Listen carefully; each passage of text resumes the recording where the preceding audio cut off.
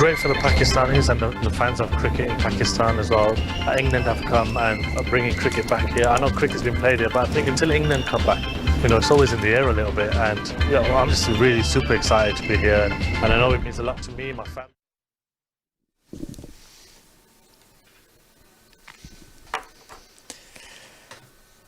Well, hello and welcome to coverage of the first of 7 momentous T20 internationals between Pakistan's men and England. It has been close to 17 years since England played in Pakistan, an absence many say is far too long. But tonight in Karachi at the National Stadium, it is the return of England to Pakistan. A cause for celebration not just around this cricket-mad country, but indeed for the cricket world. It is unsurprisingly a sellout, and we expect that to be the case throughout the series. England have won the toss. Stand-in captain Moeen Ali has elected to have a bowl first. Let me go through the two teams because there is plenty of significance, particularly around this England side. We know there are absences. There's no Jos Buttler with a calf injury. There's also no Johnny Bairstow after that broken leg earlier in the month. And so it is a side that has certain familiarities, but certainly some surprises in there as well. Phil Salt opens the batting alongside Alex Hales, back in the England side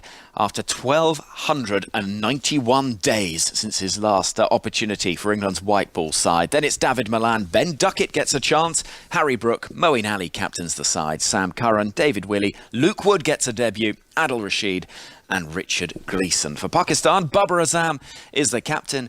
Mohammad Rizwan, some talk he might be rested, but he's in the side, keeping wicket. Haider Ali, Shan Masood gets a T20 international debut at the age of 32. Iftikhar Ahmed, Kishtil Shah, Mohammad Nawaz, Usman Qadir, Haris Rauf, Naseem Shah, this exciting fast bowler, and then Shahnaz Dahani as well. We will discuss the teams in full, and particularly that significant England team news shortly. But as we mentioned, this is a huge tour, hugely significant, and 17 years is a long time since England last played a match in Pakistan. Back then it was an ODI side, including the likes of Ian Blackwell, Vikram Solanki, Marcus Trescothick. Well, the BBC's Joe Wilson has been looking at what this tour means to a country that has had to cope without hosting international cricket for most of the last 2 decades. Joe's been out and about in Karachi.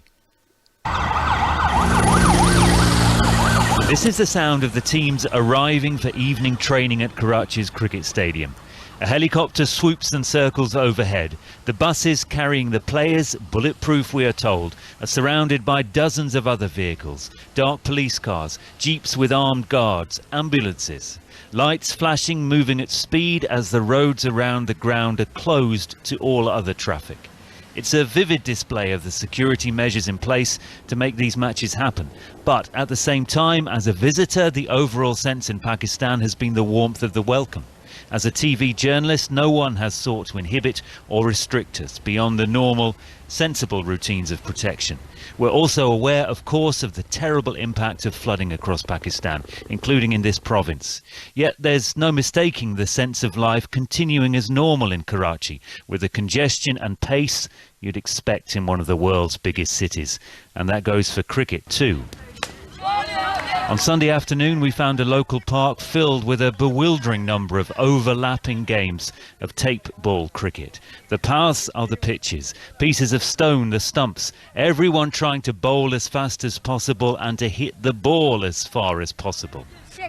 Different games go on just 5 meters apart. Few, if any, of these young participants would even remember the last time England toured Pakistan. Some weren't even born in 2005. But they're all well aware of England's presence here now. I'm going to stadium to watch all matches. All matches? Yes. Oh. And how many will England win? 50-50. I hope Pakistan will win series. So I also thankful for all England team. That's he come here in Pakistan. Pakistan is such a good place, and all Pakistan likes cricket so much. That's we all so appreciate England team ki come there. Pakistan is so safe country. I like that. Good, thank you. In our short time in Karachi so far, cricket has been like a magic word. Mention it to anyone, explain that's why you're here, and they smile and shake your hand. That's the connection, and I think the significance, which goes far beyond the results of these matches. Well, Moeen Ali, England's stand-in captain, was just 18 years old the last time England played in Pakistan. He'd recently made a debut in first-class cricket for Warwickshire. Now he leads this England side, and Joe Wilson has been speaking to Moeen. Mo, like so many people, I've been wondering whether England would ever come back to Pakistan, and hoping that they would. To be standing here speaking to you in Pakistan, it feels to me like a really significant thing. Does it feel like that to you? Yeah, it's not really sunk in yet. I feel like to be in Pakistan, to be with the England side after so long, first of all, it's an amazing thing, and it's great for the Pakistanis and the fans of cricket in Pakistan as well. England have come and are representing and are bringing cricket back here. I know cricket's been played here, but I think until England come back, it's always, it's always in the air a little bit. And I'm just really super excited to be here, and I know it means a lot to me, my family, and my relatives and my community. So it's awesome. One thing, and I remember speaking to you about this years ago, Mo, that I think you just do naturally, is you show that you can be proud to be British, proud to be English, and proud to be Muslim, and that's something I think you've done naturally in your career. It seems to me in a way that now you're here leading England and Pakistan, it almost completes the connection in a way. It just almost brings it full circle beautifully. Yeah, of course, and I know I've captained a couple of times before, but to be here and to start the series as a captain, obviously we've just been injured.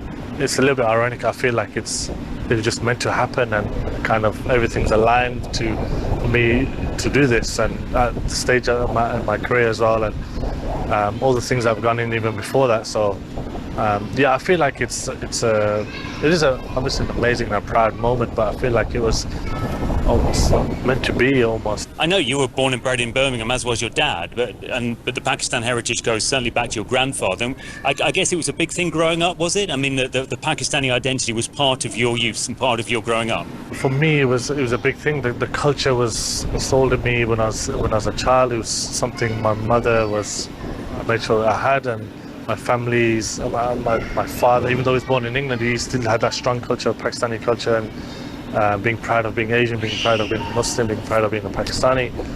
These kind of things are really, really important to me and my family. Absolutely. And I do passionately believe that cricket provides a connection between communities in the UK and also between Britain and countries like Pakistan. But it's hard to keep that connection if England don't come here, I guess. Yeah, for sure. And I think it's a strong connection. It always has been a strong connection. I think obviously with England not coming here for so long, it's been really sad, and it's been, I guess, quite depressing for a lot of people. And I think the fact that we're here now, and hopefully in the future we'll come many times more, is a great sign going forward. And for me to be part of that is amazing.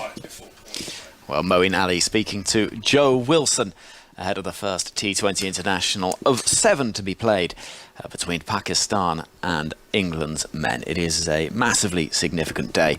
As we have mentioned, the two sides are out in the middle, and we are almost ready for the national anthems. There will also be a minute's silence in memory of victims of the floods recently in Pakistan, but also Her Majesty Queen Elizabeth II. The two sides lighting up in the middle,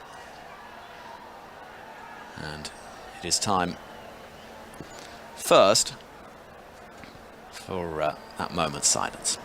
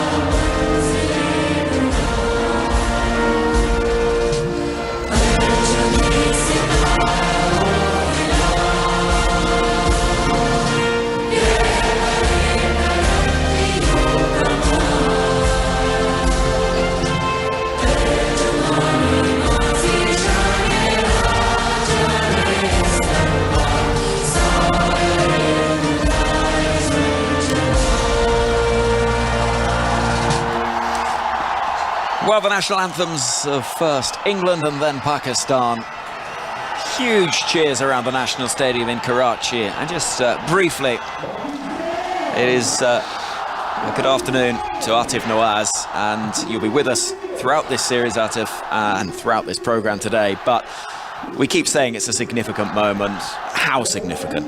It's hugely significant, especially, you know, with what's been going on. Obviously, England with the passing of Her Majesty, but also in Pakistan with the floods that have affected such a huge proportion of the country there, and it's been a very, very difficult thing in Pakistan. You know, it's, you know, it can't be overstated how far it's affected the local communities out there. But again, as a lot of people have said in the build-up to this game, cricket is such a hugely significant thing in that country, and it's hopeful that it'll be a positive distraction away from that, as well as a philanthropic one, because I believe proceeds from today's game and this special shirt that Pakistan's wearing is going to the Flood Relief Fund. Indeed, Atif, thank you very much. We will speak to you in due course. Alim Dar is standing in his 62nd T20 international. He's all in black as he heads to the middle. England in the red jerseys with the blue bottoms. Pakistan in a rather fetching, slightly darker shade of green, and their numbers, these special shirts that Atif was mentioning, they have sort of watermarks halfway up each of the numbers in reference to the recent flooding in Pakistan, which has been, of course, dominating the minds and thoughts of anybody with links to that country, and our thoughts, of course, very much with those affected by those recent floods. The two openers, Babar Azam and Mohammad Rizwan, heading to the middle. Paul Farbrace, former England coach, is alongside me as well. Farby, lovely to see you. This England side then, this lots of familiar names from your time on England duty, but it's been nearly 1,300 days since we could say Alex Hale's England cricketer. Yes, I mean, if they didn't pick him now with the injury to Johnny Bairstow, then he probably was never going to come back into the team. So from a cricket point of view, I'm absolutely delighted he's back into the team. I think he deserves his chance. He has been out of the side for a long time, but his form has been absolutely fantastic. And as I say, there's never been a better time to pick him. And you know, the simple thing about selection is you pick people in form playing well. And he's got a lot of experience.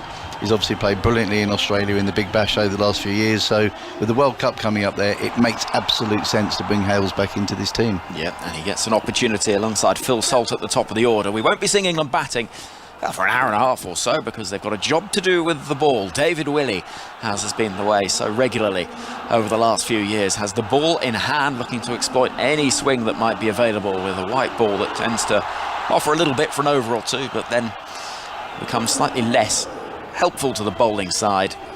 He's preparing to bowl the first delivery. It is the first T20 international, the first of 7 between Pakistan and England's men, live from the National Stadium in Karachi. The stands absolutely packed full. I can see loads of mobile phone lights shining from underneath the rafters. The supporters that are eager to see Pakistan against England for the first time in Pakistan since 2005. And there's a long time to wait.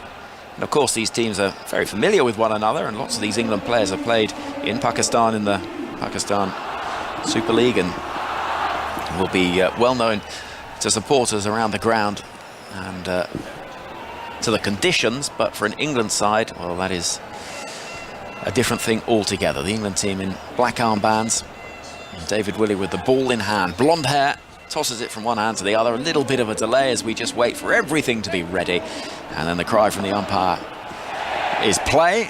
We've got a countdown on the big screen. That'll just delay things for a moment.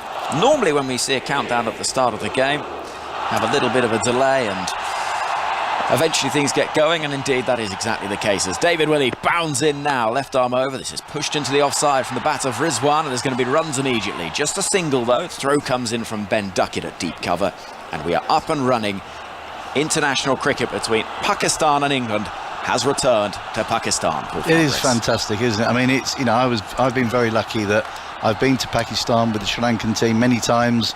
There is nothing better, and it's brilliant to see the England team. And you know, as Moeen said in his interviews, it was meant to be that he would captain England in this first game back, and it's so good to see him there. He's standing at slip as Willey is in bowling onto the pads of Babar Azam, who's going to get runs there. Into the onside it goes, and for 4. Lovely piece of timing from the Pakistan superstar.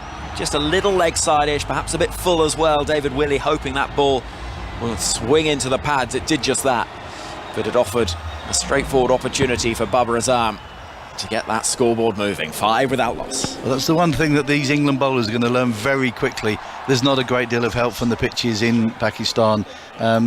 Karachi is one of the great batting surfaces. I was involved in a test match there with Sri Lanka. We got 693, they got 723. Here comes David Willey. That slip's gone immediately, and they'll have to be quick if they want this single, which is taken. Phil Salt loses one of his keeping gloves, but in the process of running around to pick up, another run is taken. 6 without loss. And I know that your role with Sri Lanka, you were on that team bus in 2009, and part of the party for that incident which led to so long away from international cricket for Pakistan, hosting wise. And so for you, this no doubt will have a degree of significance seeing this game today. We'll wait for the next delivery as we see Rizwan on strike. David Willey heels up. This is pushed into the offside. Probably just a single there. Indeed it is. 7 without loss is the score. Yeah, look, I'm, this is real mixed emotions for me in terms of seeing this, because I'm absolutely delighted to see the Pakistan team playing huge series. Australia have been, now England have been, and it's so significant because my time in Pakistan was nothing more than a cricketing education. Everybody's passionate about the game, the love for the game, the people in the cities that we played at, the hotels. It is a fantastic place to play cricket, and I'm genuinely so pleased to see these games taking place. Babar Azam waits, and this is pushed into the offside. Again looking for that quick single. Throw comes in at the non-striker's end, misses, and it misses the stumps. Doesn't necessarily miss middle stump for Sam Curran, who's hunched over and looks in rather a degree of pain. Backing up, 8 without loss with the ball left of the first over. And you can hear the noise around the ground, Paul. This is a sensational atmosphere, and it is a special place to see international and big game cricket. Absolutely. I remember an Asia Cup game there.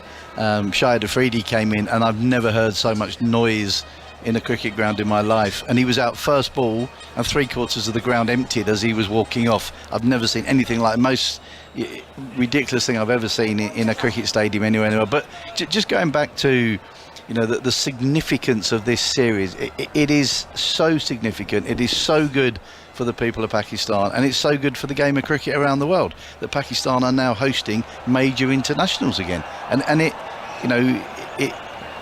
My sadness, I guess, my mixed feeling is for the people that lost their lives on the day that were helping us to go to a cricket match in Lahore, and innocent people that were helping us go and play a game of cricket, a game that is so significant to the people of Pakistan. And I've never forgotten them, I never will forget them, and I know none of the Sri Lankans will do either, but this is so significant. Willey bowls, worked away by Rizwan in front of square on the leg side. Every run greeted by a huge cheer as the throw comes in from Harry Brook on the leg side boundary, and the first over has been bowled. 9 without loss is the score. Babar is on 6, Rizwan is on 3, and as we heard from that report from Joe Wilson ahead of the start of the game, he said every time he mentioned the reason he was in Pakistan was for cricket, a huge smile on the faces. Absolutely. You're so blessed when you go to a country like Pakistan and you talk to people about the game, the net bowlers. You can't until people go there, and that's why one of the great things, the Pakistan Super League has been fantastic, because so many England players have been there over the last few years, have thoroughly enjoyed it, and have gained that cricketing education that you can only get in Pakistan. And these England players will be so much richer in terms of the experience for going there and playing there. Their learning will be fantastic. And as I say, that the PSL has done a great job in attracting players there. But to be there, to see an England team playing there and learning together, but experiencing everything that is great about the country and the place, and the absolute passion for the game, you just cannot explain it. You really can't. And I'm so pleased England are there. The test matches coming up will be fantastic as well. But let's enjoy these 7 games. Really, let's enjoy them. Sam Curran then, more left arm over bowling for England early in this game, and a drive, not quite timed from the bat of Rizwan, only finds the hands of David Willey. At mid-on, Sam Curran back up and at him after That ball bounced rather awkwardly in front of him, backing up in that first over. He's bowling from the university end at a venue that is single-tiered all around, except for the media centre end, which is stacked sort of 4 or 5 stories high. And we see Curran bowling to Rizwan, leaning on a delivery, and there's not a run there. Bubba wants it, running from the non-striker's end, and it was never there. He puts a hand up in apology, the eagerness to get things moving, but it would have been a highly risky run to the arm of David Malan. Had the throw hit, he would have just been home. 2 dot balls. I don't think we're going to see that too often on these pitches, Henry. I think any dot ball will be a massive success for the bowlers, and certainly early on. Hardness of the ball, obviously only 2 fielders out. These are crucial deliveries from Sam Curran. Interesting, isn't it? England going in with 3 left-arm seamers into their attack. And that seems to be the thing at the moment in T20 cricket. Everyone's talking about the change of angle, the left armer's ability to bowl over and around the wicket and create different angles. Be interesting to see how it plays out on these surfaces. Sam Curran running in, left arm over, a little bit fuller, driven up towards mid-off. Make that 3 dot balls. What a good start this is from Curran. Valuable, not just considering the conditions, but also considering the power play overs, the first 6, when you've got the 2 fielders only outside the circle. You really want to get off to a quick start. Yes, you do. And I mean, these 2 batters, in Rizwan and Babar Azam, you got 2 of the best players in T20 cricket in the world, probably the best opening partnership at the moment. Fantastic players, great strikers of a ball. Dropped into the offside. There'll just be the 1 run there, though, because as Malan trots in from behind square on the offside, it is just a single. 9 without loss to score. Yeah, both, as I say, both absolutely fantastic players, and a real pleasure to watch. And I know the bowlers won't be thinking that, but these are 2 fine batters that we're going to see a lot of over the next couple of months, leading into and being star players in the World Cup for the Pakistan team. Well, Rizwan is an entertaining cricketer to watch during the game, quite entertaining in the warm-ups as well. Here comes Sam Curran. This is helped round the corner, lovely shot. Goodness, what a piece of timing. It was 2 leg side-ish from Curran, up on the hips really of Baba, and worked away behind square for 4 runs. 14 without loss with a ball left of this second over. You can't bowl halfway down on these surfaces. It just sits up and he's absolutely dispatched that. And it really was almost like a throwdown for him, halfway, hip height as you say, and just helped round the corner. Rizwan and I, we have you mentioned him being quite entertaining character. We have a little bit of history going back to his early days when he ran on to Jimmy Anderson as the 12th man and tapped his shoulders to show that a decision had been reversed. I'll come back to that in a moment. Here comes Sam Curran, final ball of the second over. Babar Azam is waiting, pushing that ball into the offside and sprint through for a single to keep the strike. Brook running in from the boundary to pick up and throw. 15 without loss is the score after 2 overs. So we were playing a test match in Sharjah, and the 2 change rooms side by side with just a glass partition between them on pitch level. And we were struggling for wickets. Jimmy Anderson got a wicket, umpire gave it at LBW, batsman referred it, and Rizwan he was young man at the time in the side. He was 12th man. He ran on with the drinks, and the decision got overturned, and he ran up to Jimmy and he tapped both shoulders, as you see with the umpires do, to say I'm reversing the decision, and ran off. And so I greeted him at the boundary edge and said, be careful, it's a game that you don't play with. And the next morning we turned up and they'd put cardboard all the way down the screen between us so that we couldn't see the opposition. Here comes Willie bowling, pushed into the offside. Work to do for Hales, who has to dive to try and haul that ball in. Does really well. It may be some time since the 33-year-old played in England colours, but he looks as energetic as ever, stopping that boundary. 18 without loss, the score after 2.1 overs.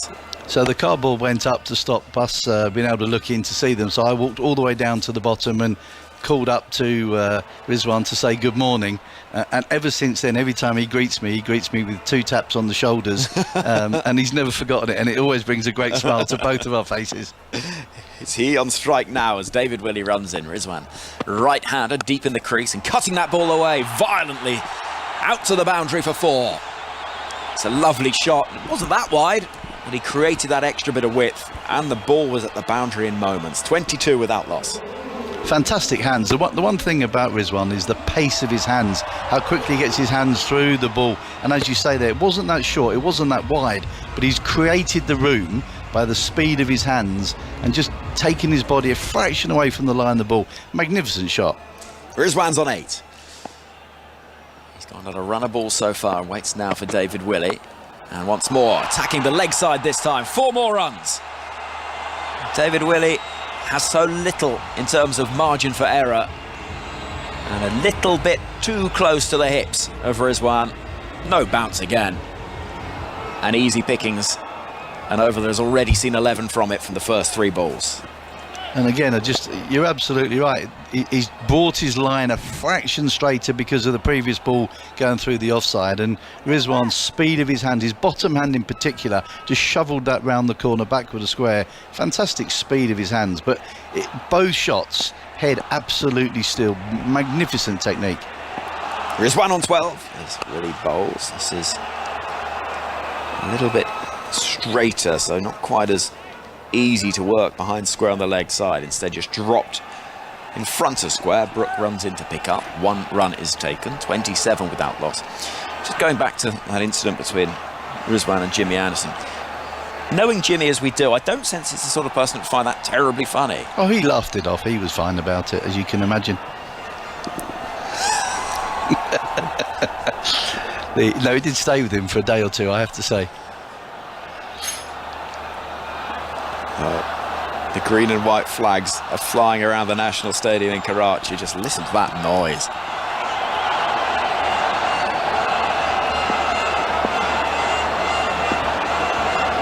Here comes David Willey once more. Babar Azam, the captain, is waiting, pushing off the back foot, threading the needle and finding 4 runs. It's a lovely shot.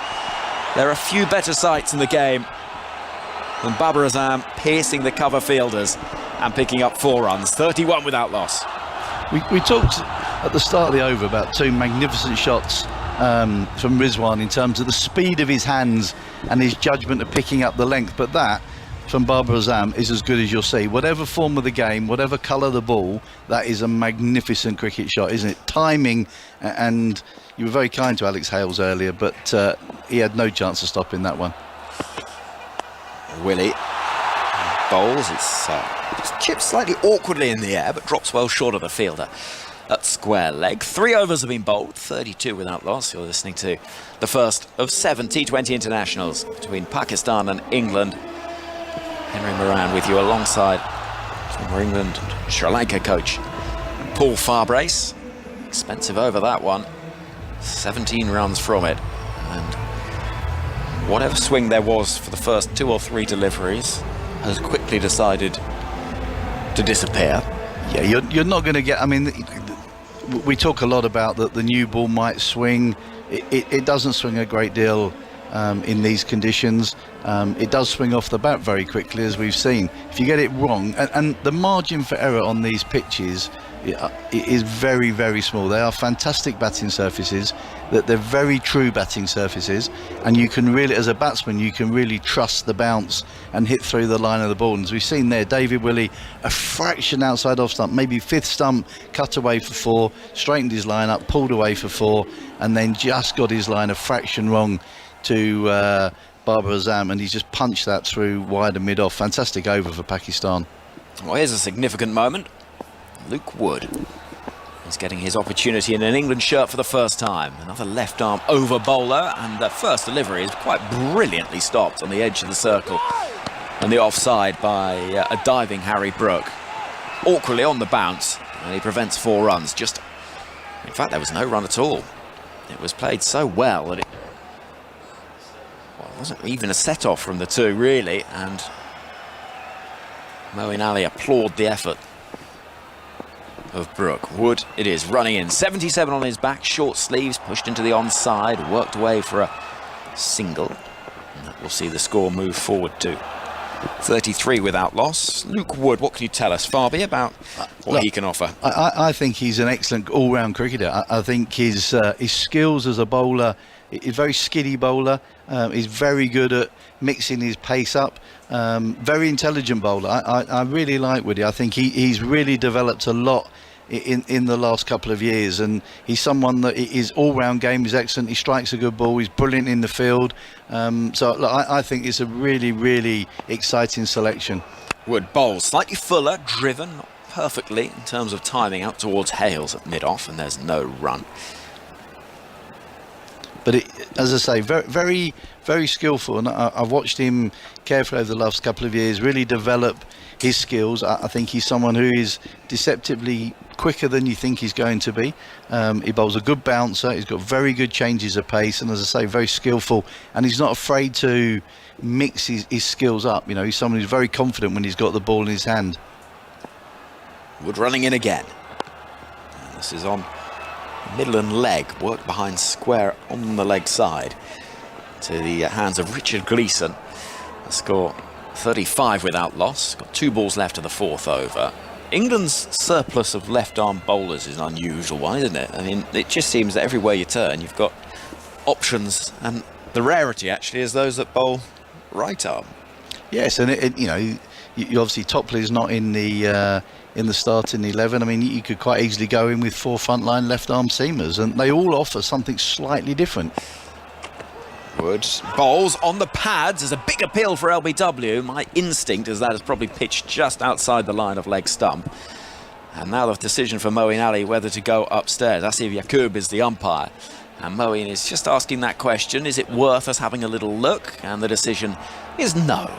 It was close. It was a good ball. Well, I gave it out. You see, that's the difference, Henry. You're obviously a lot calmer and more logical thinker. I'm an excited coach, and I've given that out because that looks like it's knocking the lot over to me. But it's knocking the lot over. You might be right about the line. I mean, the only thing is we haven't seen a great deal of swing, and you're probably right. It has probably just pitched outside the line of leg stump. But I gave it out straight away. I'd have wasted a review on that one. But you're obviously a lot calmer with your use of reviews than I am. Here comes Wood once more. Fuller delivery, which is worked into the leg side. Probably just a single, and David Willey throws from mid-on. They have run through for 1, but it's a good start for Luke Wood. 4 from it. 36 without loss is the score after 4 overs. Let's have a look at this. It has just... You're a good umpire. Wow. You are a sensational umpire. I'd have wasted a review on that. It's absolutely wasted a review. It's one of those where you'd be thinking, if you're Moeen Ali, at best it's umpire's call, and you keep your review, but you're not going to overturn it. Yeah, if it's given out, and this is always the interesting one for me. We always talk with reviews about the wicketkeeper being a key person in this. Very difficult for Phil Salt as a wicketkeeper to see where that's pitched.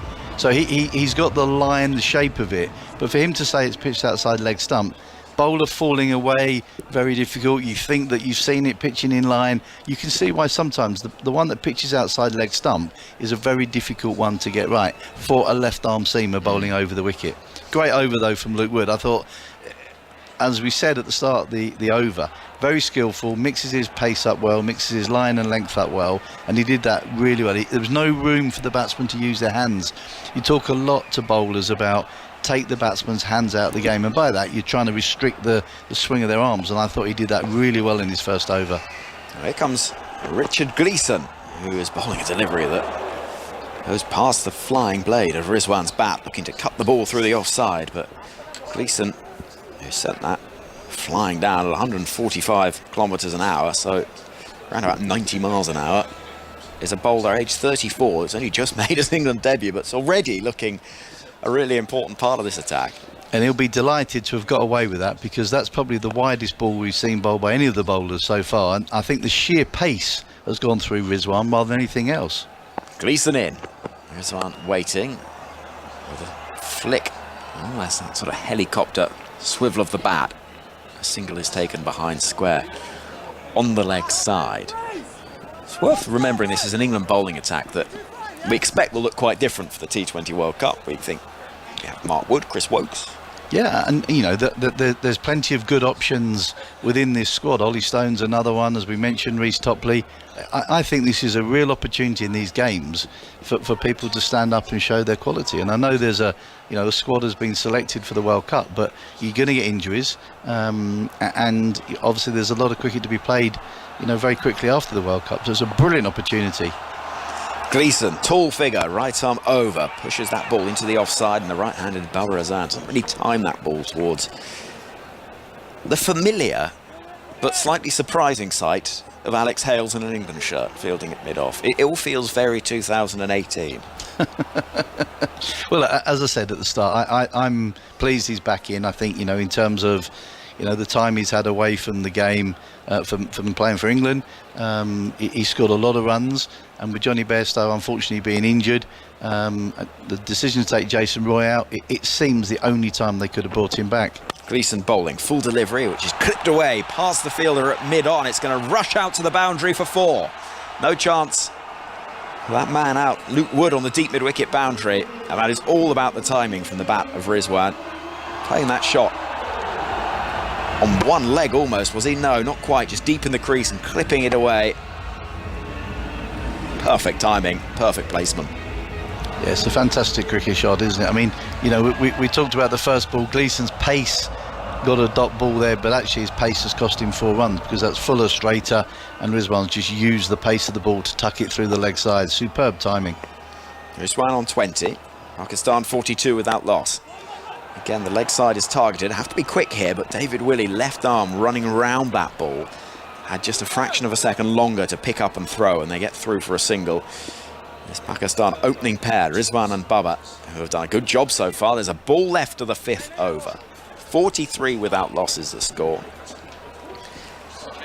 And Gleeson has 1 ball left of his first over. We've not seen any spin yet for England. We have the 2 spin options of Moeen and Adil Rashid. As in comes Gleeson. Fast umpire Alim Dar. It's a clever delivery. Slower ball bouncer which balloons over the head of a ducking Babar Azam. The speed gun says that the release of that was 145 kilometres an hour. Again, I'm not having that because it seemed to just absolutely droop and drop away. But I'm getting out of the way, Paul Farbery. Some thoughts from you on this excellent start for Pakistan, and then Atif Nawaz. Well, not only are you a fantastic umpire, you're obviously a keen scientist as well, because you worked out that was a slow ball bounce, and I'm with you. I don't think the speed gun necessarily was correct on that time. Pakistan will be delighted with this start. I think they've shown how good this pitch is. You can play fantastic cricket shots. You can hit through the line of the ball. You can trust the bounce. And any batters will tell you, anywhere in the world, in T20 cricket, when you're opening, you're looking for that good start, you want to be able to trust the bounce of the ball. You want to get your hands through the line of the ball, and they've both done exactly that. But 2 fantastic players in Babar and Rizwan. I mean, I said earlier, I think they're the best opening pair in world cricket at the moment in T20, and I'm sure you're not going to disagree with that, are you? Well, the rankings agree with you, Paul. I can tell you that, as in comes Luke Wood. Its full's been driven beautifully down the ground to the long off boundary for 4 by the man who's currently number 1 in the world in the ICC World Rankings, Mohammad Rizwan. Pakistan move on to 47 for no loss from 5.1 overs, as that near capacity crowd at the National Stadium in Karachi cheer and enjoy their 2 heroes. And I think a lot of people would agree with you. I mean, there's been a lot of discussion about the way that this opening pair approach that first phase of a T20 innings, and it came under scrutiny after their performance in the Asia Cup. And there's in some circles discussions of Pakistan's power play being almost a liability. Even though you've got these 2 great batters, there's a sense that maybe they hold back a little bit, which isn't something that you should be doing in the modern game, perhaps. What are your thoughts on this, Paul? Well, I think with both of them, they play strong cricket shots, and with the field up, you can afford to play strong cricket shots and just pierce the field. As Luke Wood in once again, back of a length into the pad of Rizwan, who works it into the onside and turns back. There's no run taken. And I think if you're playing on surfaces like this, where you can trust the surface and you can hit through the ball, there's only 2 fielders out, so you're looking just to pierce it. You haven't got to play big shots and it over the top. It's not always about, the power game. It's actually, you can use the pace of the bowlers, you can use the surface and pierce the field. And I think that's what Rizwan and Baba do really, really well. They're proper batters. They're not up there just to have a slog and have a hack at the ball. They actually play strong cricket shots, and sometimes you get on surfaces where it's going to slow up a little bit. You've got to make use of the new ball. I can see Pakistan fans being frustrated by that. Back of a length from Luke Wood, pulled awkwardly towards deep backward square leg by Rizwan for a single. 48 for no loss off 5.3.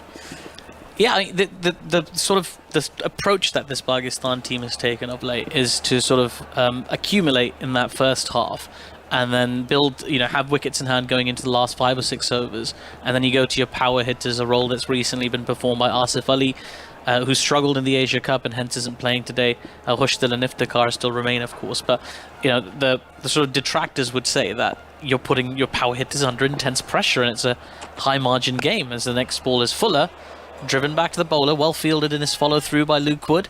There is no run. Well, I quite like the idea of the way that these two play. I like the fact that they play strong shots. As I said, they're not looking to slog. They're looking to time the ball. They're looking to use the pace of the ball. Sometimes, and particularly in the Asia Cup, where the wickets perhaps a little bit slower and a little bit harder to score on than they are here. Certainly, what we're going to see, you do put your power hitters under a little bit of pressure, but that's their job. Their power hit. It's tough coming in at 4, 5, and 6 in T20 cricket. It really is. Wood back of a length again, driven this time to mid-off. They do run through for a quick single.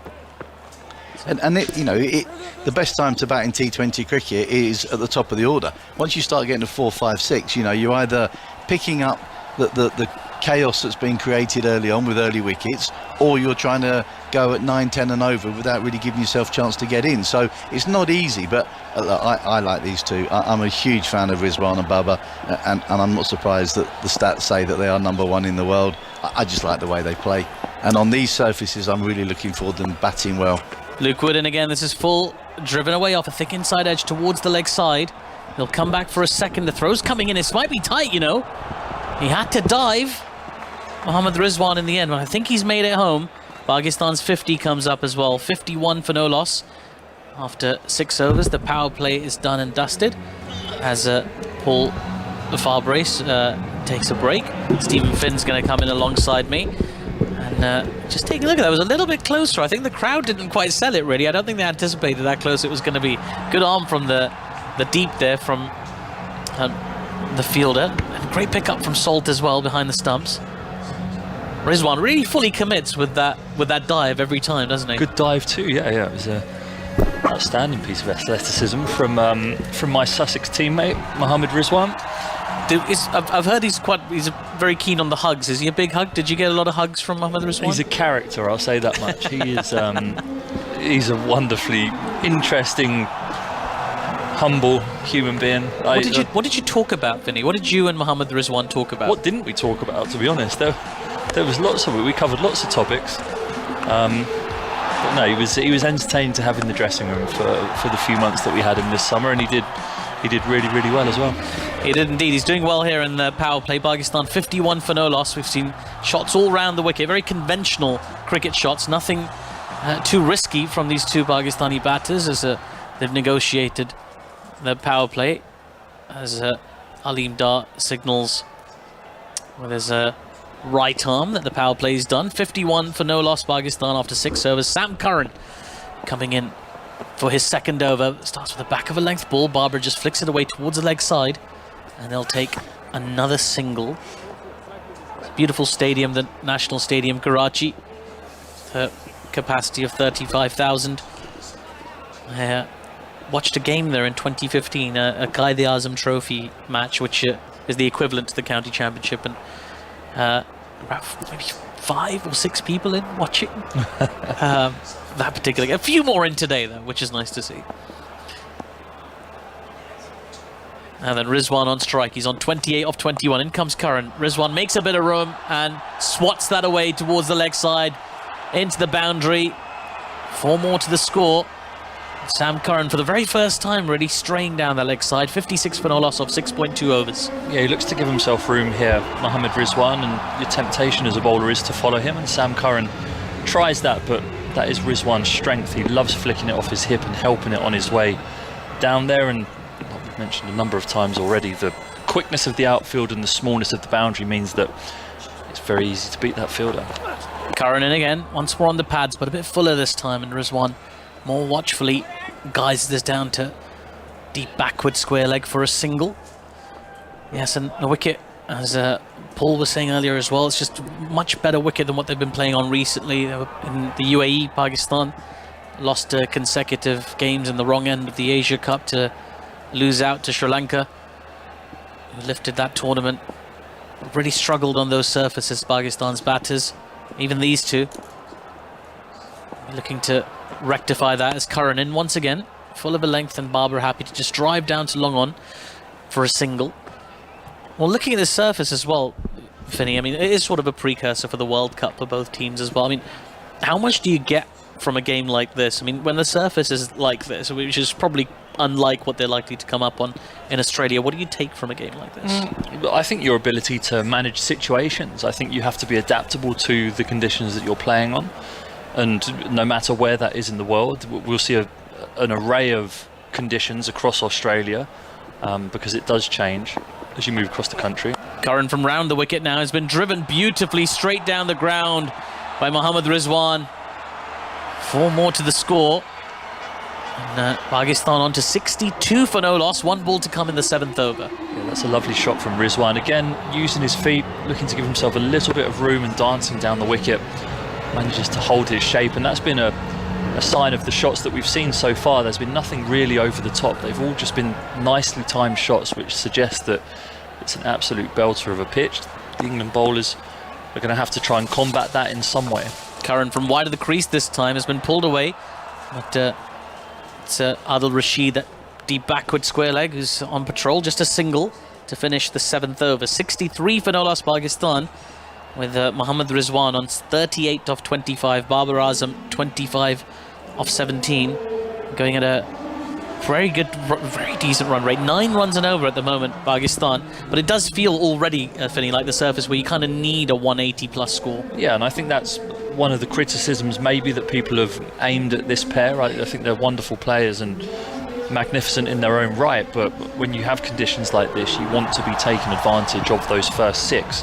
And I think that we'll look at the way that England play when they come about chasing this, and they will really look to make advantage or take advantage of those first 6 overs. You have to caveat that with you need people to build innings and get themselves in, but there's not really room for 2 people like that in a team, I think, which could be the argument that people pose to these 2 batters.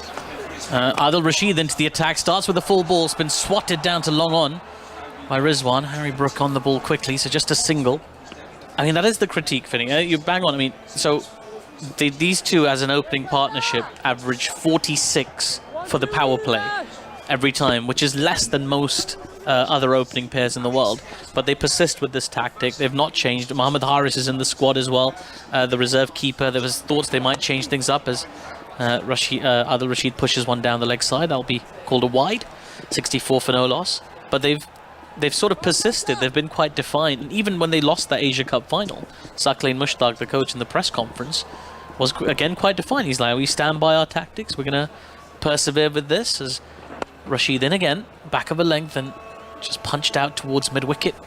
Ben Duckett fields, just a single. Yeah, that's fine. And when you are playing with great players, and these 2 are obviously great players, you give them the opportunity to assess conditions whilst they're out there and decide what a good score is in this innings, and they'll be communicating back to the dressing room the whole time. As Rashid, and again, this is shorter. Just skidded on a little bit off the surface as Rizwan mistimes a pull shot behind square. There is no run. There's certainly a little bit of spin there for Adil Rashid. Googly, Rizwan signals that to his batting partner, Bubba. It's a googly that cramped him up for room, and it did look to turn. So it is a very good wicket. It looks shiny. It looks as though you can see your face in it, but a little bit of turn here for Adil Rashid so far. And he comes again, a bit more flight this time, swept nicely by Rizwan, one-handed, as his left hand came off the bat. It goes out to deep square leg for a single, just in front of square, in fact. But I'm also of the school of thought that showing aggressiveness or showing positivity is not always just recklessly running down the wicket and having a slog. I think that you have to use that within the context of your own game. Indeed. As Adil Rashid in, another good length ball, just on about middle stump, worked away out towards square leg. Good bit of fielding in the deep there from Curran, prevents the second run. But those first couple of overs where they really are assessing conditions and the bowlers can bowl at them almost and they're waiting for a bad ball. I think when you're thinking about asserting yourself on a game, in a game of T20, you have to do that as soon as possible. And whether you use your feet or you still try and look to play controlled shots, but put a bowler off his line and length in those first couple of overs. Another Rashid in again. This time the ball's been swept by Rizwan. Hasn't quite timed it. It's gone quite fine behind the keeper. It's a sliding stop from Gleeson in the deep. And they'll take another couple. Rizwan's gone on to 42 from 29 deliveries. Pakistan 70 for no loss after 8 overs. Going very, very well at the moment. And Rizwan is, as we say, in the Asia Cup, was minted the new world #1 in the rankings. Barber dropping from 1 to 2. Before the game, Barber taking a leaf out of Rizwan's book. We've seen Rizwan do this thing where it's almost like a physical affirmation, where he goes out to the middle before the game and just, you know, imagines himself in a match scenario and the shot that he would play. And he's got Barber doing the same thing now. Did he ever convince you to do it, Vinny? No, me and him stood next to each other like that would have been an interesting sight, because I think Rizzy's about 5'2" and I'm 6'8", so it looked like I've took my little boy out there to do it with me. But no, he didn't quite manage to convince me to do that. We did a bit of shadow batting in the dressing room. He was telling me the shots he thinks I should play. But no, as I said, he really was an entertaining person to have in the dressing room, a wonderful, wonderful character, and we certainly loved having him down at Sussex, both for his performances and him as a person. Now then, the England acting captain, Moeen Ali, is in for his first over. His first ball's just been pushed to backward point for a single. Barber here just happy to play the supporting role right now. We did lend him a car, the club lent him a car. Rizwan, yeah. Driving in Pakistan and driving in Hove are very, very different propositions. It's fair to say there's less rules in Pakistan than there would be in Hove for the way that you drive your car around. Did you ever get in the car with him? No, I wouldn't do that. No way. Moeen Ali in again. There's Rizwan on the sweep once more, this time in front to square on the leg side. It's Brook who's going to run round from long on, in fact, to field that ball, and the batters will get through for 2. He's keeping it wide outside off, isn't he? He's trying to really goad him into playing that side of the wicket. So how did you hear about Rizwan's driving? So our operations manager, Colin, got him the car, met him at the ground and said, "Oh, do you want to jump behind the wheel and we'll just do a lap of Hove to see." It's Moeen in again. A bit fuller this time, but punched out towards mid-wicket again. This time just a single for Rizwan. Oh, there's a bit of a slip-up. They think about the second. No. They turn around quickly. 74 for no loss off 8.3. Yeah, and he's gone walking down the road, or sorry, driving down the road straight away. Got in the car, got the gear stick and that sorted out. And he's driving. He just drives straight down the wrong side of the road. And Colin's like, whoa. What's going on here? Might have to get him a driver next season, huh? and Colin was like, had to stop him, was like, right, these are the rules of the road, we drive on the left. Yeah. Over here you have to stop at red lights, which I don't think he understood either. In comes Moeen. That ball's been dabbed by Barber, very, very fine, but not very far, just on the edge of the circle. It's fielded by Gleeson, just another single to the score. But yeah, he got a very quick road safety lesson from Colin, and from then on he abided by the rules. It's inexcusable, really, because in Pakistan, it's one of the few countries that drives on the same side of the road as England does. They also drive on the left side of the road. I think he might have thought it was different over here. Full and smashed down the ground by Rizwan. That might be the first 6 of the day. It is. And what a way to bring up his half-century. 51 of 32 balls. A little bit too full from Moeen Ali. And Rizwan dispatches that down the ground. It's the first 6 of this match, first of the series. Another 50 for the world #1. 81 for no loss Pakistan from 8.5 overs. It's a wonderful shot. Advances down the wicket, meets it on the half volley. It's just a simple swing of the bat straight over Moeen Ali's head. My favourite thing. There's Moeen in again. Down the track again comes Rizwan, this time driving along the ground. It is Harry Brook who's patrolling a long old area. That's possibly the biggest pocket of the ground down towards long on. Another couple to the score. Rizwan on 53 off 33, 83 for no loss Pakistan after 9 overs. My favourite thing about Rizwan, when he scored a 50, and he scored quite a few in the 20 over competition for us, he doesn't raise his bat. He won't raise his bat to the crowd or to the dressing room. He puts his bat down on the floor and he just raises the palms of his hands and signals the dressing room with the palms of his hands, which I think is unique to him, you'd have to say. Around the world, but it was so funny every time he did it, and everyone would say he's not going to raise his bat here, is he? As is customary. And no, he just raised a hand, raised the palm to the guys, and we loved him. He's got a sequence of wonderful idiosyncrasies, as has Babar Azam, who's now back on strike but can't quite get going. Drives that to extra cover for no run. Adil Rashid bowling his second over. England yet to bring Pakistan's middle over into play. It's very much been the Rizwan and Babar show. 83 for no loss off 9.1 overs. Rashid in once more.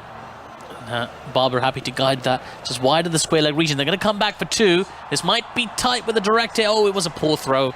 It's a long way wide. Moeen Ali backing up. And another 2 to the score for Babar Azam. He's on to 31 of 23. He's also been in a tricky stretch of form as Babar Azam struggled to pass 30 in the Asia Cup of late.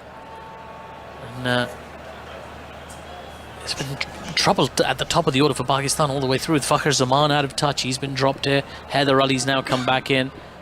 A lot of pressure on that middle order.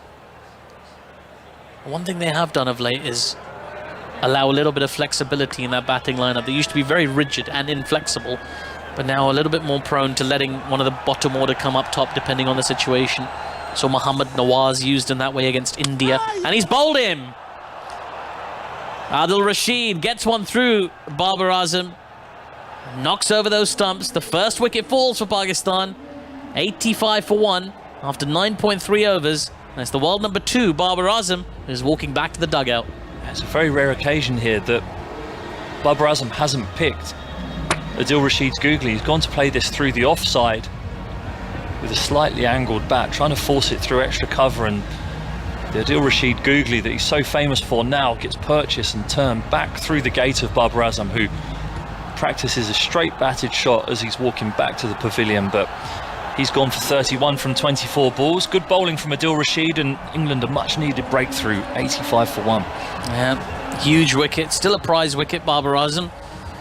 I don't think he'll be too concerned, but he'll be very keen to get a big score up ahead of the World T20 in October now. Then Haider Ali is back in the side. Made his debut in T20 internationals against England. Old Trafford a couple of years ago. Remember watching him in that game there? Got himself a 50 on debut. Since then he's played almost 32 matches for Pakistan in T20 cricket. Only passed 50 4 times. And hence that position, that number 3 spot, hasn't quite become his. But he's been very impressive in T20 cricket, and he's more the kind of cricketer the top order batter you expect to see in T20 cricket. He's what is nowadays called, I think, Finney, officially called a power hitter. The power hitter, yes. I wish I'd practiced that when I was younger, to be quite frank. Instead, I'm the walking wicket, which isn't ideal. But no, look, he's got himself a platform here. The 2 openers have played very well to get their team to 85 to 1, but 4-1, sorry. But if they are going to take advantage of the platform that those 2 have set in the manner that they've played and want to propel themselves towards 200, then Ali here is going to have to come in and keep going and hit the ground running. Adil Rashid in again. This time just wide outside off, driven but can't beat backward point. There is no run. A chance here for England to just sneak a few overs in, pull that expected total back. Really is a quite extraordinary googly from Adil Rashid. It's not very often that you could say Babar Azam didn't pick it. Yeah. I think he's usually excellent at playing leg spin. Rashid in again, lots of flight on this one, driven nicely by Haider Ali. There is a sweeper out in the covers, but he's very, very square, so they managed to get back for 2. Haider Ali off the mark, 87 for 1 Pakistan. 1 ball to come in the 10th. I mean, he liked this from Adil Rashid, that he was keeping it quite flat and quick to Babar Azam, but happy to just toss it up a little bit to the new batter. Dangle a carrot out there for him. And he comes to Haider again. This time on a leg stump line. It's been flicked, can't beat backward point. Richard Gleeson fields, and there is no run, so an excellent over that from Adil Rashid. The big prize wicket of Babar Azam falling within it. Pakistan 87 for 1 after 10 overs. Rizwan on 53 off 33. Haider on 2 off 3. Your thoughts on this first quarter of the game we've seen so far here, Finney? And then you're going to be joined by Henry Moran. yes, it's been an interesting tussle, hasn't it? An opening partnership that lasted all but a few balls of 10 overs, getting to 87 for 1 at the halfway stage. Rizwan's well set. He's on 53 from 33 deliveries right now. He's been joined at the crease by Haider, who's got 2 from 3, who's going to have to hit the ground running if he wants to propel Pakistan through to a score that is going to challenge these England batters, but with the caveat that there's a little bit of turn there for Adil Rashid and help for him, where there hasn't been very much for the seamers whatsoever. Hello, Finney. Hello. Here's something I've never seen before, and that's a super shopper wheeled out during a drinks break. So it is going to collect some of the dew that has accumulated on the outfield. I suppose that's allowed. Yeah, I mean, they've foregone the rope. The rope doesn't seem to work over there. Can't do. Well, yeah, the rope is the other way of displacing moisture on the surface. But they've gone for the super stop, which you might just be able to hear trundling around on the outfield. The two sides, or the two batters and the England team are having drinks. It is an absolutely packed full stadium. It does seem a bit futile, doesn't it? Because he's just going to do one big circle around the ground, and but the ball will have already hit dewy grass by the time it gets to that dry strip. So, well, that's a good point. Because you're you're sort of. I suppose it won't accumulate any more, I guess, is the logic.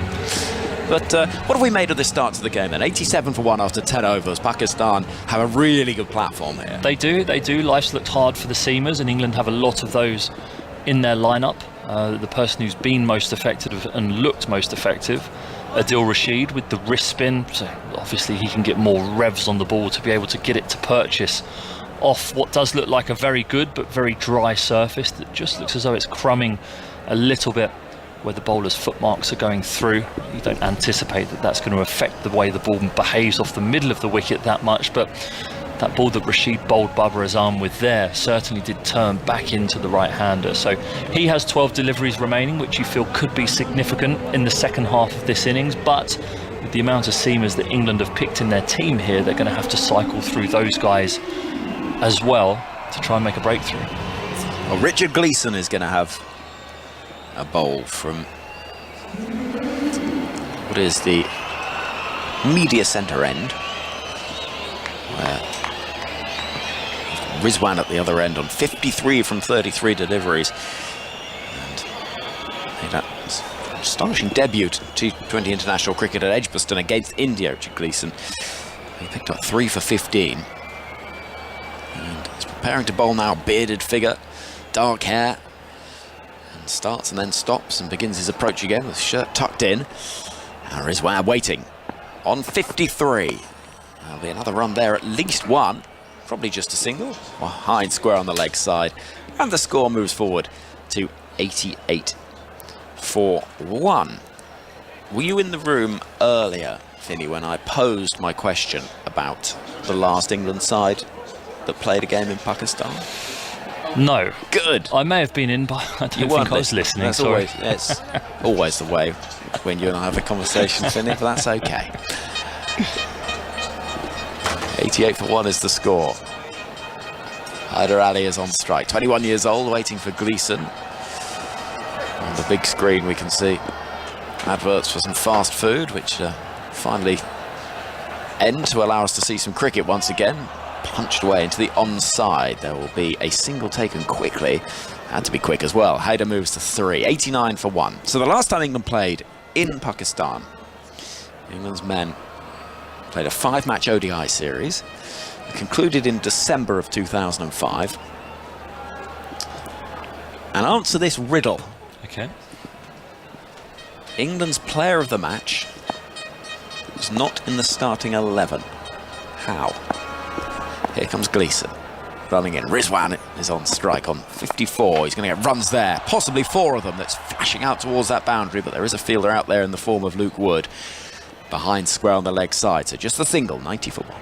Well, I feel like that may be a relatively easy riddle to solve, because there were super subs, weren't there? There were super subs. I always used to look at it because that's about when I started taking a really keen interest in cricket, and I used to watch Glenn McGrath bowl first in an ODI, bowl 10 overs straight through, and then just walk off the pitch, and Brad Hodge or someone would come on and replace him. and his work would be done after 20 overs, and he'd probably still pick up a full match fee. Help round the corner. It's a little leg sideish from Gleeson, but protection in the deep in the form of Adil Rashid, who fumbles slightly, but his throw from fine leg is in quickly enough to prevent a second run. 91 for 1. Jimmy Anderson picked up 4 for 48, and in a game where he replaced Andrew Flintoff, an England team that featured Marcus Trescothick as captain. Matt Pryor opened alongside him.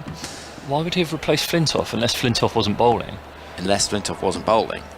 Otherwise that makes no sense whatsoever. In comes Gleeson.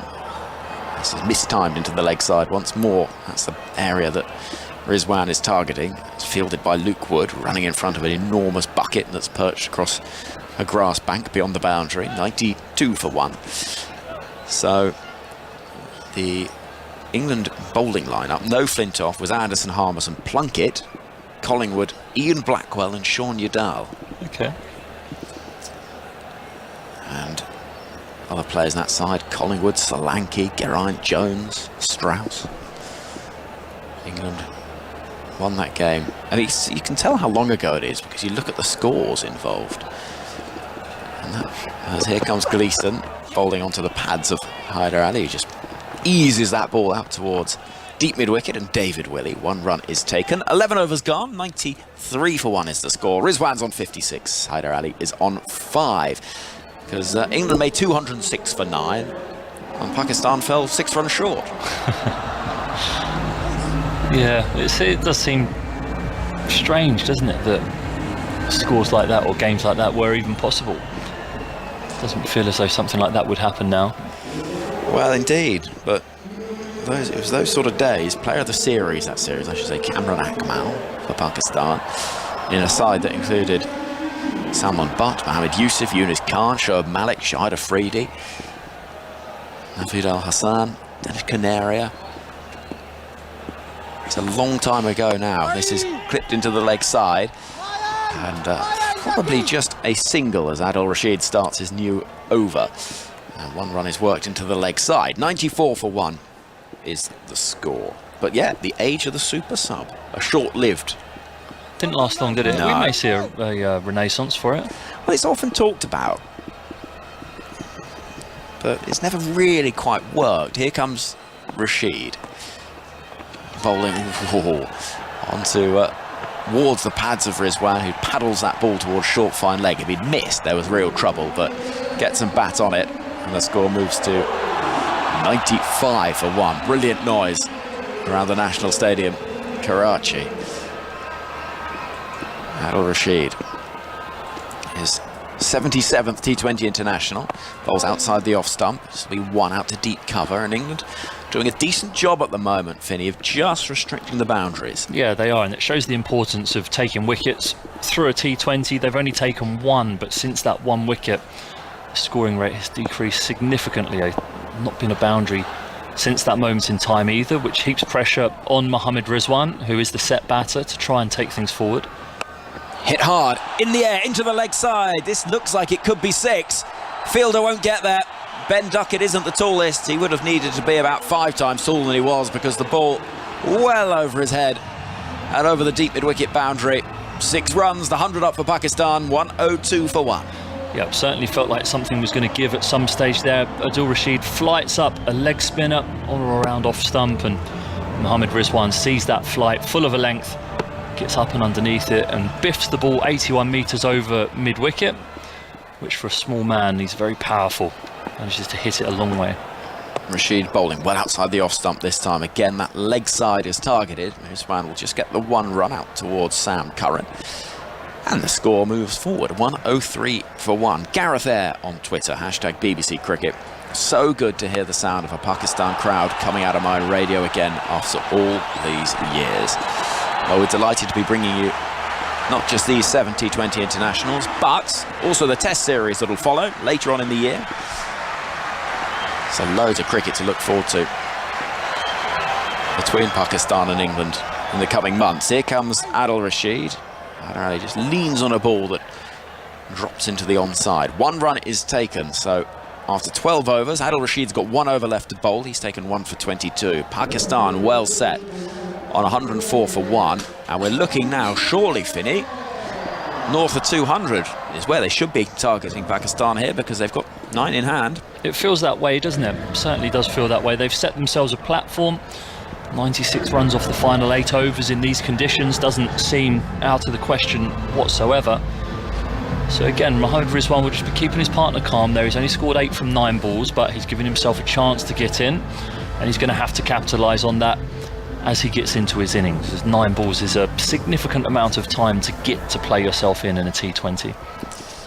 Indeed. David Willey's back into the attack, as we say hello for the first time today. It's England women's captain Heather Knight, who's with us. How are you, Heather? Very well, thanks, Henry. Lovely to Thanks for see asking. you. Well, it's like an injury hit commentary team over here. We've got Finney, who's on his way back after knee surgery. You've just had hip surgery. Just been comparing scars, haven't we, Finn? Yes, we have, yeah. Scars and procedures and videos, actually. Little. Do you get footage of the? Oh yeah, you get a USB stick when you come out of the operation. No. Yeah, it's like going to Thorpe Park or some Is it very miscellaneous theme park where you can buy your experience afterwards on the ghost train or something. 104 for 1. David Willey is bowling. And it's clipped into the leg side by the powerfully built figure of Haider Ali. So I got a USB stick and Heather got a picture book. Storybook, I did. Did you? Storybook, yeah. And what, just showing what they've done and what's going on in, without being too gory. Well, no, without being gory, it sounds like you're at an ice cream parlour, because he took an ice cream scoop in there and scooped away some bone. Then he got his hoover out and hoovered up the excess bone that was floating around in my knee as a result of that. I've seen the video, it's literally an ice cream scoop. Yeah. I didn't get a video, unfortunately. My surgeon must have been a bit cheaper. 105 for 1. Here comes David Willey. Very full. And Rizwan looking to try and clip that ball to the right of the bowler. Can't do so, and a valuable dot ball. Yeah, and then what other instruments did he use? There's a little smoothing tool, and then the pincers. He gets it looks like a pair of pliers that he takes in and takes out like the bits of bone. Okay. Yeah, and I've got it all on my phone, but you look at the size of the scars on my knee and they're tiny. They're like a centimetre long on each side of my knee. So it must be like little borrower's equipment that he takes in there, and it's just magnified, which makes it look more gruesome on the video. I'll show you later. Yeah, terrific. Willey bowls. Again, it's right up in that block hole, and there's not much that can be done with it. Phil Salt runs from behind the stumps and does a few little bits of football work to retrieve that delivery. It's a good ball, that, right on the toes. So you got the picture book, Heather. I did. Oh, and most importantly, you're both on the mend. We are. We've been doing gymnastics over the other side of the commentary box, actually. Heather's been doing star jumps and I've been doing cartwheels. I was wondering what was going on. Yeah. I've been comparing time on crutches, actually. I think I had Finney by a few days. Here comes David Willey. Again, it's full. This time outside the off stump. He gets away with it a little bit. Low full toss, driven as far as Moeen Ali at short cover. So recovery times, do you have any idea for those that might be wondering? So I'm 5 weeks post-surgery on Thursday, and it's looking at sort of 2.5, 3 months, so hoping to be fit for that tour of the West Indies in December. Nice. Finney? Well, I only really need to exercise my mouth over the next 6 months. Oh, yeah. Talking about cricket. Advancing is Rizwan, almost halfway down the track when he pulls that ball out towards Jordan Cox, who's on the field for whom I do not know, unless they've brought back the substitution as a sort of retro feature. It'd be an interesting time. Before you've had a bat in the second innings, no, you're off. Cheers. 106 for 1. I am 2 weeks post-surgery today. Came off my crutches 3 days ago, had the stitches out yesterday, and will make a full recovery where you're fully back to bowling and match fit in 3 months' time, so 2.5 months from here. Low full toss, clipped out towards deep mid-wicket for 1. Throw comes in from Brook. Haider moves to 10 from 11. 13 overs gone, 107 for 1. And if Pakistan can go 10 and over from here, they get to just shy of 190. Somebody spots themselves on the big screen and utters the immortal words, "Ooh, it's me." It was you, with the Pakistan flag painted on your cheeks. There's a great noise around the ground, and we've spoken a lot about the significance of this series and how long it has been since an England side's been playing in Pakistan. Somebody holds up a banner saying, "Thank you, England." This means a lot to a lot of people.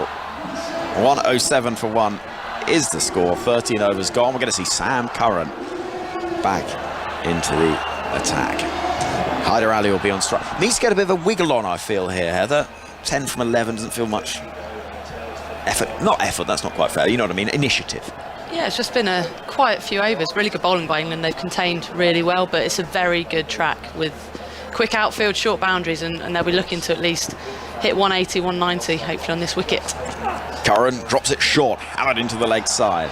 Perfect timing, and that will allow David Willey to get round and sling that ball in.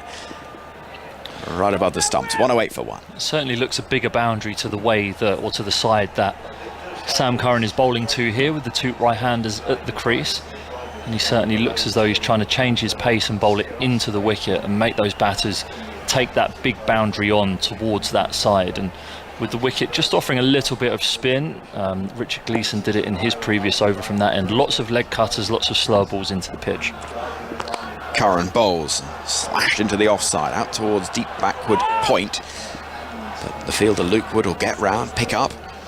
And again, the boundary can't be found. 109 for 1. I think one thing with Hyder Ali, the way he started, 11 runs off 12 balls, he has to kick on now because he's starting to put a little bit of pressure on Rizwan. Rizwan's been going nicely, and he might feel the pressure that he has to really take a big risk to try and find a boundary rather than continue to go as he is. There is something extraordinary going on on the boundary edge. I hadn't actually spotted it up till now, as in comes Sam Curran. Oh, this will be runs, possibly. Oh, actually, has he got enough on it? Fielder running round, will take the catch. Just for a moment, it looked as though that ball had the legs for 6 runs. David Willey breathes a sigh of relief because he knows that he nearly overran that. And a rather frustrating innings for Hyder comes to an end. Clipped out to deep mid-wicket, Curran with the wicket. Or deep square leg, I should say. And the score 109 for 2. Yeah, again, felt like something had to give with Hyder. Wasn't really showing any initiative or intent, and he's only looked to flick this to that boundary on the leg side, but he doesn't quite get all of it. Doesn't get the elevation to get it over the deep square leg fielder David Willey, who takes a simple catch, but judging by his expression after he held onto it, it might have disappeared into one of the floodlights or something like that. So Hyder Ali goes back to the pavilion, shaking his head, wearing the number 46. And now Shan Masood, who's been in such fine form for Derbyshire this year in the domestic game in this country, now get his opportunity at 33 years old to play a T20 international. Maybe not the worst thing, that, Heather, for Pakistan. We will go on to what we've just seen in a moment, but for that innings, it never really got going. You see that sometimes in T20. You do, and when you start like that, you have to catch up. You feel like you've put pressure on yourself and on your partner, and going for the big shot there, and brilliantly caught by David Willey. The sky obviously is black, lots of lights, lots of noise from the crowd, and just looked like he lost it in the lights. And looking forward to see Shan Masood bat on debut. He's played 117 T20 matches. It's the first time in the colours of Pakistan, however. Right then, what was on the boundary was an enormous washing machine, advertising a local washing machine company. And next to it was a man who I presume had been taken from the crowd, sitting on a chair that was kind of like the seat you get on a rowing machine, that's on rails, sort of back and forward, but without the effort was being made by the hands, by the sort of moving back and forward rather than pulling anything with your hands. And that was generating movement for this giant washing machine. Here comes Curran, and Shan Masood is eager to get off the mark, looking to work that ball into the leg side. The left-hander, but will not find a run. And so almost sort of a bit like if you're trying to push a car using your sort of backside, pushing it backwards. There's some sitting there trying to generate movement in this giant washing machine. It's one of the most extraordinary things I've seen at a cricket ground. Yeah, it didn't look as though the clothes were going to get that clean as well. He didn't find his rhythm, did he really? It's fair to say. I went to a Coldplay concert recently, and you had to do a similar thing in order to generate power to be able to make the whole tour sustainable. So this is almost bowled. It's the inside edge from the bat of Shan Masood. It bounces over the stumps. And this has been a good over from Sam Curran. 109 for 2. Presumably, if the band's not good and you're not enjoying it, you just stop moving. Yeah. All the power goes. Yeah, you'd be disappointed if people seeing Coldplay would do that. But yes, if it was a dodgy band, you may imagine that the lights might just go out on the whole show. I was at the same concert actually. It was quite impressive. There were two sort of big dance floors that generated power, and they had bikes out the back that you could have a quick stint on if you weren't enjoying the gig and fancied a bit of exercise. Really? And that was powering everything? Not sure everything. There was a lot of lights and pyrotechnics to power. This is pushed into the offside, out towards deep cover, and Duckett will pick up and throw in. 1-10 for 2 after 14. I think the idea was that it generated power for the next show, so it was kinetic energy that got stored up and then used for the show the next evening. I see. How that works, I've got no idea. My brain's not quite intelligent enough to be able to decipher that information. Presumably put in giant batteries. Well, if you know, depending on how much you like big AA8. Yeah, enormous. But if you didn't really like anyone else, and you were like, well, I don't care. You know, if tomorrow's gig goes ahead, as long as I go myself. As long as I see mine. Yeah, it'd be a very modern attitude, that, wouldn't it? 1-10 for 2 is the score. The National Stadium in Karachi, with the 6 floodlights shining down, and Pakistan in a good position, but they'll be wary of letting a good start go to waste. With 8 wickets in hand, they really should be looking towards certainly 180, 190. Will they get that far though? Moeen Ali, the stand-in captain, bowling off spin round the wicket to Shah Masood. Cries of catch, but the ball evades the fielder at mid-off, and it's going to go to the boundary as well. A first boundary in T20 international cricket for the left-hander, elegantly played away, and the dive from Brook in vain. 114 for 2. Yeah, a signal of his batting this summer in the domestic game has been the timing. Here he steps outside leg stump, and Moeen Ali tries to follow him, firing the ball down the leg side, but he's took a significant enough jump towards the leg side to be able to manoeuvre his hands through the ball through extra cover. There's an aggressive hike into the leg side, out towards Alex Hales, who picks up on the long on boundary, and the score 115 for 2. Coming in at you'd be someone that would come in at 3 or 4, Heather, at this position. Not you, Finney. Stop it. when you've got this sort of platform, do you feel that added pressure?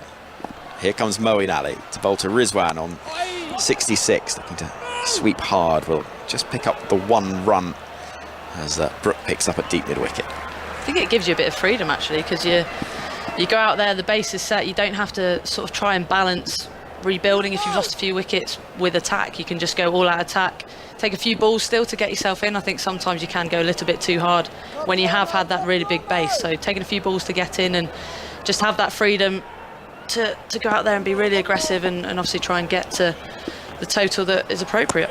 Oh, should be a stumping, it is. Moeen Ali sees Rizwan advancing and just drops it a bit short, a bit quicker, and as Rizwan charges down the track, beats the bat through to the gloves of Salt, who has those bails off in no time. A 3rd wicket falls, and it's the big one. Rizwan gone for 68, 117 for 3. It's a sign of the last 4 or 5 overs actually. It just takes a slight bit of turn out of the footmarks. Moeen Ali pushing this one through quicker and seeing Rizwan advancing down the wicket, and Rizwan can't get anything on it, and Phil Salt takes a smart take behind the stumps and whips the bails off, and Rizwan stood dumbfounded in the middle of the pitch. He was put under pressure, I feel, by his partners in the last couple of partnerships, where he's been forced to try and accelerate the run rate around them, but he falls for 68 from 46. An impressive innings, but just the wicket that England would have wanted with 5.2 overs remaining.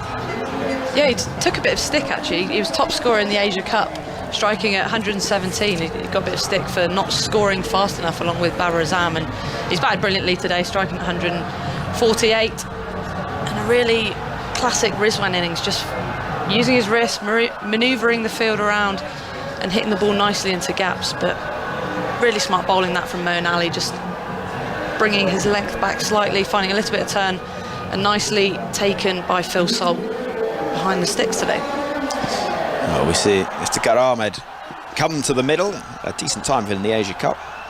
Scored 32 against Sri Lanka, and it was ultimately a losing cause in that Asia Cup for Pakistan, with Chris Silverwood, Sri Lanka lifting the trophy. Here comes Moeen Ali, very wide outside the off stump. Oh, hold on a minute. Phil Salt thinks he might have stumped Iftikhar's first ball, who's looking at the square leg umpire with horror, wondering if he has lifted that back leg, because it was very wide, so wide almost as to make it feel like it was such a non-event as a delivery, almost dead ball-ish, if you know what I mean. But they'll have to go upstairs and check this. I think it will be a wide. It was outside the tram lines and just looked really innocuous, and Salt just whipped off the bails, and he's absolutely convinced. Finney, what's going on here then? I'm not sure why the third umpire wouldn't check this, because you can still be out-stumped from a wide, can't you? Well, Phil Salt's asking that exact question. He says, well, yeah, maybe wide, but you can still be stumped from it. He's very salty with that, isn't he? Oh, come on.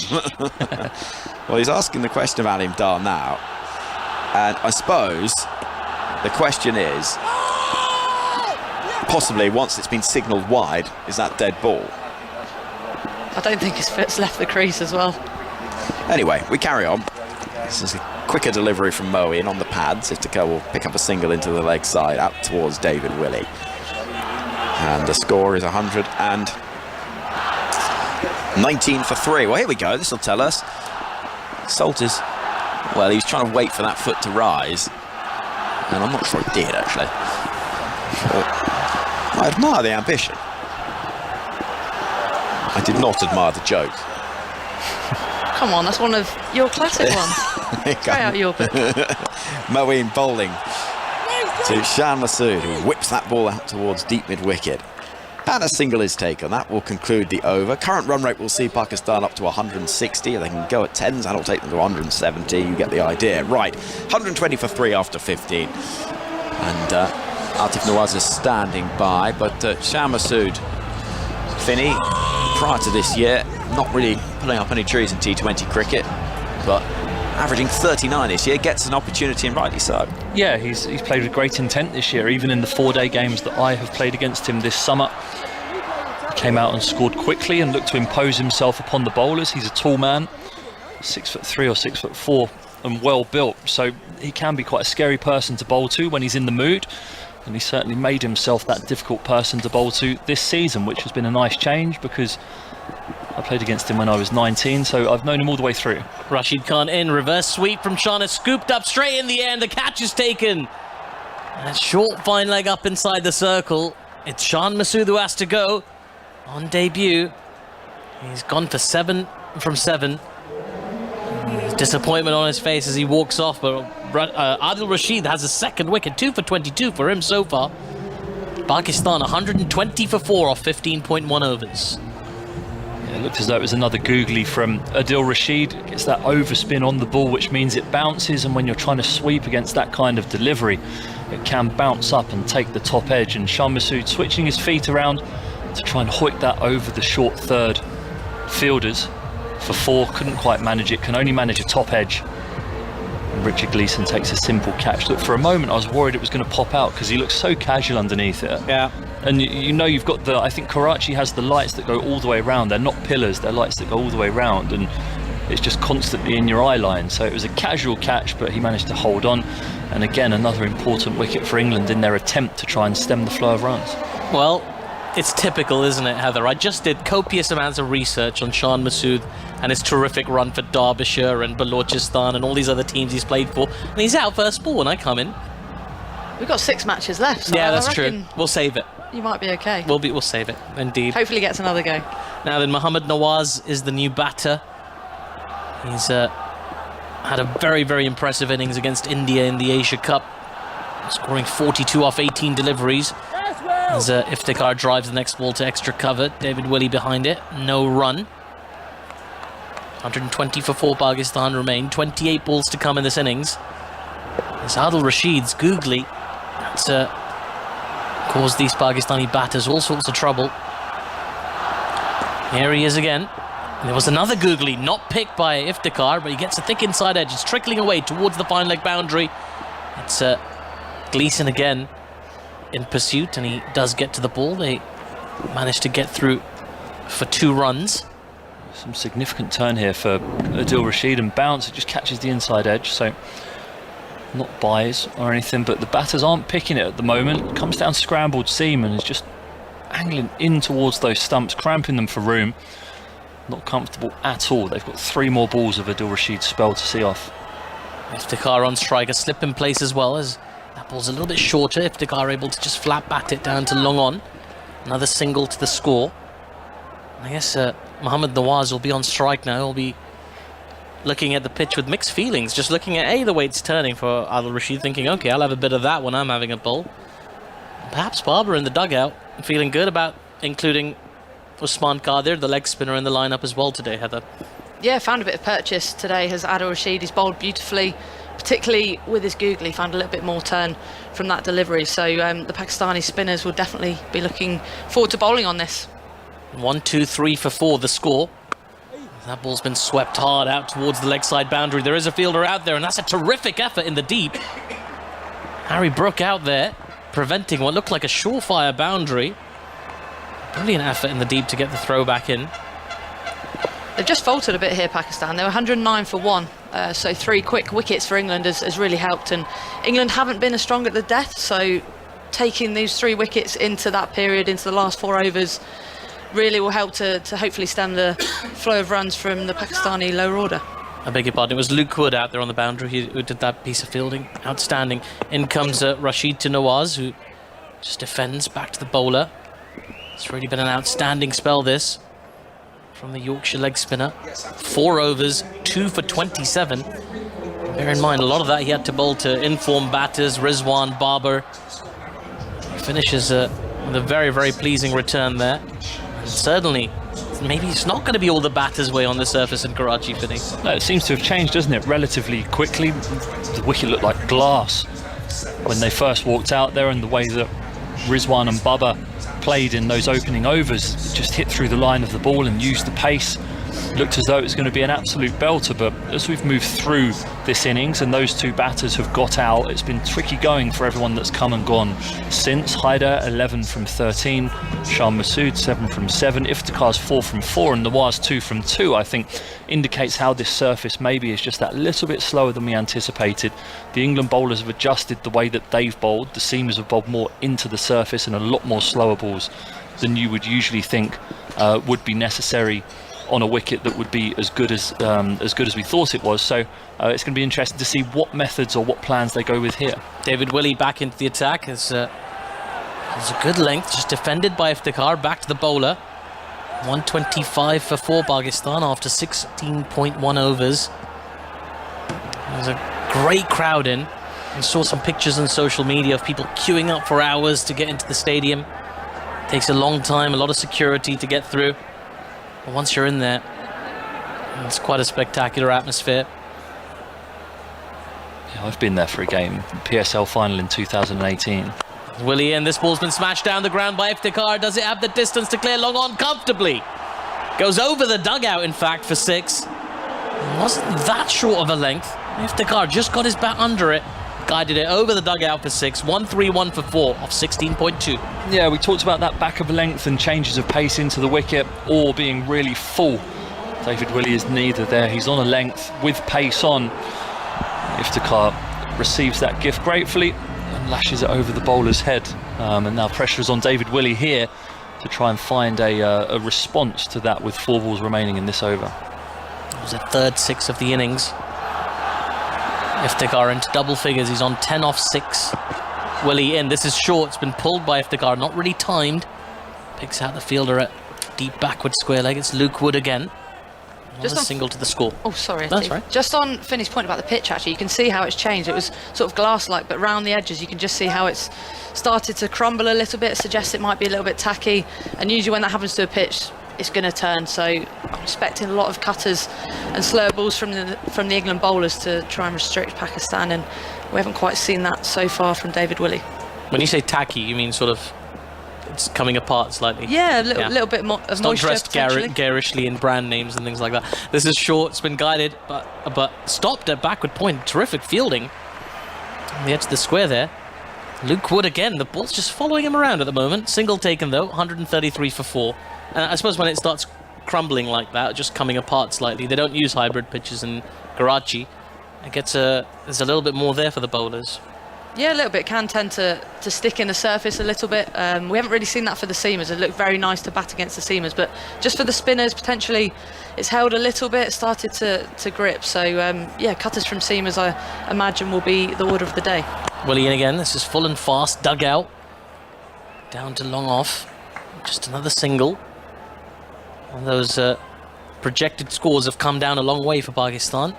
If they were to go 11 and over from here, they'd finish in 169, which may well still be competitive. We don't know too much about what will be a good score here. In the PSL, you'd frequently see scores in excess of 180 scored at the National Stadium in Karachi.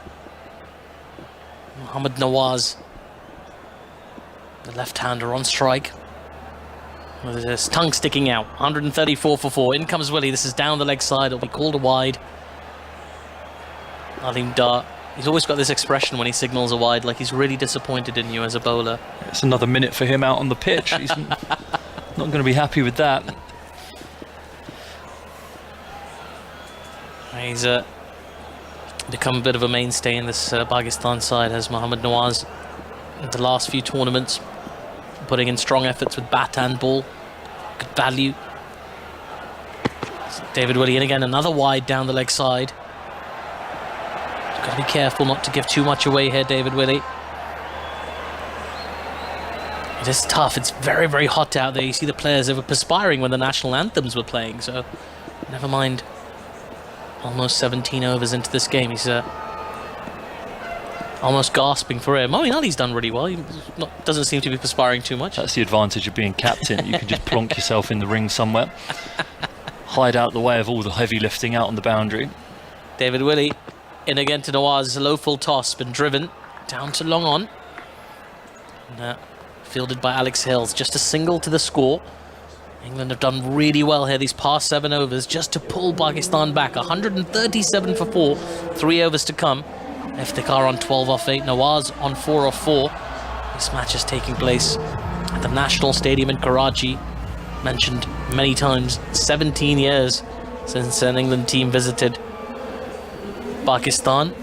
And last time Marcus Trescothick was the captain for England, and Inzamam ul Haq was the captain for Pakistan. Feels like yesterday.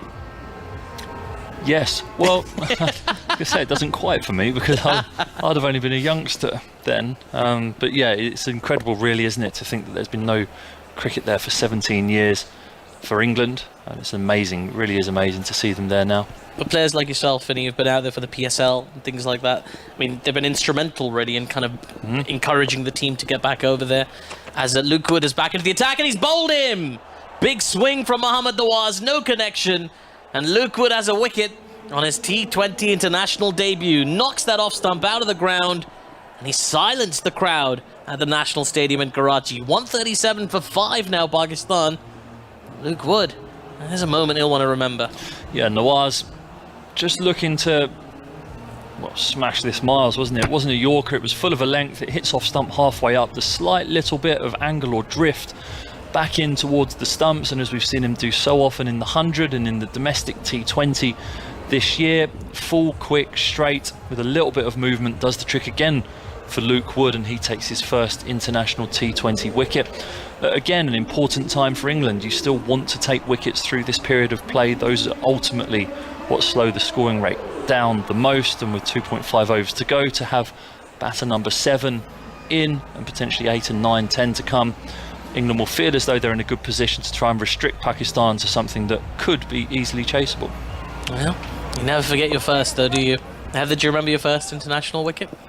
I do. I was bowling seam actually. So it was in South Africa. Brits, the captain at the time, caught mid off. Vinny? Not quite as spectacular as that one. Stump out of the ground. Yeah, I had the Bangladeshi night watchman, the famous actually batter Shahadat Hussain, caught at second slip for my first international wicket. It's not bad. Cracking bat. Yeah. I think he averages less than me in Test cricket, which actually says a lot. Well, it's Hushtil Shah, the new batter, out in the middle. He's had a difficult campaign in the Asia Cup, save for one performance. He drives a full toss down the ground to long off for a single. He did score an 80-plus innings against Hong Kong in the Asia Cup, but I want to see better than that from him. 27 years of age, big expectations on the lower order batter. England have done really, really well here, it has to be said. The second half of this innings, everything post that first partnership, really, it's been all England, Heather. Yeah, it has, and I really like the look of Luke Wood actually. He looks like a real competitor, and he actually rushed Nawaz there with a ball that just skidded through. Good. With another quick delivery, wide of off stump. It's been dug out by Iftikhar out towards deep extra cover. David Willie Fields, just another single to the score. 139 for 5. 15 deliveries remaining in this innings. Mohammad Nawaz will look back on that shot and think, maybe I'll leave that one on the golf range. Yeah, I'm blaming golf for that shot, for sure. Is he a big golfer? They do. I mean, a lot of this Pakistan team, much like the England team, like their golf. Luke Wood. And again, this is short. It's just been guided off the back foot, wide of point. They'll run through for a single. There's so much. I mean, golf. What has golf ever really done for cricket is what I want to say. I mean, Johnny Bairstow's not playing this series because of golf. Surely that is enough reason to get rid of golf. Well, you've got, Finney? Well, you've got an England captain sat here. She can set the rules. She can tell her team not to play golf if she so wishes. I've heard a lot of players actually say it helps. I know a lot of T20 batters that will go and have 9 holes in the morning of a T20 game to just loosen themselves up to go and biff people down the ground. It works both ways. Luke Wood, and again another excellent delivery, full and fast, right on that crease line. Iftikhar can do nothing but dig it out. Another dot ball. Just on the golf, I think it definitely helps with your ball striking. Probably not in the longer forms of the game, but certainly in T20 cricket. I agree with Finney. I've played a few times on either the night before or the day of a game just to sort of relax, take your mind off the cricket, and also to get your body going. And we're both well past 30 now, and you need those little things sometimes to get you loose and get you ready to perform on the cricket pitch. All right, golf can stay. 140 for 5. One more ball from Luke Wood. It's a low full toss. He's trying to hit the cover off that Iftikhar. Doesn't really time it. Goes down to long off. Alex Hales fields, and there is a single taken. So 141 for 5 Pakistan with 18 overs gone. There was a sign in the crowd just now that read, "We have 11 kings," preferably, but presumably referring to the Karachi Kings, who are the franchise who play at the National Stadium in Karachi. But they didn't have the best record in the previous edition of the PSL. Lost all but one match in their recent campaign. Not quite sort of Welsh Fire levels, but nearly. Nearly, yeah. That was wasn't great for the Welsh Fire, was it, in the men's version of the 100? But back to the golf very briefly. Must we? If we're judging by that rule, I should be able to hit a really good extra cover drive for 6, because that's the way I hit my golf balls, up over extra cover. Miles, by the way, for 6, but you're getting inside it a bit too much. Yeah, just a bit inside out on it. Yeah, but when I come to get a cricket bat in my hand, I can't quite seem to manage that shot. Well, that's a high ball toss from Sam Curran. It's been smashed high and long over the square leg boundary by Iftikhar for 6. And I suspect they might have a look at the height of that delivery as well. Just looked like it slipped out of the hand. Perhaps due coming into the equation. Iftikhar's waiting on the umpire. I think they're having a little chat, the square leg umpire. Now, let's have a look at that. Oh, I think he might just be okay. It's really borderline. One of those marginal ones, isn't it? And it's a real gift by Sam Curran. Looking at it side on. Flick it around the corner. What are you saying? No ball? Oh, I think so. From the side on, it looked like it was just above waist height. Finney, what are you thinking? Yeah, I'd be giving that a no ball. It's about belly button height, you'd have to say. I think the umpire has let it go. This is full from Curran again. It's been awkwardly shoveled by Iftikhar out towards deep backward square leg. And another single to the score. It's an unbelievable effort there to get away with that. Iftikhar's not happy. He's still remonstrating with Ali Imdar. It's his square leg friend, though, isn't it, that makes the call, not Ali Imdar himself. But yeah, from that angle there, it looks doesn't look great. Yeah, I think from straight on, it looks quite borderline. Probably didn't refer it upstairs or anything like that. 148 for 5 the score. Sam Curran in. This is a slower ball. Completely outfoxes Hushtil, who was through his shot before the ball passed him. On the bounce through to the keeper, no run. Just on the waist high no balls, I do think there must be a better way, a more precise way of being able to measure them. It's so subjective in terms of the trajectory of the ball, the height of the batter, and you use Hawkeye for obviously LBW decisions, front foot no balls. There must be a better way to measure it out on the pitch and use technology. 148 for 5. Pakistan, 9 balls to come. Here's Sam Curran. This is another slow ball. Hushtil waits on this one. Lofts it over the covers, but there is protection in the deep. David Willey gets the throwback, just a single. 149 for 5. Moeen Ali, the captain of England, must be very pleased with himself at the moment. Dew coming into the equation for sure. We saw that one slip out of the hand from Sam Curran. A below par total, we think, here from Pakistan. He'll be very pleased with his team's efforts here. England seamers have been mixing it up after the power play. Here's Sam Curran again, short of a length, but gets away with it. Under edge on the bounce through to the keeper. And again, no run, as Iftikhar lets out a grunt of frustration.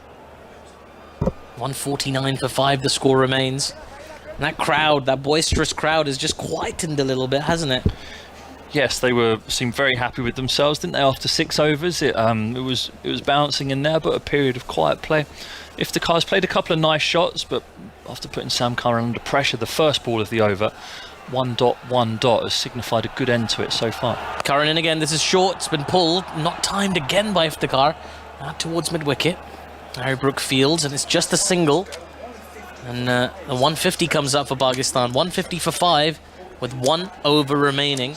There's a terrific return from Sam Curran as well. 4 overs, 1 for 30 for him. On a surface that hasn't really been kind to the seamers mostly. He's had to go to a lot of variations. And been very, very effective again for England, Heather. Yeah, it has, and I think Moeen Ali has been brilliant the way he's rotated his bowlers. I think he used Adil Rashid outstandingly, brought him into the attack to try and obviously break partnerships, which he did with that biggish opening stand in the power play. And yeah, I think he's been very smart, and the bowlers look very clear on their plans. And we're going to see final over from Luke Wood. Could have been tempted to go to Richard Gleeson, but Wood's had a brilliant day. And he comes to Iftikhar, who smashed this a long way up in the air and over the long off boundary for 6. He was waiting on that fuller length, sitting deep in his crease as Iftikhar. He got a hold of it as well. 156 for 5 now, Pakistan. Still 5 balls to come, and Luke Wood on debut under pressure.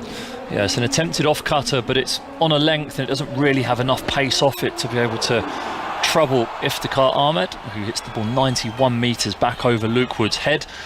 Again, it'd have to be either shorter or much fuller than that length there to be able to make that effective. Wood into Iftikhar again. This is a full toss. It's been swatted high and long into the Karachi sky and into the hands of the waiting fielder on the boundary. It's Ben Duckett right on the edge. Takes the catch, and Iftikhar's innings comes to an end. Pakistan faltering now then. Iftikhar hasn't quite walked off yet. I think he wants to have a look at Duckett's feet. If he's claimed it though, I'm pretty confident that'll be given out. The umpires are having a little chat. Oh, he wants to check for the height, I think, of that ball. Yeah, another one just slipping out of the hands. Full toss from Luke Wood. I think that one's okay, a little bit lower than the one we saw that wasn't a no ball earlier in the previous over, and Ben Duckett completes the catch out there on the boundary. Yeah, very relaxed. Nothing wrong with the catch. I don't think there's anything wrong with the height of that one. It's less so than the previous one anyway. Yeah, that's a knee-high fully. I think the one before was a no ball if we look back and reflect, but that one there, a knee-high full toss.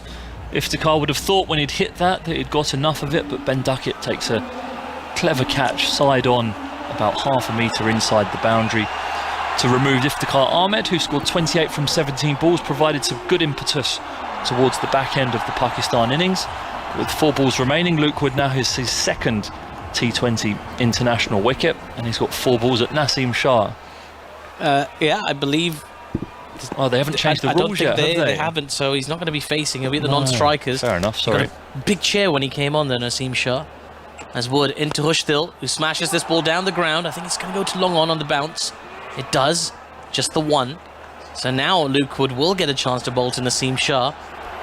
And there's a sense of anticipation in the National Stadium, Karachi. The last time they watched Naseem Shah bat, he was hitting 2 consecutive sixes to win Pakistan a match they had no right to win against Afghanistan in the Asia Cup. 9 down they were in that match. And Naseem Shah hit 2 sixes in the last over from out of nowhere. He's got a promotion as well, though. He has. He's made his way up from number 11. Luke Wood now into Naseem Shah. This is short. Naseem Shah pulls, and the catch is taken. It's Sam Curran at deep square leg who ran in and made sure he got underneath that. Luke Wood has a 3rd wicket on debut. Naseem Shah goes for a first ball duck. Pakistan falling to pieces here. 157 for 7. Still 3 balls to come in the last over. Into the pitch, slightly pace off. Naseem Shah swings a big hearty swing at the back towards the leg side, but it can only be spliced out to Sam Curran at deep square leg, who takes a smart catch running forward and tumbling forward. Maybe a slightly unnecessary dive, but they all look good on the TV cameras. But Naseem Shah departs first ball. Luke Wood with his 3rd wicket of the evening, and he's had a very tidy return thus far. 3 for 23 from 3.4 overs, and with 2 more big slogs coming, you'd imagine there's an opportunity for him to add to his wicket tally. Yeah, Usman Qadir, the new batter. Luke Wood, well, he likes Karachi, I can tell you that. And he comes now to Hushdil, who slams this ball down the ground to long off, where it's fielded by Harry Brooks. So just a single. It's been excellent from Luke Wood after conceding the 6th first ball. He's gone wicket 1, wicket dot. I beg your pardon, that's incorrect. He just took a single, so that's a... Oh, I beg your pardon, they did not take the single to long on, so Hushdil turned down the single so he could keep the strike for the last ball. You don't mind that when you're a bowler. Dot ball in the last over. Wow. Hushdil on strike. Here's Luke Wood for the last ball. It's full and fast. It's been dug out to long on. Hales fields, so it's just a single. And that completes the Pakistan innings. 158 for 7 after 20 overs. England have been absolutely outstanding. Pakistan look poised to build a big total with Rizwan and Babar going big guns. But in the last 30 balls, they've managed to take 4 wickets, concede just 38 runs. And Moeen Ali's men walk off the field, certainly in control, Heather Knight. Outstanding drag back by England. Death bowling probably hasn't been their strength, you'd say, in the last 18 months. So to do that, to take 4 wickets of the death and only go for 38 runs in those 30 balls is outstanding. Luke Wood has had a brilliant day on debut, taking 3 wickets. He's bowled with pace and aggression and really put the Pakistani batters under pressure. Adil Rashid as well, 2 for 27. He was brilliant through those middle overs, taking some key wickets, including that of the captain, Babar Azam. Yeah, absolutely. Big wickets for Adil Rashid and a memorable debut for Luke Wood. 3 wickets for him, 2 for Rashid. Rizwan with 68, the top scorer for Pakistan. Babar, 31 off 24. Heather, 11 off 13. And Shan Masood went for a run of ball 7. Iftikhar, 28 off his 17 balls. Mohammad Nawaz, 4 off 5. Hushdil, 5 off 7, not out in the end. Usman Qadir didn't face a delivery. And Naseem Shah went first ball. So 158 for 7. Feels light here, Finney, but Pakistan do have the firepower with the ball to challenge this England side. Give us your thoughts on what England can expect from Pakistan with the ball, and then you're going to be joined by Henry Moran. Yeah, I think England will take a lot of belief and confidence, having restricted Pakistan in the second half of that innings. An outstanding opening partnership of 85. Looked as though Pakistan were going to have the opportunity to be able to push up towards 200 or somewhere close there too. But they didn't. They end on 158 for 7. I think the England bowlers adapted and reacted to the situations that were put in front of them expertly. That was started by Adil Rashid, who his 4 overs returned him 2 for 27, and he was backed up very ably by Luke Wood, who took 3 for 24 from his 4 overs. Yeah, Luke Wood, Heather, that's some introduction to international T20 cricket for him. Really impressive performance with the ball. Definitely, and he's taken his form from the 100 for the Trent Rockets into Hold that thought. Today. We are going to hear from Adil Rashid, who's talking to Zainab Abbas. Tell us a little about the conditions. Were they helpful for the spinners at all? Yeah, it was slightly helpful. I thought we bowled exceptionally well to keep him to 159. I thought the seamers bowled up top and the spinners in the middle, we kept it tight. So it was nice to, I think, keep him to 159. I thought we'd be quite happy with that. What was the plan then coming into this game? You obviously saw the conditions. 192 is the average score on this ground. But I mean, what was the bowling plan when you came out? I think it was not just sticking to our strengths. We know what we're trying to do as a game plan. Sometimes, it works, sometimes it doesn't work. Fortunately for us, not today, it worked. We kept him to 159, which we are very happy with. Hopefully now we can go out there with a bat and chase this down. I mean, we saw a lot of the bowlers were taking pace off the ball as well. I mean, has that been something that's been discussed before? I think whatever's in front of you generally play. People do their homework and you know what to bowl to certain players. Like I said, some days it works, some days it doesn't. Fortunately for us, to keep him to 159, it worked. It's your first time in Pakistan as well, which is, great to have you here, obviously. I mean, what has it been like for you? Have you got any time off at all? What have you been up to otherwise? No, it's been relaxing in the hotel. We can't really do much. We can't go out and about and experience Karachi, which we, I think, as a team would have loved to do. But hopefully, inshallah, maybe next time we come around, we can get that done. Thoughts on the total? 159, I think we'll be very happy, especially bowling first to restrict them. We know this is a high-scoring ground. To get a 159, we're very happy. All right, thank you so much for your thoughts and all the best for the remaining games. Thank you. Adil Rashid chatting to Zainab Abbas, and that target for England, well, it'll feel pretty reachable given the way that Pakistan started this innings. It looked pretty easy going, particularly that opening partnership, but England hauled it back really well. We were talking about Luke Wood the other night and his introduction to T20 international cricket. We were. He was outstanding today, and like I said on commentary earlier, I really like his attitude. He looks like he really charges in, gets in the batter's face, has that real competitor mentality and wants to take wickets, and also just some massive smiles when he took those wickets. Nothing more special than taking your first England wickets, and he's taken 3 of those today and should be very proud of the performance he's put in. Finney, you were to go along with that. He's a different bowler to a lot of what England have got, really skiddy. Yeah, he's skiddy and he has the pace, doesn't he? I think you look at David Willey, he operates around the 130 kilometres an hour mark. Reece Topley is tall and has his own way of going about it, but as another left armer in the ranks, to have that skiddy pace around 140 kilometres an hour, that's 90, to be able to try and zip through batters. He can swing a brand new ball, and then bowling on wickets and pitches such as this, he will learn how to adapt his game towards the back end of the innings, and he's certainly got the trajectory to be able to do that. Finney, Heather, thank you very much for the time being. We've spoken a lot today about the significance of this game. The first time in 17 years that an England men's side have played against Pakistan in Pakistan. And we've heard earlier as well what it means to this England side. But what about from the Pakistan perspective? Well, somebody that England know very well is former coach Sakleen Mushtaq. He's in charge of Pakistan these days, and he's been chatting to Joe Wilson. I know as coach of Pakistan, every match is important. But after such a long time of England being away from Pakistan, it feels to me like this is a very significant game of cricket. Does it feel like that to you? The words are very small for me to say, thank you to ECB and the boys, everyone is very excited, and everyone is really looking forward to seeing England playing in Pakistan. And our boys, they're very excited too. Well, I would like to say thank you for the welcome that I've had in Karachi, which has been lovely. I wanted to ask you about the connection between England and Pakistan through cricket, because that in a way is a story of your cricket life as a player and as a coach. It means something, doesn't it, to be able to express a connection through cricket and a friendship that may not come through any other means, yeah?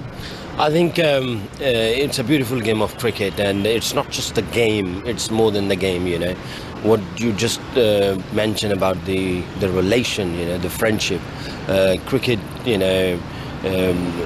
brought so many happiness and joyous moment for all of us, and we have a very long sort of relation with the English cricket and cricketers. All the boys, all the players, they have a very strong and long relation with each other.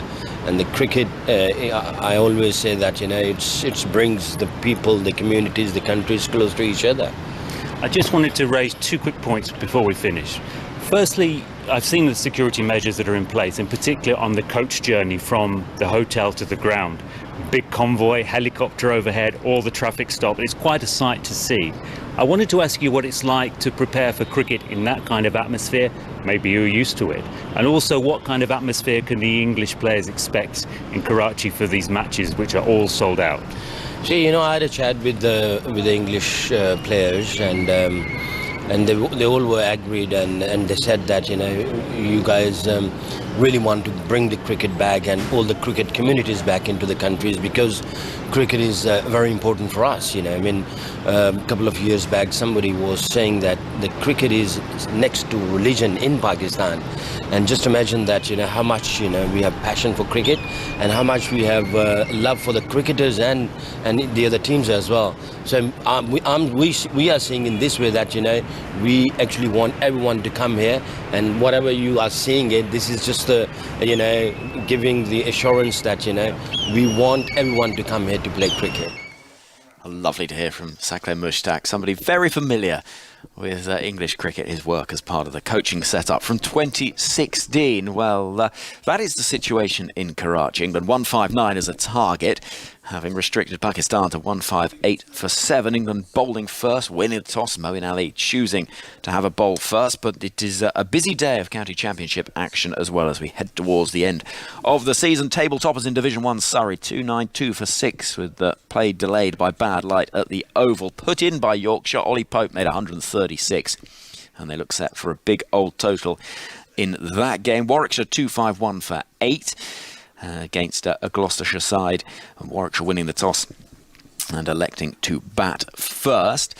We're keeping our eyes on plenty of fixtures, but also slightly bewildered by how many wickets are falling at Essex, in particular with Essex against Lancashire, and Lancashire making 131, Essex then all out for 107, and Lancashire in their second innings, reminder this is the first day, a 2 for 1. Extraordinary scenes there. Somerset, meanwhile, runs dominating wickets in that game. Somerset electing to bat first, 258 for 3 in that one down at Taunton, with Tom Abel unbeaten on 110. Kent against Hampshire. Well, Kent 165 all out, but Hampshire in pursuit are 41 for 6.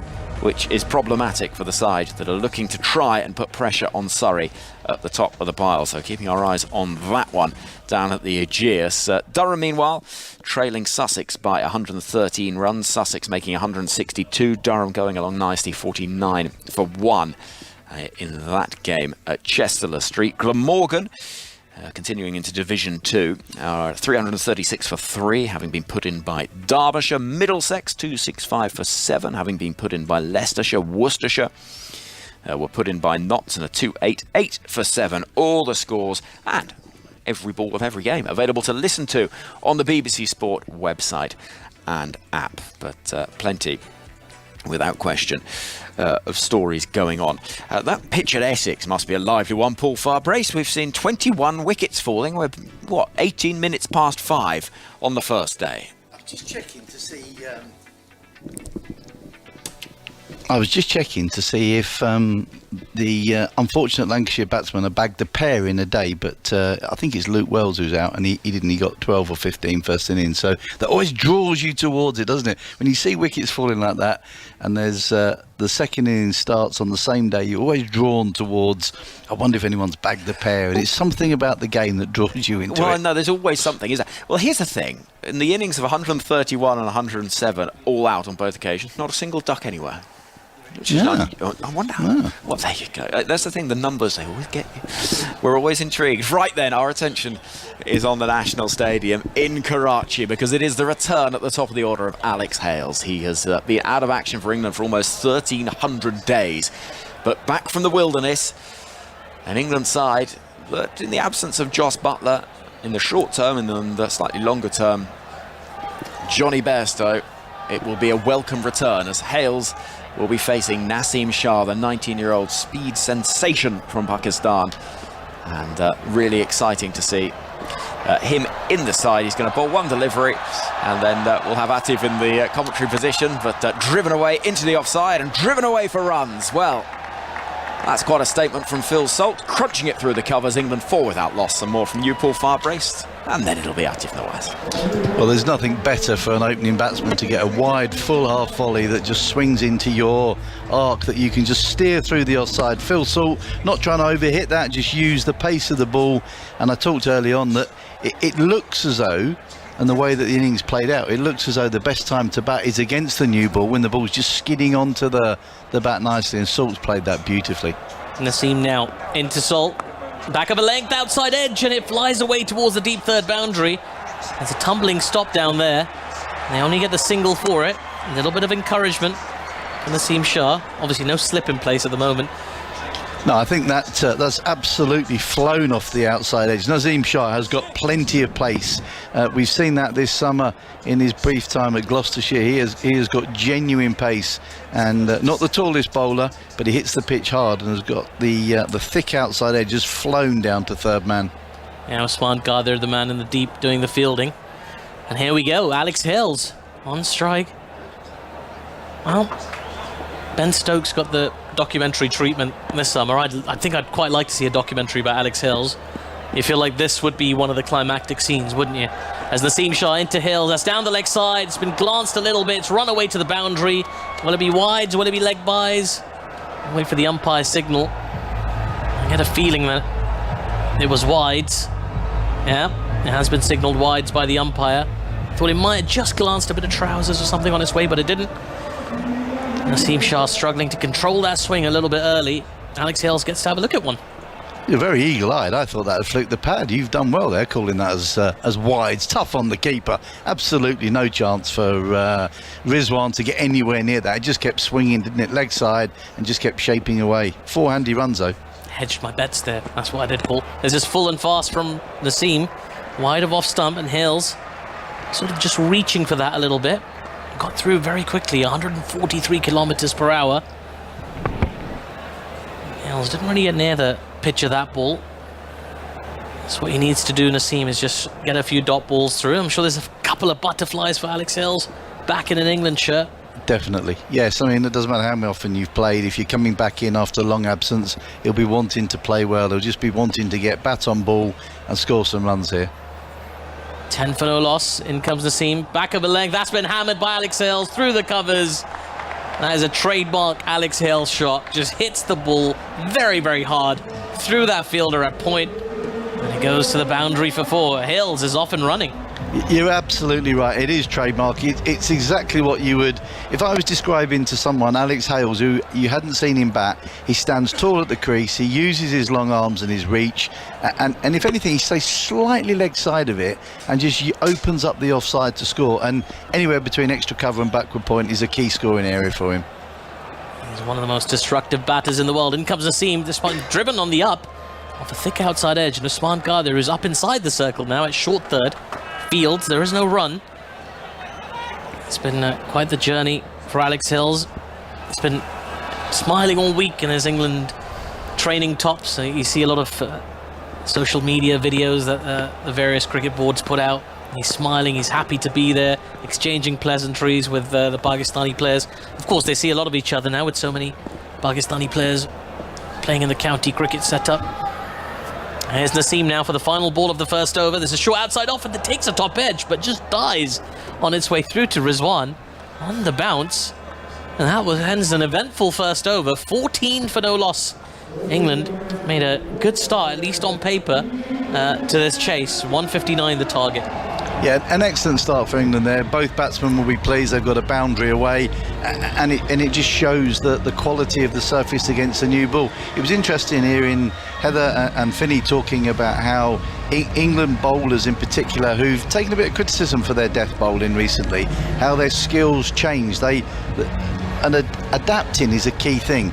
And when your bowlers can adapt very quickly in a T20 game, as England did there, I thought they learned quickly. They worked out that the lengths you've got to bowl, taking the pace off, bowling the ball into the surface. Adil Rashid obviously outstanding. Luke Wood fantastic. And 159 to win. At halfway, it looked as though Pakistan were going to be getting much closer to 200. I think England restricted them to 72 off the last 10, which is fantastic bowling. Absolutely. And it was interesting to hear the two of them talking about how they restricted them, why they restricted them. And it'd be interesting to see whether the Pakistan team have learnt from that. But a great start for England. 14 off the first over. Both batsmen getting the boundary away. And Mohammad Nawaz is going to open the bowling. And he comes. The ball's been driven to extra cover. They think about taking the single. Barber doesn't collect cleanly, but he does enough to keep Salt in his crease. It's a dot ball. And we've seen Pakistan open with spinners before. Imad Wasim in previous times. Mohammad Hafiz before that as well. Mohammad Nawaz given the task of carrying the new ball. Back of a length this time. It's been cut nicely, but can't beat extra cover. Again, there is no run. Couple of dots here. Phil Salt is faced. Really got a hold of that, but Heather Ali firmly behind it in the covers. Here's Nawaz again. Back of a length once more. Cut quite nicely again to Heather Ali in the cover. He's applauded by the crowd there as well. 3 dots in a row here for Mohammad Nawaz, looking to build a little bit of pressure on Phil Salt.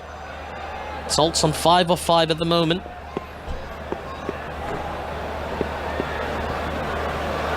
.14 for no loss England after 1.3. Here's Nawaz again.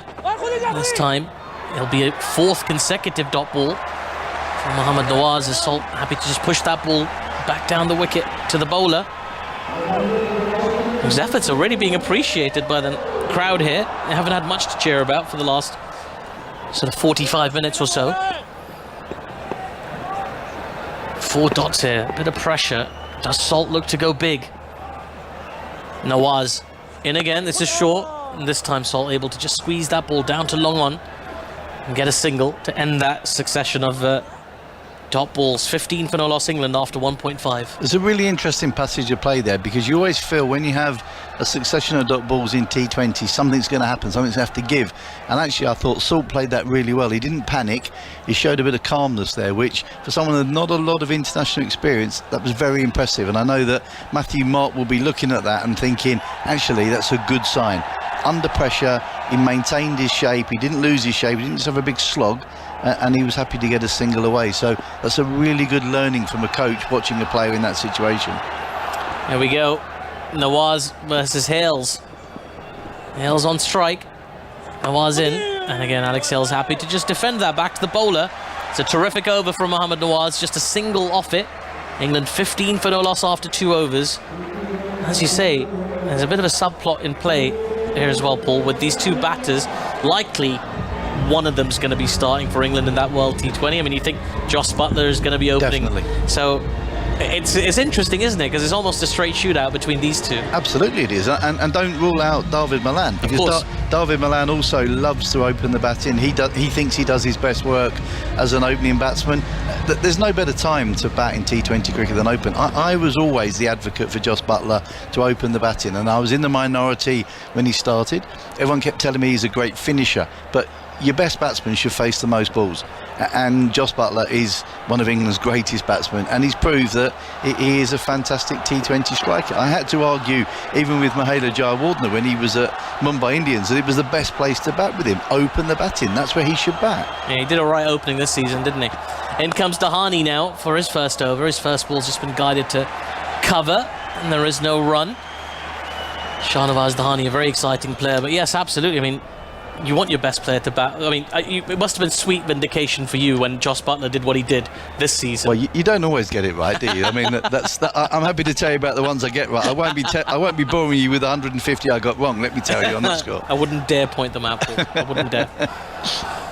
Right, Shahnawaz Dahani, another in what feels like a conveyor belt of fast bowlers coming out of Pakistan. And he comes, this is full, been driven on the up and over the fielder at mid-off inside the circle. Couple of bounces, 4 down to long off. Salt getting into his work nicely. England 19 for no loss of 2.2 overs. Magnificent cricket shot that from Phil Salt. Kept his shape. He hits the ball so cleanly. He's one of the cleanest strikers I've had the pleasure of watching, and I really enjoy watching the way that he plays. He's someone that I think is an absolutely outstanding talent, and just use the pace. And again, I go back to the point that Finney and Heather were making about bowling the ball into the surface, maybe bowling cutters, but you've got to bowl it into the pitch. Here's Dahani now into Salt. This is shorter. It's been pulled away towards that fielder at deep square leg, and the catch is taken. Spectacular.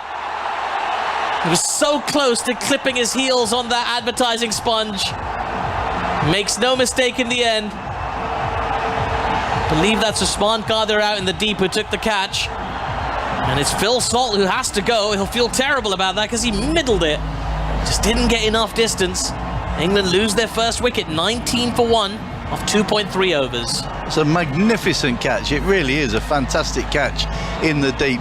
Dahani there celebrating and delighted, but he's bowled a long hop that Salt has absolutely smashed flat, and it's a brilliant catch just above head height, both feet off the ground, inches from the boundary rope. It really is not only a brilliant catch, but the athleticism and balance and skill not to then slide into the boundary rope. Fantastic. And I'll leave Finney to talk about it later, but it does always make me laugh when bowlers bowl long hops, he gets smashed to deep square leg, and they celebrate it as though it was the best plan they could ever have come up with. But then again, it's a tough game, isn't it, T20 international cricket? So you do have to cut them a little bit of slack from time to time. You do indeed. It was Heather Ali, I beg your pardon, with that catch. Absolutely outstanding. He looked like he was doing salsa moves there on the boundary, avoiding the boundary sponge. And well, Salt is back in the pavilion and is David Milan, who comes in at number 3. And he said he quite likes to open the batting. He's there almost as a de facto opener in over number 3 for England. He's been so good this summer as well for England in white ball cricket. Well, not just this summer, but for quite a while. Yeah, he's a fantastic player, David Milan. He does get a little bit of criticism from time to time, but I'm a big fan. I like the way that he plays. I think he's a very intelligent batter. He uses the power play well. He times his shots. He's got the power when he needs it for late on in the innings, and he really is a high-quality player. He truly is a player that really knows his game, and he expects to score runs, but he's got a very good understanding of his game. Now then, Dahani into Milan, beats the outside edge. Oh, did he take the outside edge? I don't think it did. There's a big celebration from Dahani. There was sort of half a celebration from Rizwan, and Babar Azam very quickly says to him, get back to your mark, calm down. Well, good luck there for Aleem Dar. Aleem Dar, one of the best umpires in world cricket, one of the best decision makers in world cricket. If he heard a faint outside nick in that in this noise from the crowd, and having been in Karachi when it's absolutely full and the crowd are absolutely buzzing, how umpires ever hear any nicks, I'll never know. I'll absolutely know. It looks like he's missed that by about 3 inches. Yeah, there was daylight between ball and bat there. I was just starting to doubt myself, talking David Milan up, then he nicks his first ball, but fortunately he hasn't. Dahani into Milan again, a bit fuller onto his pads, and Milan works that away to deep backward square leg. He's off the mark on that single. Dahani getting his pace up. He's up to 139 kilometers per hour there. Yeah, a long way wide of the outside edge, that previous appeal. He's got a lot of exuberance, does Dahani. It's fantastic though, isn't it? I mean, it's, you know, Rizwan saying, I thought I heard something, the bowler's excited, but that's what the pressure of a big game does. And it's then interesting how the batsman then copes with that. A lot of noise around him. Do you block it out? Do you get caught up in the moment? Alex Hales looks very calm, very confident here. Now he's on 4 off 5 at the moment. England 20 for 1 ball to come in the third over. Dahani runs in, he bowls to Hales. This is full, been driven beautifully by Alex Hales, beats the dive of the extra cover fielder, and it runs away to the boundary for 4. England 24 for 1 off 3. We're getting glimpses of the old Alex Hales we're so used to seeing, just stepping across his crease and guiding it nicely, not overhitting it, just guiding it nicely past the extra cover fielder. Absolutely, and again, it's just that he always looks to me that when he's playing well, his swing of his arms absolutely magnificent. He stands very upright, very still, head brilliantly positioned and balanced, and just lets his hands go through the line of the ball. We've seen the trademark shot you described earlier, where he cut the ball wide of off stump for 4, and that one he's just hit through extra cover.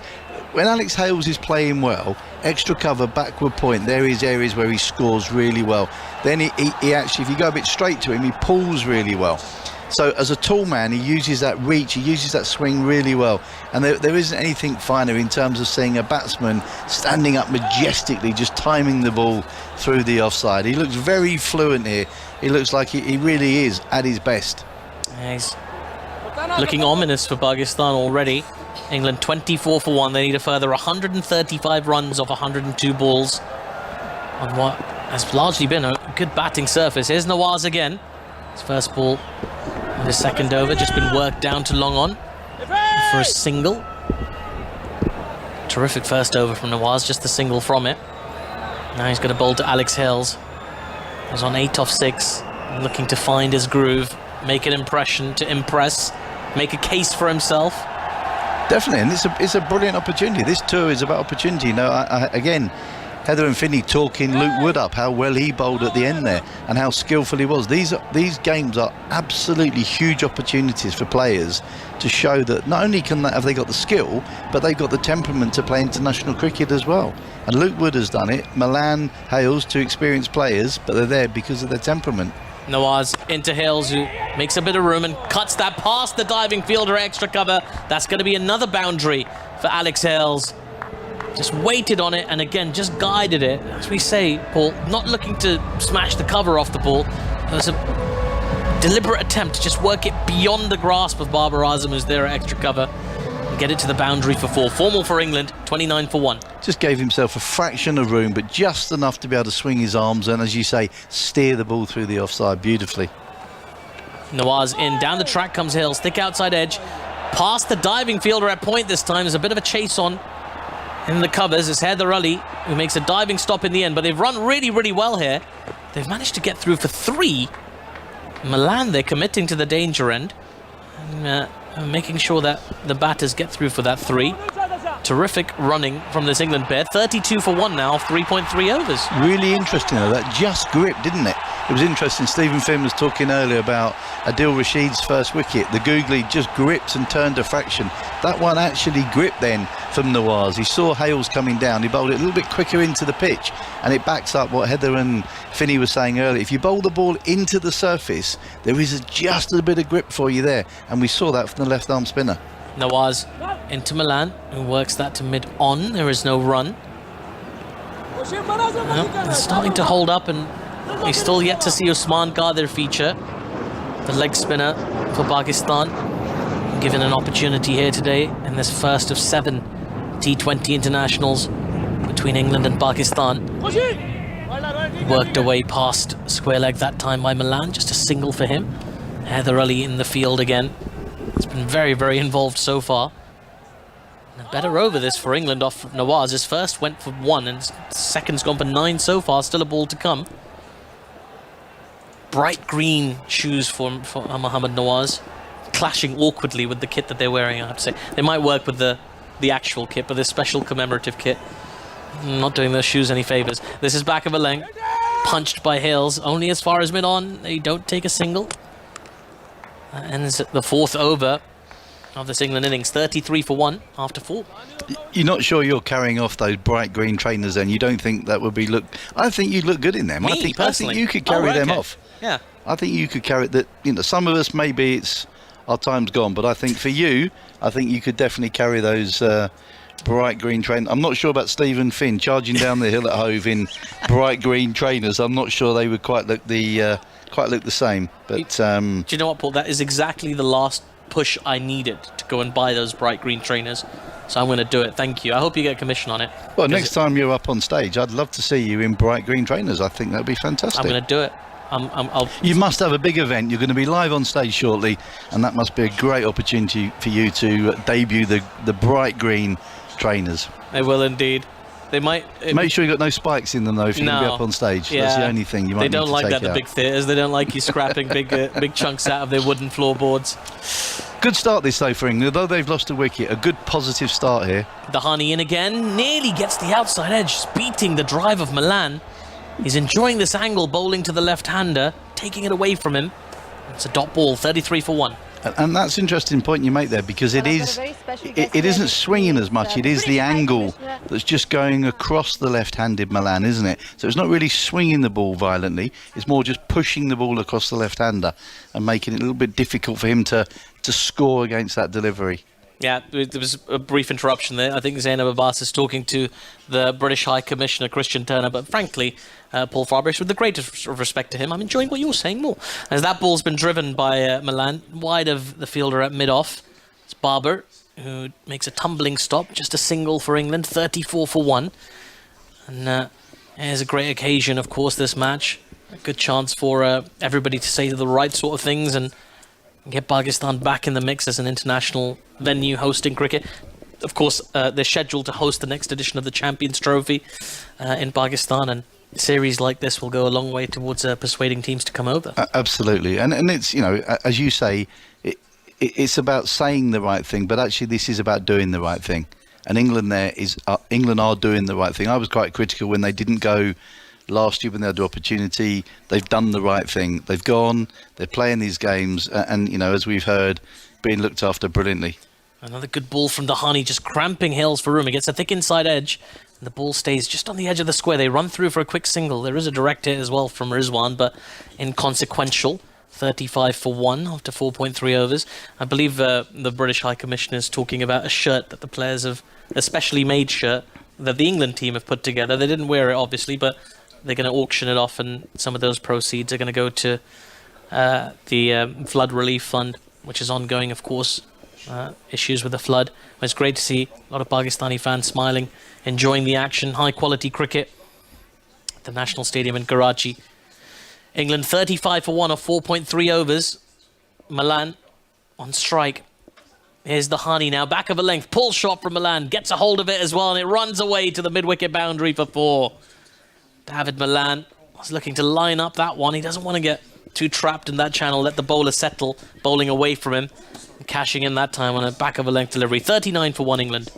Absolutely, fantastic shot. And you're right, Dhawani's going across Malan, and that one he's just bowled it a fraction shorter. And again, it just shows the high quality of stroke of the that Malan has played, but it also shows the trust in the surface to be able to play that sort of shot where you're picking up a ball angled across you and whacking it over mid-wicket. Fantastic cricket shot that from David Malan. It just shows his quality. As I said, very experienced, very knowledgeable, knows his game, knows his strengths, and that's a very safe option for him. It is indeed. He's on to 8 of 8. Dhawani in. Slower ball from him, but well watched by Malan, who drives to point. Can't beat the fielder, so it won't be a run. 39 for 1. England's score remains. You mentioned the terrible flooding that's happened in Pakistan. Obviously, that is absolutely horrible to see. And again, for someone that's been there, it's terrible to see what the damage and obviously loss of life that's caused. But I understand that the England team also have made a significant contribution to the flood appeal that they're making, which is not. And again, sport brings people together, doesn't it? It really does, and it's another great opportunity and another great reason for playing these games. It most certainly is. There's Dhawani in, thick outside edge, beats the fielder at short third. That's going to run away for 4 as well. Malan finding his groove now. England looking ominous. 43 for 1 off 5 overs. They're very much in control of this game. They may be making a few donations to help with the flood relief, but they're not making any donations to this Pakistan team on the field, making life very, very difficult for them. But yes, as you rightly say, Paul, I mean, they've been very, very supportive and helpful. They've put together all these videos and joined in the efforts to promote the game as well. Of course, proceeds from today's ticket sales going towards the Prime Minister's Fund for Flood Relief in Pakistan. A very worthy cause, of course. Right then, England very much in control. How do you see the next few overs going here? Give us your thoughts, and then Henry Moran's going to join you on commentary. Well, I'm just thinking, actually, looking at my scorecard here, and it's just been backed up, that both teams, after 5 overs, 43 runs. England have lost a wicket, Pakistan were 43 for none. And we kept hearing from Finney and Heather as the innings went on how skillfully the England bowlers bowled to the Pakistan batters in the back end of that innings. And I guess that the England team will have talked about, let's get as many runs as we can against the hardness of the new ball, Henry, and make sure that we don't leave too many late on. I would imagine that would be the game plan. And it would be interesting to see the more spin that comes into play, whether the ball does grip as much as we think it will do. There was just one ball there from Nawaz that did grip.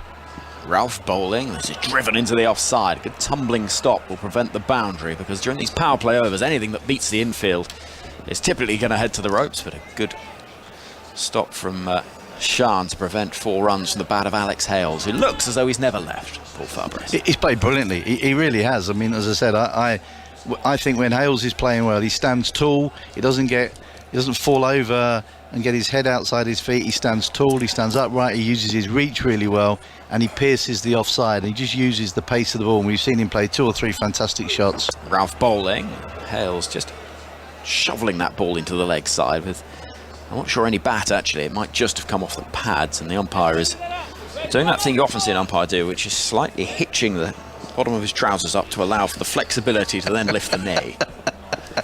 That's real detail, that is, for me. You know what I mean, though, I do. You? Exactly. as I saw you starting to gesture towards your leg, I knew exactly what you're going to talk about. Fantastic detail. Right then, England in a decent position. They have lost the 1 wicket, Phil Salt out, but they've got a good batting lineup and plenty of depth in there, with the likes of Duckett, Brook, Moeen, Sam Curran, David Willey. Luke Wood can hit the ball a long way as well. There's these two they'll be hoping can do the bulk of the work here. Malan's on 12, he's on strikers. Harris Ralph is in over the wicket, big swing, and it goes flying past the bat of David Malan and through to the gloves of Mohammad Rizwan, who ends up lying on his front, a little like a toddler having a tantrum in a supermarket. That's a great description, actually. It really was. Arms in front of him, legs behind him. Had he missed it, he probably might have had that toddler's tantrum, to be fair. If he'd gone straight through for 4 byes, there's every chance. But the thing with this surface, it does look as though the ball skids on nicely. You can really trust the bounce against the new ball. But as I say, there's just a hint that there's a bit of grip there. Milan pushing the ball into the offside, going for that quick single, and Hales running to the danger end, gets back safely. And 1 run is taken. England happy to accumulate, well aware that Pakistan's troubles came really in the latter stage of the innings, and having lost a wicket, don't risk losing another one. Just with that target in sight, you know what you've got to do. The benefit of batting second. Yeah, and the benefit of batting second on a good surface as well. You know, it's not a difficult surface. This is about intelligence and about these two showing their real experience and their nous and knowing what the team needs from them at this time. This is about smart cricket now. Hales chews gum furiously, looks up, raises his bat, and then pushes that ball into the offside. Ralph bowling the ball with the fingers rolling over it. A little off cutter that saw the pace just marginally taken off it. 46 for 1 is the score. 1 ball left of the power play overs. Babar Azam, who's got these piercing eyes, looks around and gives a bit of instruction to Haris Rauf. And we're going to see Milan on strike for the final ball of the first 6 overs. England require 113 to win off 85 deliveries. The first game an England side has played in Pakistan for this men's team in 17 years. Rauf to conclude his first over. Just 2 runs from it so far. Into bowl to Milan, who pulls that ball away nicely, firmly into the leg side. But he won't pick up a boundary because a fielder in the deep will run round to pick up. And so a single to conclude things. 47 for 1 is the score after 6. Milan on 14, Hales on 17. The equation, 112 from 84. Yeah, a good start this from England. 2 experienced players at the crease. Hales obviously will feel there's a little bit to prove. He'll have got a couple of boundaries away. That'll settled him down nicely. Milan, excellent player. And we talked earlier about maybe the Hales Salt shoot off at the top of the innings to see who opens with Butler when we get to the World Cup. But actually, as I said, Milan won't be too far away from that. He likes to open. He likes to be at the top of the order. But the suggestion is that it will be between Hales and Salt who will open. They'll both be desperate to score runs in this series. They're going to get great opportunities. The best time to bat in Pakistan on these pitches with the ball skidding on will be against the new ball. So a great opportunity for Hales and Salt. But as I said, smart cricket is the absolute key through this period of play now. Well, we've seen runs not at a premium in this game, but certainly not the monstrous total we expected perhaps in the first innings. Fabio, how about this from Chelmsford? Lancashire in their second innings. We're into the 3rd innings of the match already. Have staged quite the recovery from a disappointing 7 for 6. 7 for 6? The dizzy heights of 12 for 6. Goodness me. And Goodness me. 12 for 6. Well, they say a fast game's a good game, but I'm not sure about that one. And they currently lead by 36, which feels like dizzying riches at the moment.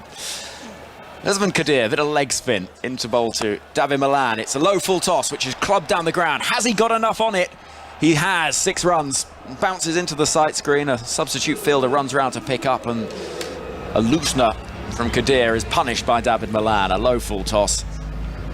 The googly attempted, and Milan was happy just to see that ball fly back over the bowler's head. Well, I wouldn't think out of the... that's a fantastic shot from David Milan. Down the ground, low full toss. Not always easy to hit, and he's hit that cleanly over the sight screen for 6. Cool, cries a catch, and he's been taken. Caught and bowled. The googly again, and this time didn't get nearly enough of it, Milan, I should say. It went flying back to the hands of the bowler. England lose the second wicket, 53 for 2. David Milan, top scorer in this year's 100. Departs 20 from 15. England require 106 from 82, and the bowler gets the revenge. Well, it does help, doesn't it, when you actually land the ball as a spinner. That is a bonus. That's the first thing to say. The second thing would be to say that there is definitely a little bit of grip there. We saw it with Adil Rashid. The ball is just gripping in the surface enough. And we saw Nawaz bowled a ball that Salt came down the wicket to, and it just gripped in front of him, and that's exactly the same. It was a very full delivery to David Malan, looking to hit it perhaps a little bit mid-off area, and it's got inside half of the bat, and it's just lobbed back to the bowler for a very grateful caught and bowled. But it will be really interesting to see now. I mean, 106 off 82, you would think that England would fancy their chances of comfortably winning this game. 2 wickets down. But if the ball is just starting to grip a fraction, England have got to be careful here that they don't literally give wickets away. Well, Ben Duckett has not played the T20 International since 2019, England against Pakistan at Cardiff, in that series prior to the World Cup of that same summer. And the left-hander comes to the middle to face Usman, chops that ball away and finds a single out to deep cover. England 54 for 2, but his more significant England time, Duckett, was in the back end of 2016, that long tour to the subcontinent, games in Bangladesh and India. You were part of the coaching setup then. He had actually a decent time of it in Bangladesh, particularly in the white ball games. He did. I think he's a very fine player. I mean, he had a really tough experience in India, and he found that difficult, but I think he's an excellent player. I think his game has really grown and kicked on in the last couple of years. Hales pushes that ball, opening the face of the bat out towards deep cover himself. Right hand, left hand combo still for England. And the score stands at 55 for 2. Lancashire's Twitter feed, I should say, did put out earlier that their lowest ever total in an innings in first class cricket was 25. They're currently 18 for 6. So they should pass that. In comes Kadir, bowling to Duckett, who's beaten by a googly that flies past the outside edge into the gloves of Rizwan. And Duckett looks bamboozled, stares at the pitch. And that's a lovely piece of bowling. That's turned significantly, hasn't it? It really has. That's turned a long way. So sometimes the ball skids on, others it just grips and spins. It's a reverse sweep attempted by Duckett, who gets a good piece of it, but the fielder running round in the deep will pick up. Hyder Ali out there in the green boots. And 7 overs have been bowled. The score stands at 56 for 2. 103 needed from 78 deliveries. Paul Farbrace is having a break, I believe. I think it's Heather Knight coming in to join us as we see a little shift in the commentary box. 19 for 6. George Bell is playing a marvellous hand for Lancashire in that game. 13 off 15 deliveries in a total of 19 for 6, which is, whatever way you look at it, Heather Knight, pretty gruesome. Bit of a minefield by the sounds of it. Minefield? All 23 for 6. Anyway, yeah, I will stop commentating on that game and focus on this one in a minute. I just can't believe the score. Ben Duckett's on 2. Hales is on 18. And we're going to see Naseem Shah returning to the attack. His first over was expensive, 14 from it at the start of this innings. And Duckett is somebody who likes pace on the ball. I think you'll find Shah a little easier to cope with than the mystery spin of Kadir. He's running in now is Naseem, 19 years old, and Duckett is pushing that ball into the onside. Won't find a run there, and the score remains at 56 for 2. Yeah, he's very quick, isn't he? Pushing above 90 miles per hour, Naseem. And I think he'll be really effective in Australia, actually, on those wickets. Obviously, the T20 World Cup in October is taking place in Australia, and I think those wickets out there will suit him brilliantly. He's consistently pushing the speed gun above 90 miles an hour and has a very quick bouncer as well. But on this wicket, I think pace looks a lot easier to score off and spin not so much. This is worked away nicely. Fine by Duckett down towards fine leg. We're out of the power play now, so those gaps when they're found are easier to cut off for the fielding side. And England move forward to 57 for 2. The target is 159. Saw some spectators on the big screen enjoying some ice lollies. You don't often see that as a cricket snack. Usually an ice cream, isn't it, Mr. Normally, Whippy? yeah, normally. We were discussing this the other day. If you could have any thing in a ground named after you, a stand, whatever it might be. Hold on a minute. Here comes Naseem Shah. Into bowl to Alex Hales is on 18. It's dropped short and Hales thrashes it away through the offside. Work for the fielder to do, but the ball wins the race. It was hit so hard. And Harris Ralph is quick, but couldn't stop it. Hales again showing his prowess through the offside. 61 for 2. What a shot that was, Helen. Yeah, easy cut ball there from Hales, just straying a bit short and wide. Nazim Shah and the long levers of Alex Hales just goes a little bit deeper, but gets the width that he's after anyway from the bowler. I think he should have done slightly better out there on the boundary. Hales is on 22. Runs that ball fine towards deep third for a single. England 62 for 2. So the discussion was, you know, different grounds have different, you know, the Jimmy Anderson end. Anya Shrubsole suggested she might have a floodlight named after her at Bristol. I think she deserves more, personally. At Bristol, surely Taunton. Well, Somerset, tragic. we were at Bristol at the time. I think that was the reason we went there. I'm trying to think what the Heather Knight Pavilion's got a ring to it. Would you take a pavilion? Here comes Naseem Shah bowling to Ben Duckett, clipping the ball into the leg side. There'll be no run there. Fielder waits at mid-wicket. Quite like the washing machine, the sustainable washing machine we saw earlier. Oh, what, on the boundary edge? Yes. Yeah, okay. Heather Knight washing machine. So you'd want that to sustainability at its heart. Yeah, nice. A permanent fixture on the boundary edge. Yeah, I think that works. The worst I've seen is the waiting area. It's named after Richard Hadley at Trent Bridge. I mean, surely he deserves more than a waiting area. Here comes Naseem Shah to bowl to Ben Duckett. Full delivery on the toes. Clipped out towards wide, long on for 1. Duckett moves to 4 from his first 7 balls, back in England T20 colours. 8 overs gone, 63 for 2, and 96 required off 72. It's an equation as a side chasing you'd fancy most days. I think so, but I think we saw in the first innings how the pitch got a little bit harder. Spinners came on, took the pace off, and Pakistan actually are ahead of England at this point in the innings. They'd only lost 1 wicket. No wickets, in fact. Actually, they were 85 for none towards the 10th over. So things can change quite quickly. We're seeing a little bit of turn on this surface, and it did change a little bit in the first innings. The wicket looked absolutely pure as glass to start with, and then we started to see a few sort of darker patches and bits of grass come off, and it started to turn a bit more. Well, Usman Qadir is about to bowl, and we've said Rizwan's a bit of a character, and he's stopped his delivery. Duckett has then pretended to play a reverse slog sweep, to which Rizwan has shouted catch it, despite the ball never leaving the hand of the bowler.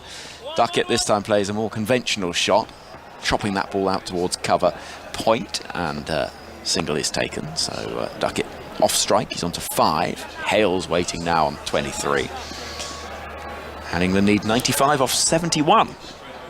Big opportunity this for Duckett. Obviously Liam Livingstone is the mainstay in the T20 order, injured at the moment, ankle injury for Liam. So it must be quite hard knowing that this series is your only opportunity probably to try and impress and try and push for a place in that World Cup squad. He's a vastly experienced T20 player now, 168 matches. He knows his game really well, as man again thinks about bowling and decides against it. He's drying his hand and just repairing the footmarks. I'm not sure if this is kidology and part of a psychological battle, or if there is an issue with that takeoff point. 95 off 71. Hales is on 23. And hitting that ball in the air. Cries of catch it. Fielder running in. Will not get there because it dropped well short of Shah Massoud at deep mid-wicket. And Hales gets a single. What Pakistan did really well was pushing for the 2s, and when the boundaries weren't coming, it's nudging it into gaps. England feel like they're looking for boundary shots every time, and at best finding singles. Duckett, bearded figure underneath that helmet, left-hander, is trying that reverse again, plays it square, a good sliding stop. Will limit the runs just to a single, and England move forward to 66 for 2, midway through the 9th.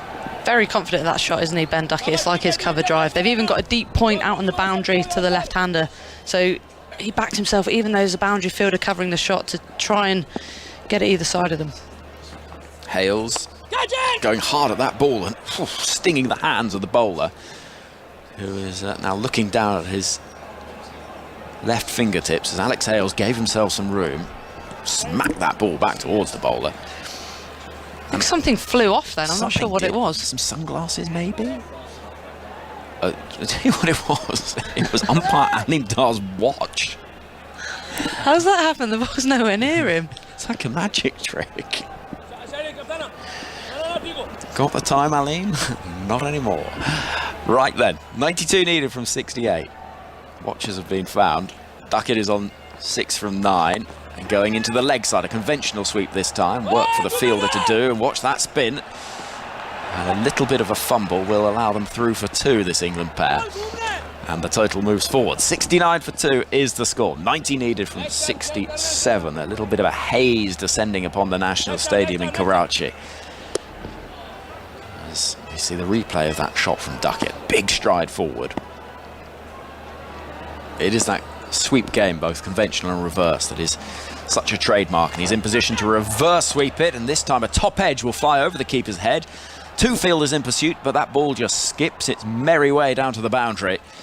And Alex Hales and Ben Duckett punch gloves to acknowledge 4, albeit not quite where he wanted it. Off the top edge it goes.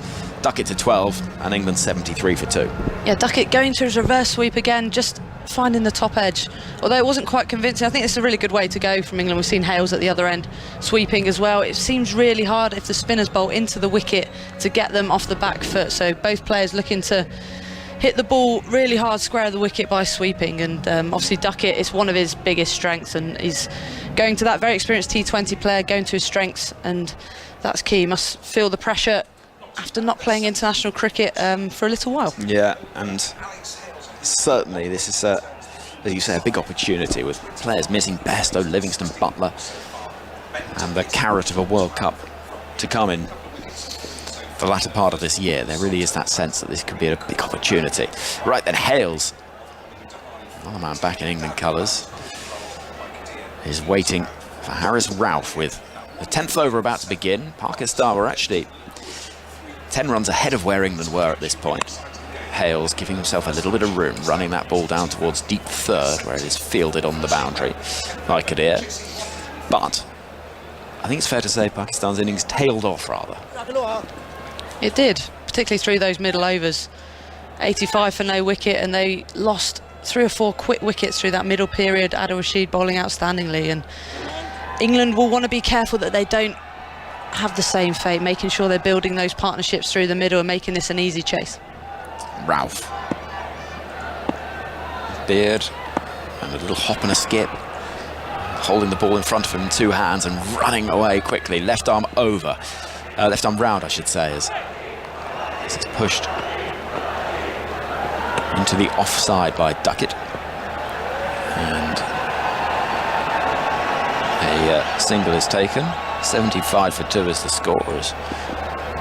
On the big screen, there's some supporters enjoying a cup of tea, which is nice to see. I presume it's part of the commercial arrangements for this. I think their cups might be empty, actually, Henry. Do you think? I think they work for the company. No.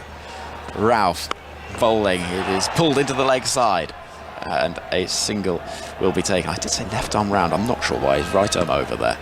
Harris Ralph. He bowls quickly and skiddy. And the score 76 for 2. I always enjoy the different objects you see around tournaments and competitions around the world. Like the 100, you've got the arch with the smoke and the lights. You've got the car that sits on the boundary edge of the IPL. Here you've got an enormous washing machine. Charlotte Edwards won a washing machine in India once. Ralph, round the wicket, bowling to Duckett, hammers that ball into the leg side. Fielder running round, will get there though to prevent the 4 runs. And the score 77 for 2. England needing 82 off 62. She did not win a washing machine. It wasn't a modern, sustainable washing machine. It was a normal washing machine that you got for player of the match. No. What did she do with it? I think she left it in India. No. Didn't have the baggage back then to bring it back, unfortunately. That's such a pity. Presumably she could have used some frequent dryer points to get it home. Here comes Ralph bowling to Hales. That was worse than mine earlier. It was a better joke than your. Phil Salt looks a bit salty. 77 for 2 is the score. Don't give me that. Frequent dry points is a really good joke. I think we're both as bad as each other. Apologies, viewers. I'm so sorry. 1 ball left of the 10th over. I can see Mark Wood, who's got recently quite close cropped hair, standing on the boundary edge, ready to deliver some drinks. It's a big bench, isn't it? Squad of 20. Yeah, a lot of them. You can ask Paul how he'd write a programme for 20 players in the nets later on. 1 ball left of the first half of this innings. 78 for 2 is the score. England require 81 off 61. Duckett on strike. In comes Ralph, and Duckett helping that ball on its way around the corner, and for 4, no, brilliant stop. That is some superb fielding out there in the distance, because that ball was travelling, and a boundary has been saved by a really excellent piece of work out there in the deep. It's Mohammed Nawaz that had to, Usman Qadir, forgive me, that had to make up a lot of ground. 80 for 2 is the score after 10 overs. England require 79 from 60. Heather Knight, are they going to do it? Simple question. Then Atif Nawaz. I would say they're firm favourites at the moment. They've gone along nicely. They haven't taken too many risks. They've tried to extend that partnership in the middle period. Alex Hale's going nicely, not probably quite as fluently as we've been used to seeing him in T20 cricket. He's played a bit more of an anchor role, and Ben Duckett as well, going along nicely with 16 off 14 balls, and the required runs are 79 off 60 balls now. So England in a very strong position, but as we saw with Pakistan's batting innings, they lost those crucial wickets through the middle period, and it meant that innings stuttered slightly. So England will be looking to really extend this partnership, get a little bit further on in the chase, and then look to put the foot down on the gas, I think, Atif. Absolutely. 79 needed off 60. And the players are all having a little bit of a drink. I'm sure there'll be something in their cups for sure. I'm pretty sure they have actual tea in their teacups. I've seen that sort of sponsored bit a few times during the PSL, and there's usually a bit of steam coming from it. And I feel like it'd be too much effort to make fake steam happen. Like, you might as well just have a cup of tea, right? Yeah, maybe. I always wonder when, on a TV programme, when you see someone drinking, are they actually drinking? Well, it depends. When you see like an actor drinking, yeah, an actor, yeah, they usually got to like sip at it without taking huge chunks, because obviously there's a person there who has to keep topping it up for continuity, and what you don't want is to be like chugging down lots of fluid, so you have to keep going to the bathroom. So that's how they do it there. And right now the players are chugging down plenty of fluids just because they're losing a lot in this heat as well. Really, really hot and humid in Karachi at the moment, but a lovely atmosphere. I think actually they've been reasonably restrained this time with the sponsors. I mean, watching some of the Pakistan Super League, I mean, you're bombarded with things. I mean, I thought we weren't too far away from Formula One style overalls in cricket, where literally no square inch of the shirt is left behind without a sponsor. Something to look forward to, of course. You'll have some surely have some franchise T20 cricket coming up at some stage in the next 12 months, Heather? Well, I was due to go to the Big Bash, but obviously this injury has curtailed those plans. But it's a really exciting time in women's cricket at the moment, actually. There's a lot of franchise leagues popping up. There's rumours of a Pakistan Super League kicking off, rumours of an IPL, Fair Break tournament, which I played in earlier this year. So, yeah, it's quite an exciting time with all the tournaments coming on, but also the new challenges that it brings as players, trying to manage yourself, obviously, to try and peak for international cricket. Yeah, very much looking forward to that. Both of those, of course, made official. There will be a women's PSL and a women's IPL. The IPL, they've even got a window set for it next year. So something to look out for. Just stay on the emails to your agent, Heather. I reckon there's one coming. Now then, back to Karachi. It's Usman Qadir who's got the ball in his hand for his third over, the leg spinner. Figures of 1 for 19 so far. In he comes to Alex Hales, back of a length, and just cut out towards deep extra cover for a single. Usman Qadir, of course, son of Abdul Qadir, the great Pakistani leg spinner, who passed away a couple of years ago. He's very emotional when he made his debut for Pakistan, paying tribute to his father's memory. Second generation cricketer. There's a few of them about. You can hear a lot of noise from Rizwan behind the stumps as well. He makes himself very, very apparent. In comes Usman again, and that ball's been swept. Not quite timed by Duckett, out towards deep mid-wicket for a single. They can afford to do this, England. They know that it's not a huge total. They can afford to just pick their moment for their acceleration. 77 needed off 58 deliveries, and still 8 wickets in hand.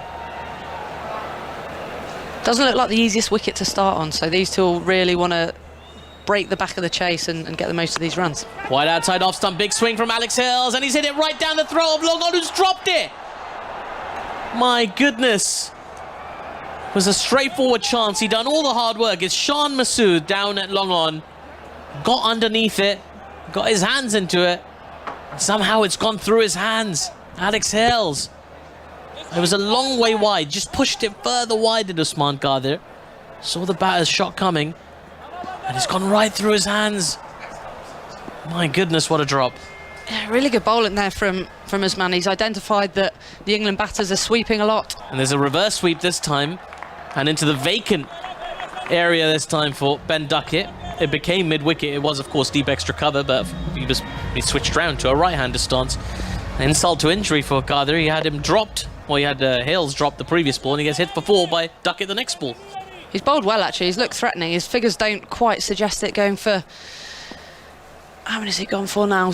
26 off his 2.5 overs. Another reverse sweep attempted. It hits him right in front, and the umpire's finger goes up straight away. Duckett's been given LBW. I wonder if he'll review this. It looked pretty straight to me, Heather. Pitching in line and just straightening. He's having a little chat, is Duckett, with Alex Hills. And I believe Duckett is going to... Is he going to review? Yeah, I think he has. He's gone for the review. We have a review for LBW. On-field decision is out. I checked, it's a fair delivery. Front on spin vision, please. You can hear the voice there of the TV umpire, Ehsan Raza. And let's take another look at that delivery. And it's definitely pitching in line. And it's definitely straightening. And it almost definitely doesn't look like... to the bat to confirm ultra edge, please. There's any bat involved. Ultra edge will tell us more. Ooh. Keep rolling. Keep rolling. Keep rolling. Keep rolling. Flat line, roll through to the pads, please. Oh. Satisfied, no bat involved. Didn't hit the pad. Go for ball tracking, when ready, please. Looks pretty out to me. He's played the switch hit there, which means he loses his outside leg stump, so you don't have to worry about Original that. Decision out. And it looks like Pitching it's in line. hit middle and Impact in line. leg halfway up, and it is. Yeah. Go back on field, please. A little bit of respite for Pakistan. It's Usman Qadir again who takes a second wicket. Ben Duckett has to go for 21 off 17. Ehsan Raza confirming the on-field umpire Aleem Dar's decision. England 87 for 3 now off 10.5 overs. Maybe there's a little twist in this tale to come in Karachi. It's just like you said, Heather, not the easiest wicket to start on. Pakistan might just have a sniff here. Yeah, Usman Qadir, he's bowled brilliantly, I think. Nearly got the wicket of Alex Hales in the previous couple of balls, dropped on the boundary by Shan Masood, and he's adapted really well to what the England batters are trying to do. They're playing a lot of sweep shots, the ball isn't bouncing too much, a little bit of turn, and he's just either gone wider to the right-hander or gone a bit more into the wicket, which makes it much harder as a batter to get to the pitch of the ball to try and play those sweep shots. If it's a bit shorter, it can be a little bit easier to come off the shot and either for the ball to sneak under or over the top of the bat. So really good bowling from him. He's been expensive, but he's created chances and he's picked up 2 wickets here. Yeah, it's been very impressive today, Usman Qadir. Could have easily had 3, as you say. Wonder how costly that drop of Alex Hills is going to be for Pakistan. Harry Brook, the new batter. He's a firm favourite in Pakistan, although not so much in Karachi. I'll tell you why, as his first ball's been defended back to the bowler for no run. Terrific over that from Usman Qadir. Big wicket of Ben Duckett. England need 72 off 54. They're 87 for 3 off 11 overs. And Harry Brook, of course, scored a century in the Pakistan Super League for the Lahore Qalandars, but he did it against the Karachi Kings, which is possibly why that local crowd not so fond of him. Yeah, he's performed brilliantly, hasn't he, in the PSL, and actually a little bit surprised they haven't thrown Moeen Ali in next to keep that right-left-hand combination, particularly with the leg spinner bowling particularly well.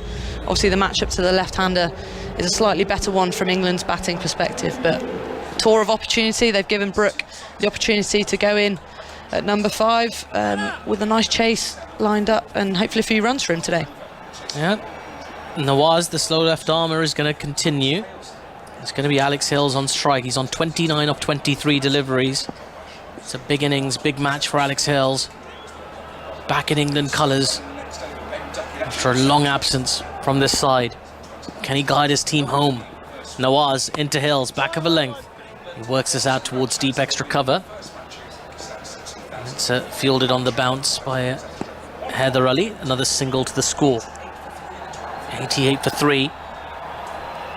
And the slower bowlers look like they hold the key on the surface. I wonder if that's a trend we're going to see continue in this series. I think so. They've obviously got 4 games at the Karachi National Stadium. So be interesting to see how they use the wickets, whether they reuse this one for the next game or move across to a slightly fresher one.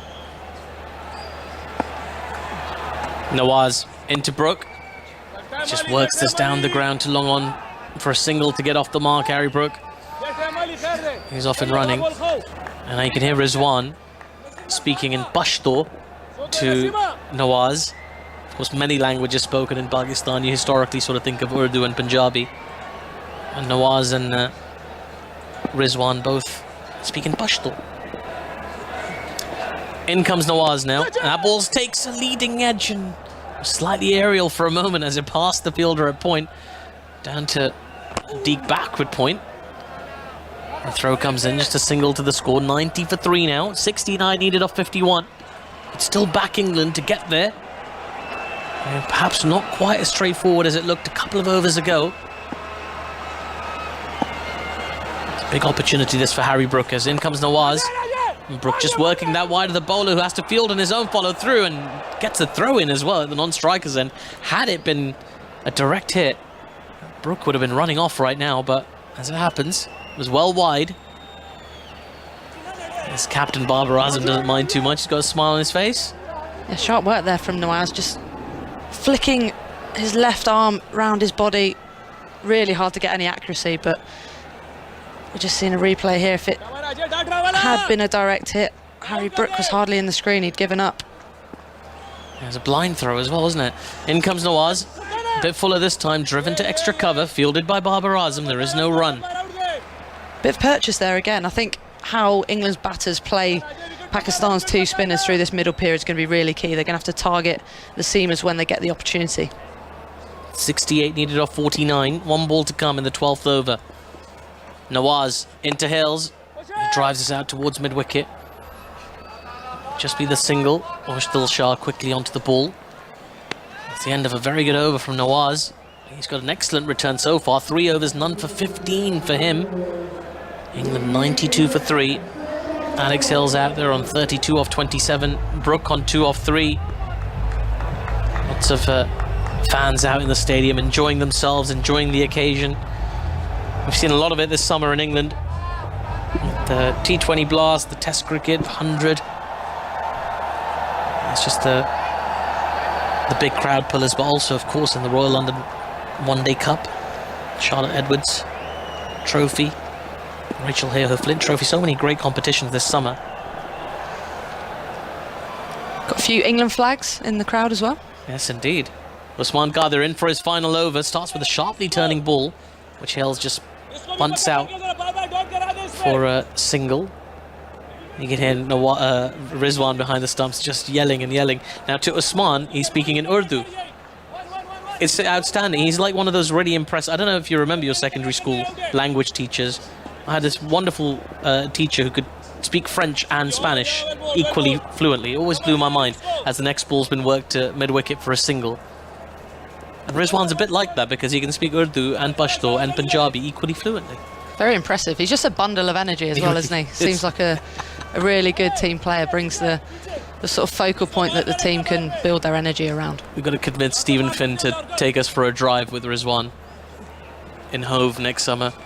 In comes Osman again. And Hills moving across his crease. Aerially sweeping that out towards mid-wicket. Just a single, though. Applause from the crowd.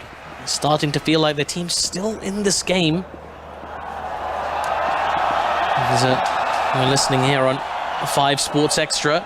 We'll be bringing you coverage of all of these 7 T20s here across the BBC's channels as that ball's been smashed down the ground by Brook over the head of Usman Qadir. It was a full toss, to be fair. But first sign of aggression from the young Harry Brook. 99 for 3 off 12.4. Yeah, really quick feet to make that into a full toss from Harry Brook, and just the quick hands to whack the ball towards the sight screen down the ground. A little bit of a loose ball. Usman Khadir bowled very well today, but he has bowled a few loose balls, but he's also been very threatening and got 2 more balls to try and pick up another wicket. And he comes now to Harry Brook. Lots of flight on this one. Brook comes down the ground again, this time driving along the surface. Down to long off is Mohammad Nawaz fielding. That'll be another single to the score. Brings up the 100 for England, though. 100 for 3 off 12.5 overs. Still 59 needed to win this game from 43 balls. Polite applause from the Karachi crowd to acknowledge England's 100. At this stage, Pakistan were 106 for 1. This is short from Usman.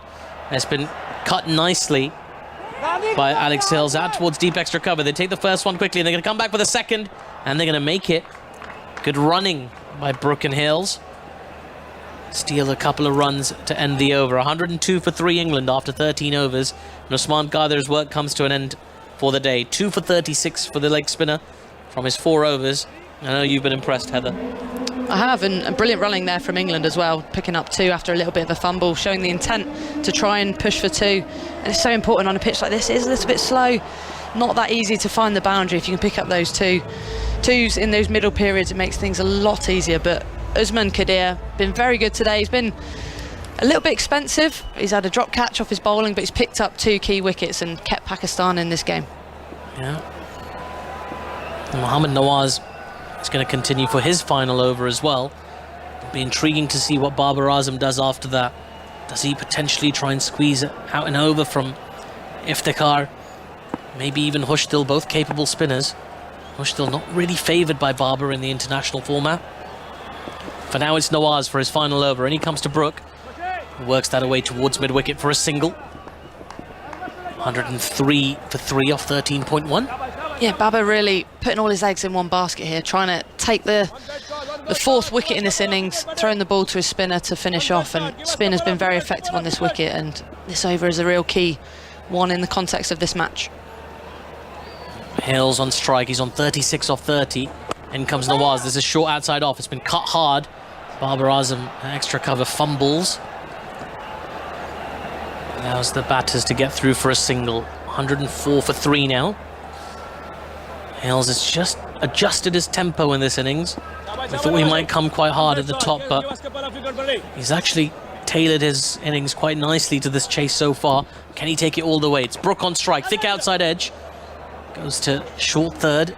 There is no run. It's very difficult to score off as Nawaz. There's that big washing machine again.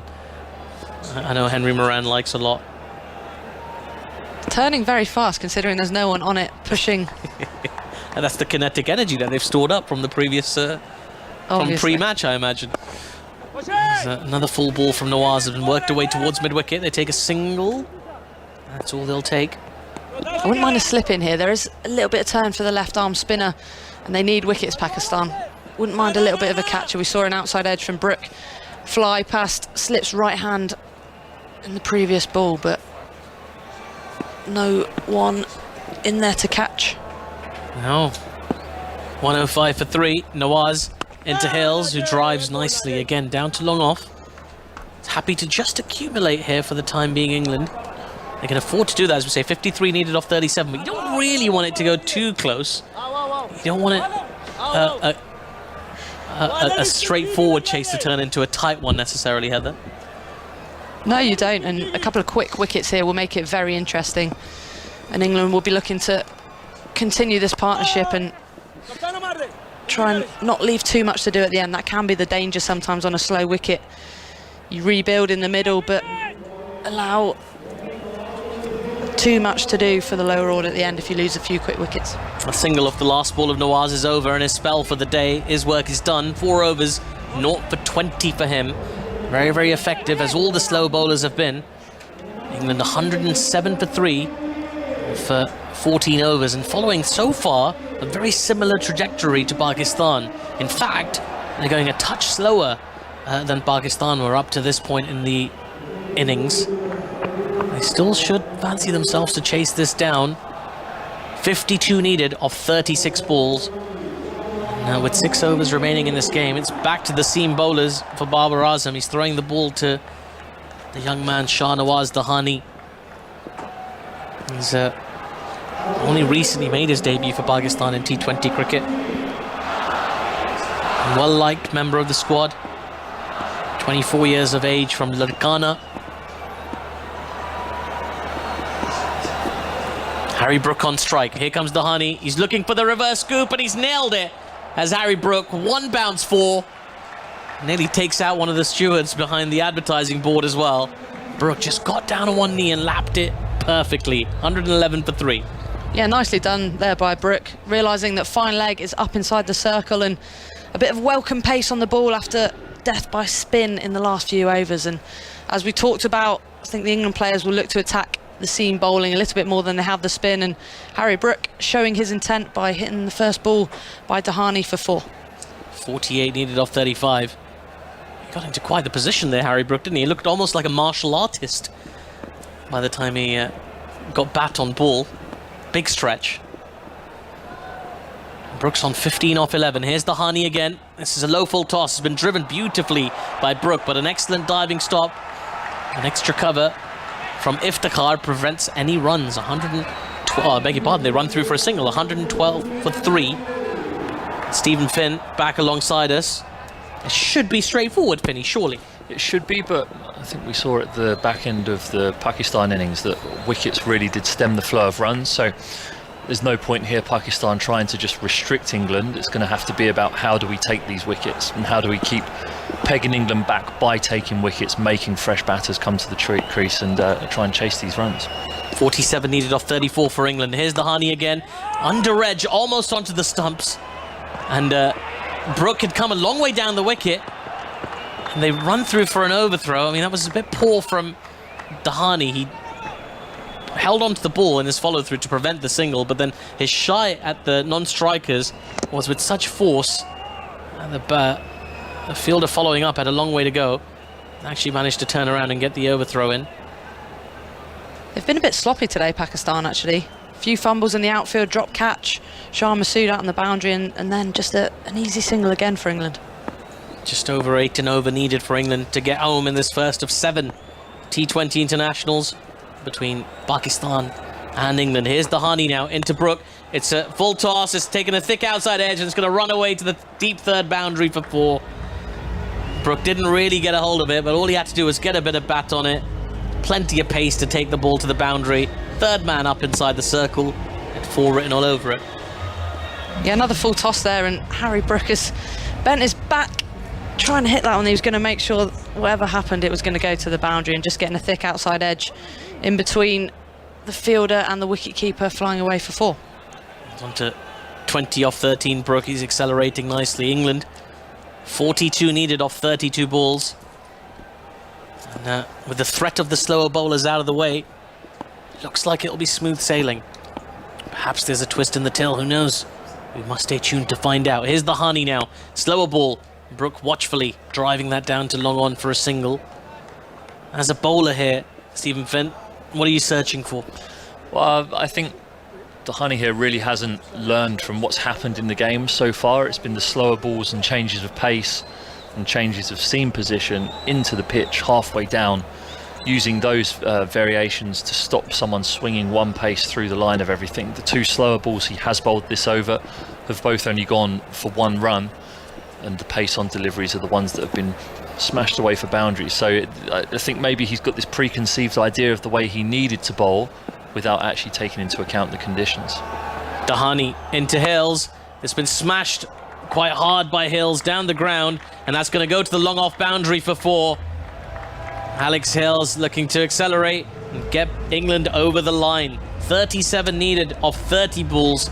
5 overs left in this game, and if Alex Hills continues to time the ball like that, you suspect it won't last that long. 122 for 3 now, England, after 15 overs. And what's been a very complete performance so far, Heather Knight. Your thoughts on how well England have done so far today, and where this game looks poised to go? And then you're going to be joined for the last 5 overs by Henry Moran. Yeah, just a bit on the full side there from Dahani to finish his over. It was an off-cutter, but as Finney talked about, you need to go into the wicket. Anything that's up there. Alex Hale, he has such long levers. He's able to reach that ball that's marginally over-pitched and caress it down to the long off boundary. Mid-off very wide as well, so slightly poor execution there from Dahani. The right sort of ball, off cutter, running his fingers down the right hand side of the ball, but just didn't quite nail the length. Alex Hales showing England what they've been missing, perhaps. He's played very nicely. I mean, let's be honest, England's white ball side has not exactly been struggling in recent times. It's not been an area of too much concern. Right then, Brook is on strike. 1-2-2 for 3. This has just worked comfortably round the corner, but he's timed it so well. 4 runs when it never looked like it was going to make it to the boundary, but just seemed to pick up speed off the outfield, and the fielder in pursuit wasn't so far away from it. The ball gets to the boundary long before he's in the game. It's a fine piece of timing, Steve. It is. It's an off-cutter from Naseem, and the problem with off-cutters from a right-arm bowler to a right-handed batter is that the ball's spinning into him, so he can adjust the swing of his bat and just help it on its way off his hip. The advantage that England have with their left arms is that they get the ball moving away from the right-handed batters. Partnership now worth 39. Brook is just nudging that ball off the face of the bat down towards short third to pick up a single. 127 for 3. England require 32 from 28, and Pakistan now, Heather, needs some wickets. They do. They have to try and hunt for these wickets. The intent that Brook has shown for his 26 runs off 16 balls has really pushed that rate down now. It's only 32 off 28 balls, so wickets are the order of the day for the Pakistan team, and I wouldn't mind maybe a slip or a catcher in front. It's not the quickest wicket, so slip might not be in the game, but they need to make something happen at this stage. Gold chain bouncing as Naseem Shah is in to bowl a slower ball, which deceives Alex Hales, looking to give himself some space and find the gap in the offside. He knows he's been beaten there and smiles up at the bowler, who mops his brow with a green sweatband. 127 for 3 is the score. Midway through the 16th over. Naseem Shah has a lot of talk about him, but he's been expensive today, going at 10 and over. Alex Hales would be making quite a statement if he could reach 50 here in his return to the side, having been missing for almost 3.5 years. 127 for 3. Hales is on 43 from 35 as Naseem Shah bowls to him. It's thrashed through the offside. Lovely piece of timing, 4 runs. All along the ground, again, those long levers that we speak about doing the bulk of the work. And the timing is immaculate. England 28 from 26 needed. Yeah, it's a back of the hand slow ball this time from Naseem, but gives Alex Hales the width outside off stump. He's able to thrash that away through deep extra cover for 4 more runs. It seems like a procession now for England. They've earned the right by the way that they've played in the controlled manner against the spin, to then have some fun against these seamers coming back, trying to force something to happen, but it's not quite working for them. Hales on 47.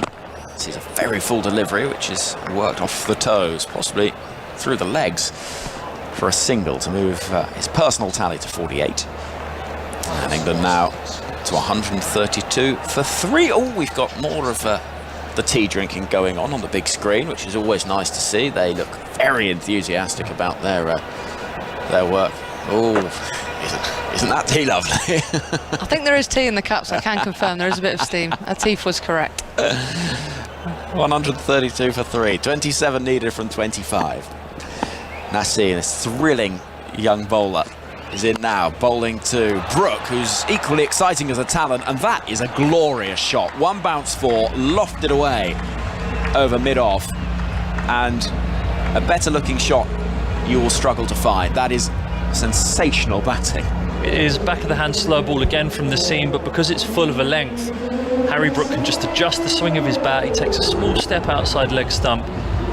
It is a lovely slow ball. The seam's pointed upright, but it's just too full, and Harry Brook can wait for it. And because Pakistan are desperately trying to take wickets, they're mid-off and mid-on, are up inside the ring. And a ball that would have been caught comfortably by the long-off fielder if he were back on the boundary is just a 1 bounce 4. And England now marauding to their target. I think you'd have to say that, wouldn't you? I was going to say meandering. They're not meandering, they're marauding. I think it's more of a marauding situation.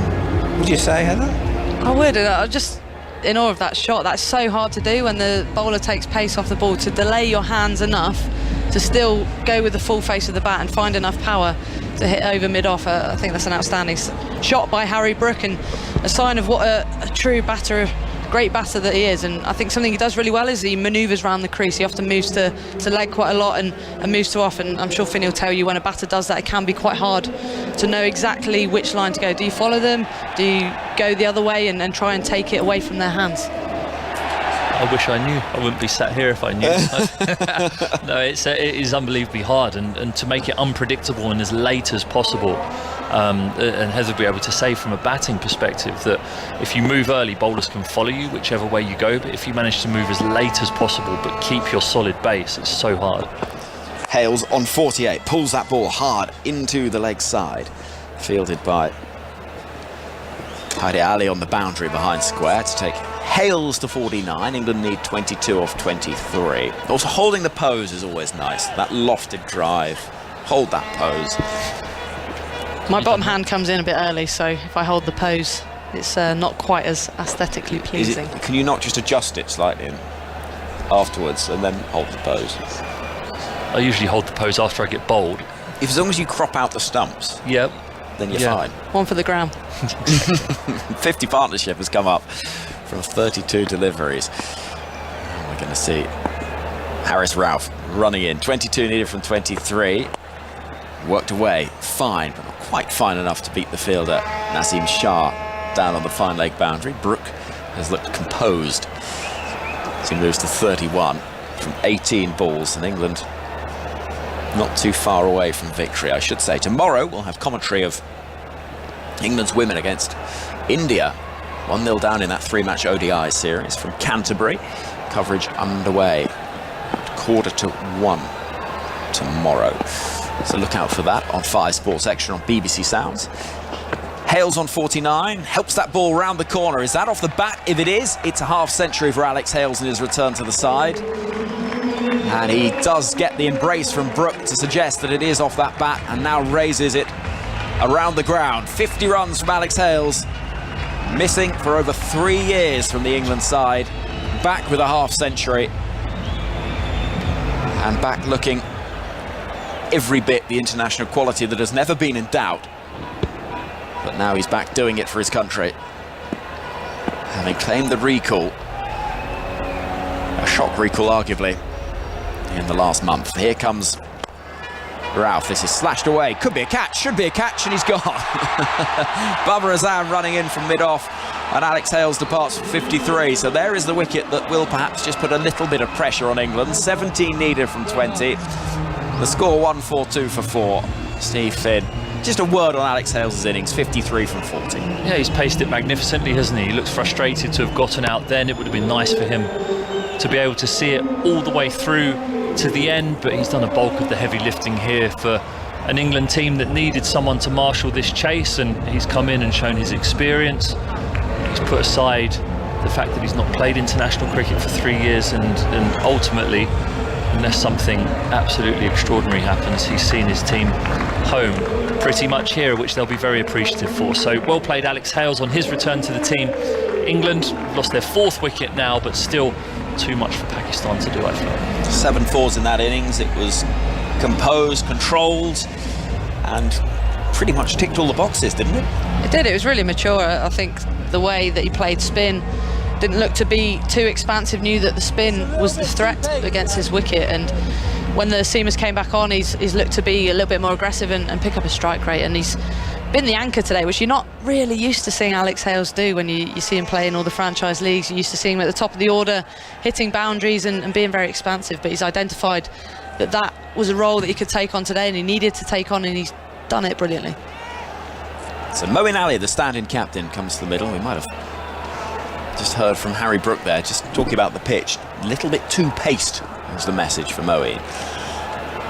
As the left-hander watches Harris Ralph bowl. Ooh, bottom edge, which is really well taken by the keeper because it bounced awkwardly, and there was quite a lot of work to do for Mohammad Rizwan diving to his right. But it is a dot ball. England's still well in control, but they'll be wary of another wicket falling, just putting a little bit of pressure. And with this packed ground in the National Stadium in Karachi, if things do start going slightly the way of the home side, the atmosphere, as much as anything, could start just shifting the balance a little bit.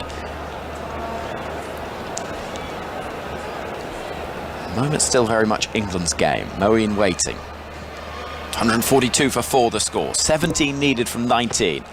Moeen driving at that and getting an outside edge. It drops short of the keeper, who fumbles. And the ball is retrieved by Naseem Shah, running in from deep third. So end of the 17th over. Brooks on 31. Moeen's got that solitary run, will keep the strike. 16 needed from 18 balls. Typically a side does not want to leave it to the final over, so we can expect a reasonable amount of determination for England to get this done quickly enough, Heather.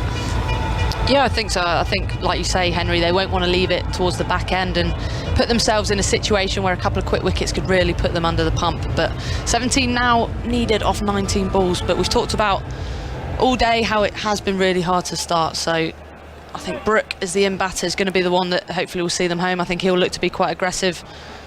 Moeen Ali, he usually only plays in one way, looking to strike the ball hard, particularly through that mid-wicket region where he is so strong. But I expect England should be able to knock this off relatively easily.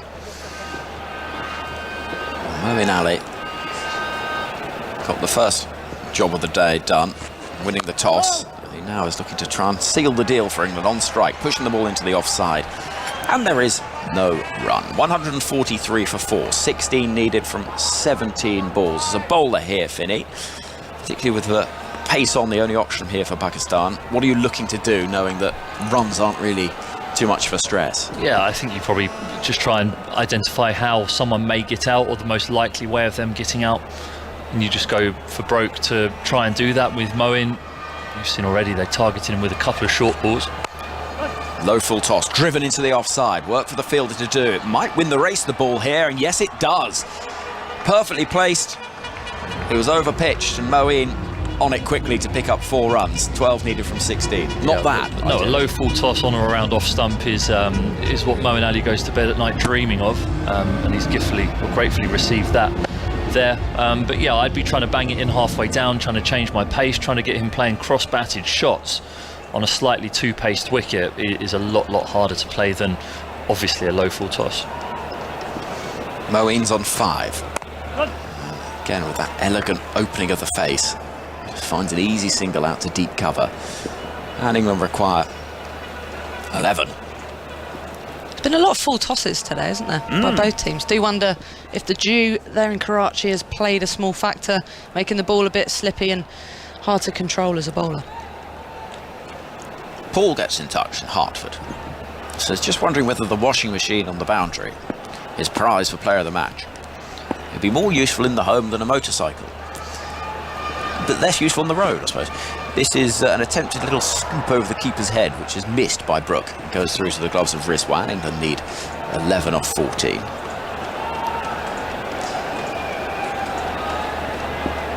.48 for 4. There is a brilliant social media feed of ludicrous prizes that have been given. A washing machine would be up there, wouldn't it? It would be. Well, I can't believe that Charlotte Edwards got given a washing machine. That's incredible. But usually with the bikes and stuff, so I think Samit Patel won a couple of bikes. So it was like always all-rounder of the match won a bike or something. Worked into the offside, and there'll be probably just a single, a little fumble. No, it won't allow a second, so England need 10 off 13. And it was included in as prize money, so the person didn't get to take the bike home, but what would happen is that you would get the monetary value of the bike, and then you'd split it up between everyone in the touring party, and everyone got a chunk of that bike. What, a motorbike? Well, yeah, so say Samit Patel won all-rounder of the match, has won a motorbike, and it's worth $10,000. So they've got to sell that somehow. Defended by Moeen, no run there. And then that gets put into the prize pot pool, which then at the end of the tour, I mean, quite often when we went to India, that was the only thing in the prize pot pool at the end of a series, an ODI series. A couple of motorbikes when someone slogged a few. And yeah, it got split up between the say 16 players on the tour. So yeah, you'd end up with a win bonus of probably around £70 a man or something after someone flogged the bike. 10 needed from 12 deliveries. We've got 2 overs left of this game. England 149 for 4. Well, that'll teach you to lose so many matches, Finney. Well, it was always funny because, I mean, obviously it was nice when you won a series, but when you lost a series, there was one, I think we got something like £2.75 for a tour to India. Do you remember the one where we got beat 4 or 5-0? I think didn't look like winning a game. It was something silly, but because obviously it goes into the pool, it has to be paid. So you get this email saying your prize money from the India series is. Here comes Haris Rauf, run off the face of the bat. Lovely shot from Brook, who just opened that face and beat the fielder at short third to pick up 4 runs and take England to within 6 of victory. 1-5-3 for 4. Sublime touch there from Harry Brook. Rauf just banging it in and just using the pace delicately. We've seen it all from him tonight. A few lusty blows down the ground and then just a nice bit of placement between short third man and backward point for 4 runs. So you'd get the email, Finney. What was it? Like £2? Yeah, it was like £2.63 or something for a 5-test tour to India. Yeah, yeah. Buy you a nice coffee. It was. Yeah, white. not in northwest London. It doesn't. No. Put an extra 50p of your own cash into that for one in northwest London. England need 6 from 11 balls. They're close now to victory in this historic match. Brook is on strike as Rauf bowls to him. Rushing, just happy to work the single into the leg side. Turning for a second run that probably isn't there. And Moeen puts up his hand to say, yeah, quite right too. And England need 5 from 10.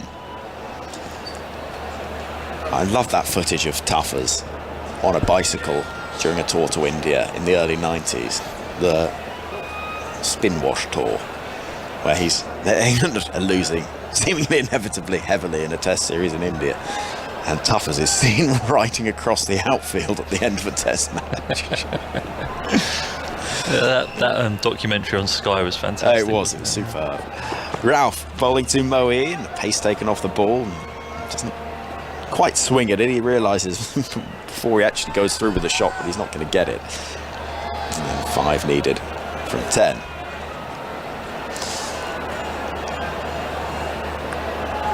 Simon in Cambridge says, so pleased to see this series happening. My mother was born in Lahore, my dad was in Swindon. Playing Pakistan in neutral countries didn't really have any atmosphere. In those games in Dubai and Abu Dhabi, well, there's reasons why they were there. And as Moeen swings, nearly bowled there. He misses, goes through to the keeper. 5 needed from 8. But, no question, seeing a full ground in Karachi is a very special thing, and the sound you can hear, the way that this series is, as expected, embraced and enjoyed, is just so exciting to see. And hell, in theory, it won't be too long before you're leading an England side there as well. Yeah, I hope so. We were obviously due to go on the original tour to Pakistan, that didn't happen, and the England girls are obviously playing a series right now, so wouldn't have quite fitted. Moeen plays the ball into his pads, will pick up a single, and England now just within a boundary of victory. 4 needed from 7, but somewhere that you will never have played. No, and I'd love to go out there. I think the story of Pakistan women's cricket is a remarkable one.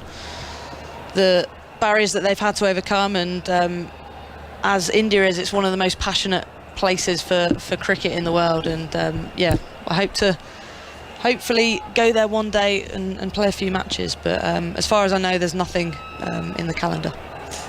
4 needed from 7. England close to victory now. Brook will make it even closer with a single worked off the hips into the leg side, and so they do still have work to do in the final over. 3 needed from 6 balls. When it gets to the final over, anything can happen, but England not far away from completing what would be a pretty impressive victory. Yeah, a canter, you would say. They've not really had to put their foot on the gas in the second half. They've just had to more manage the chase, see off the risks or the dangers that were the Pakistani spinners, and then just really milk it after that point to make sure that the rate never got on top of them, and with a couple of loose deliveries and a couple of loose shots, they've managed to make that a pretty easy task for the last 4 or 5 overs. So yeah, it's been impressive today. I think the adaptability of the England team has been the thing that has stood out the most for me, and I'm sure that Pakistan will go and they'll talk about this game afterwards, and they will say that they didn't adapt to the conditions as well as England did, and that's something that they can improve on in the next game in a couple of days' time. They'll probably cite the toss as well. It's quite significant, as we see the start of the final over. England need 3 to win. Brook gives himself some room. He doesn't get anything on it. It's a good delivery, that. It's full outside the off stump. It's that Yorker length. When you get it right, it's the hardest delivery to do anything with. Well, if he bowls 6 of them, we could be in for a tasty finish, but that's hard. There's the point as a batter you think, oh, surely not. Feeling the pressure a little bit, but still well within control. It's if you have another dot or two when you really start to feel that pressure. Shahnaz Dahani it is, bowling right arm over. And a low full toss. Well, that's welcome and happily put away. The game concludes. Brook driving it away through the offside. England victorious. They get there by 6 wickets. And celebrations for those in red. A historic game. The first time in 17 years. Not since England had a side containing Marcus Trescothick, Vikram Solanki, and names from a different era have they played a game in Pakistan, and England's men victorious in this first T20 by 6 wickets. 6 more of them to come. Plenty of action to look forward to in the coming days and weeks. But that is a really good start to the series for an England team led by Moeen Ali, who's out there in the middle shaking hands with the Pakistan side. It is. Pakistan have won their last 7 T20 internationals at the Karachi National Stadium, and they're a very strong T20 side, but that was really brilliant performance from England. I think, as Finney said, their adaptability with the ball, they identified that going into the wicket, taking the pace off and using their spinners. Adil Rashid was outstanding, and Luke Wood on debut, 3 wickets for him. He was majestic, and then quite a low-key chase. Alex Hales picking up 50 in his first match back playing international cricket, and some brilliant impetus from Harry Brook in the middle, who hits the winning runs. He really took the pressure off the back end of the chase and made it a canter for the England team. Indeed, England victorious then, and getting there with 4 balls to spare.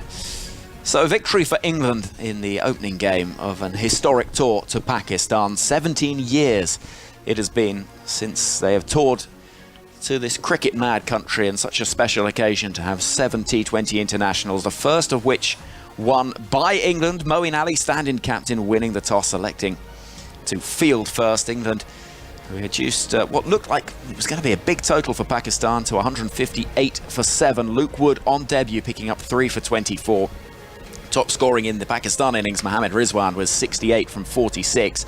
So a target of 159. England getting there with 4 balls to spare. Alex Hales returning to the side and scoring 53 from 40 balls. And at the end, Harry Brook unbeaten, 42 from 25 deliveries. Alongside me, England women's captain Heather Knight, England fast bowler Stephen Finn, and former England coach Paul Farbrace. And first of all, Paul, we've seen an England performance that against a really good Pakistan side in T20 cricket at home, well, look, reasonably straightforward in that run chase. Yes, they did. I thought they played exceptionally well. I thought the start was really good. They got off to a nice start, but Hales played brilliantly. He showed all his experience. I'm sure he'd have been nervous at the start of his innings. A little bit of a point to prove after a long gap for him in international cricket, but I thought he played really well. Very, very smart the way that he played, and then Harry Brook came in and continued that good work. So a very comfortable win for England in the end. But I think, Stephen Finn mentioned the word earlier, the way England adapted and the way that they actually picked up wickets at the back end of the Pakistan innings was the turning point in the game. From what looked like going to be a very big score, I thought they bowled brilliantly to restrict Pakistan and then canter home to a comfortable win. Yeah, Heather, certainly at the midway stage of the Pakistan innings, you're looking at total possibly upwards of 200 when they put on 85 runs for that opening stand. But England did really well to haul things back. A lot of credit to Luke Wood on debut with those 3 wickets, but also to the wily spin duo of Rashid and Moeen Ali, who for so long for England have done that job. Yeah, there was a little bit of turn in the surface, and I thought Moeen Ali did a tidy job, but Adil Rashid was outstanding. The way he used his googly, picking up that wicket of Babar Azam, 85 for none. Pakistan openers were, and to bowl him through the gate, one of the best T20 players in the world, was outstanding. And then they just really squeezed during that middle period, didn't they? Pakistan were well on for 180, 190, which we thought was a par score. And the pitch just got a little bit slower, and I think England were better at adapting to that and finding the best balls on those wickets. And Luke Wood, outstanding at the death. They picked up 4 wickets in the last 30 balls, which really slowed Pakistan down. And as we saw, it was not an easy chase, but they made it look easy. And if they had another 20 runs on the board, it would have been a really tough chase, I think. Finny, a word on Luke Wood then. On debut, somebody that is well known around the county game and has been a very effective bowler in T20 cricket for a number of years. But he looked absolutely at home on debut. Yeah, he did. I thought he bowled intelligent. He bowled with good pace. I thought he mixed it up very nicely. He just understood the task at hand, I think, and especially when you're playing in alien conditions that none of these guys would have played, or I think Luke Wood may have played PSL here before, but international cricket and dealing with the pressure of that and remaining to keep a clear head and a clean mind and be able to...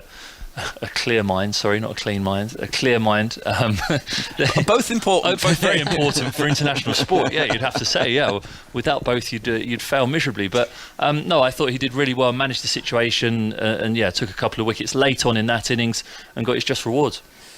In terms of England's run chase, a lot of attention on Alex Hales when we got news that he was going to be back in this squad. How he would go, whether it would be something that worked for England as it had done in previous years. Paul, you were part of the England setup at the start of that journey post-2015, and we know what he can do, and it looked as though he'd never been away, 53 from 40. Yeah, look, he is a fantastic player, and as I said during the game in the commentary part, he stands tall, he uses his reach, he hits through the line of the ball, he trusts the surface really well. He's a very calm player when he's at the crease. He's actually a very intelligent cricketer, and he uses the conditions well, he uses the pace of the ball well to score his runs, and he's very experienced. He's played all around the world now, so it doesn't surprise me he's played that well, but he will have definitely been under a little bit of pressure coming into this innings, and it'll be important that he keeps playing well. This can't be a one-off innings for him. He's got to keep playing well at the top of the innings, because there is definitely a scrap to be had at the top of the innings. Joss Buttler will open in the World Cup. Who's going to open with him? This is Hales has got, I guess, the first step, but there's other very talented players that will be competing for that slot with him. Finny, you know Alex Hales well. This has been a big statement at the start of this long series. And he will be thinking, right, this is my chance. I missed out in the 2019 World Cup. This is my chance to be in a World Cup with England if he can continue this form. Yeah, it is, and I think it's being able to manage his own expectations. I think he'd have come into this hoping that he scores runs, having felt well prepared after being in good domestic form to come here and score runs. And he's ticked that first one off the list, hasn't he? He marshalled the chase really well and really intelligently today. I think we didn't need to see the power side of his game. I think if England were batting first, it means that it will be able to see the power side of his game, and I think that there's a number of things that he'll want to tick off in order to be able to put him front and centre, to be able to open the batting with Joss Buttler when they get to Australia. But certainly today he can go home and be very pleased with his first day's work back in an England shirt for 3 years, and long may it continue.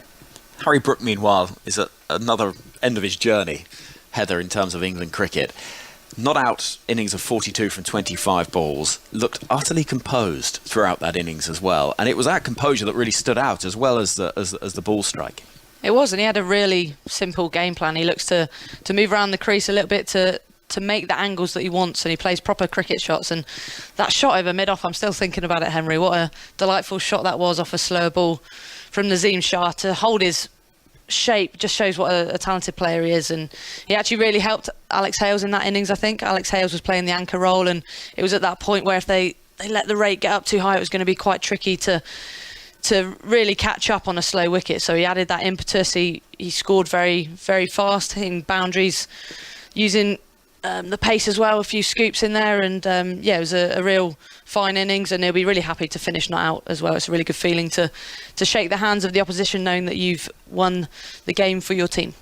We will be getting some reaction shortly from this first T20, but as much as the events on the pitch, the very fact that England are there playing matches, Paul, is a huge thing after 17 years. Yeah, I think it's absolutely brilliant for the game of cricket across the world, and not just Pakistan, but of course for the people of Pakistan, for the players of Pakistan. Many have had to have international careers where they played their home matches in the UAE. To play home matches, to play big matches against Australia not that long ago, now England, absolutely brilliant for the game of cricket, and there were so many young people in Pakistan that will be delighted to see their heroes back playing. They'll obviously want to see them win, but it's great to see them back playing, and I think it's brilliant that England have gone. As I said, they should have gone earlier in the or last year when they had the opportunity to go. It was a shame they didn't go, but I'm really pleased they're now, and I hope that this tour continues to be a great success. Well, it looked like a great success in terms of attendance, atmosphere. Finney, it was, the occasion that everyone hoped that it would be. Yeah, I mean, the passion really came through, didn't it? And I know, having played with Pakistani players before and been to Pakistan once to play in the PSL in a one-off game, you realise that the passion for cricket is absolutely there. I mean, that's never been in question or doubt. But to be able to see it live, to be able to see it on our TV screens, with that coming through, and regardless of whether Pakistan won or lost today, I'm sure everyone who was there at that stadium, dignitaries, whoever's there watching, will be very pleased and very happy to see cricket and England back in their country. Yeah, just looking back at the last game that was played there, with England's men playing an ODI series at the back end of 2005, so it's just post that famous Ashes summer. The Crazy Frog was about to push to be #1 at Christmas. It was that sort of... well, of course. But you're talking a long time ago. This was an England team with Vikram Solanki in it, Marcus Trescothick. This is a different era. Well, I don't remember that music of that far back, to be fair, Henry. I would offer to play it, but one or two of those, music is a loose term. One or two of those players I've heard of. But look, no, absolutely. And it's been too long. Let's be honest, it has been too long. And England have done absolutely the right thing. They've gone there with the right way of playing. It's fantastic that Moeen Ali is captain England in the return back to playing in Pakistan. I think that's brilliant. But there's a lot of... and Finney's mentioned, the PSL. He went and played in that. A lot of the England players have gone and played in the PSL over the last few years. They should also be remembered at this time, because they're the players that have actually set the platform for others to go. They're the ones that have gone, enjoyed the experience, talked about how fantastic a place it is to play cricket, talked about the great cricket facilities, the great players, and that's definitely encouraged the England team to go on block and go and play as a team out there. You'd agree with that, Heather?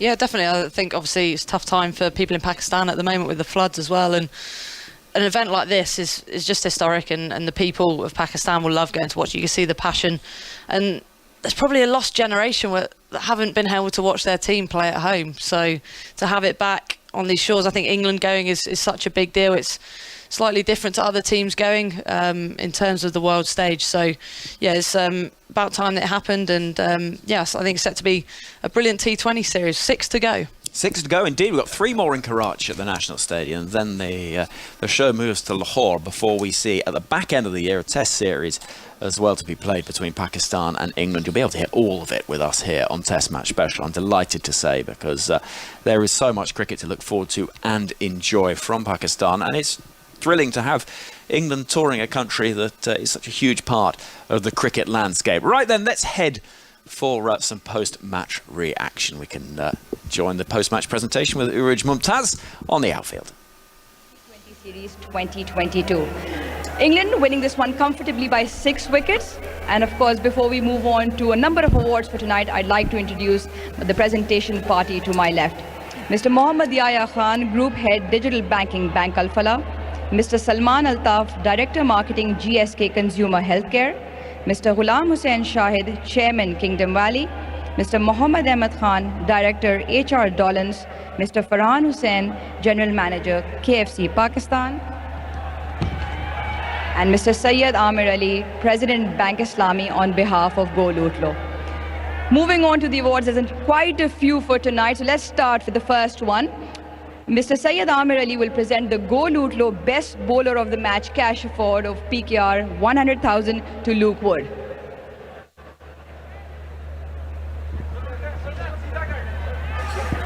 Right then, well, Luke Wood's been handing one of 6 enormous checks. Picking up 3 important wickets.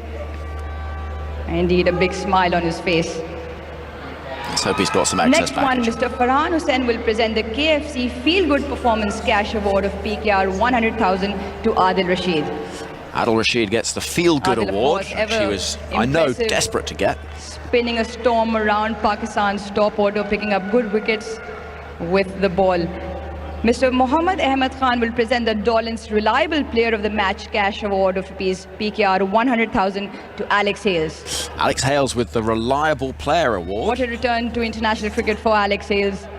Phenomenal with the bat and of course striking them at a very healthy strike rate.